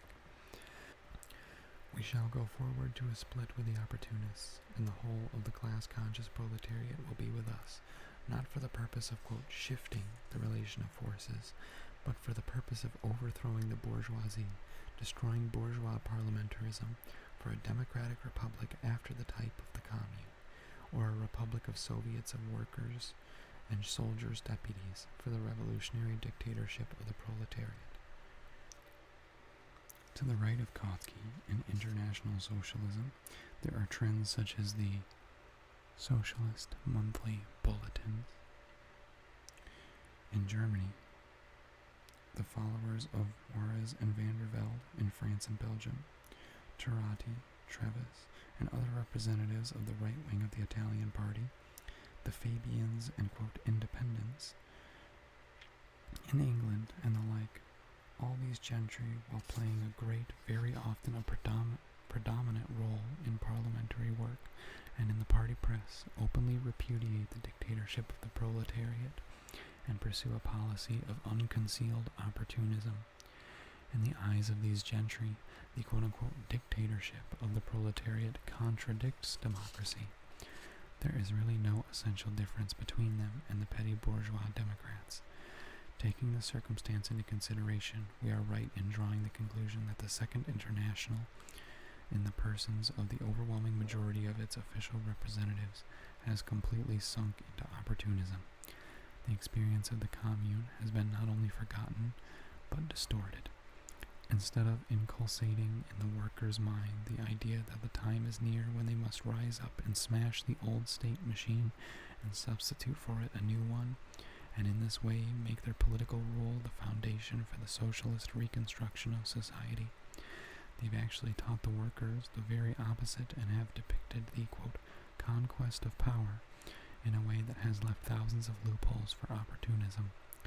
The distortion and hushing up of the question of the relation of the proletarian revolution to the state could not but play an immense role at the time when the states, with their proletarian apparatus enlarged as a consequence of imperialist rivalry, became transformed into military monsters which were exterminating millions of people in order to decide whether England or Germany, this or that finance capital, was to rule the world.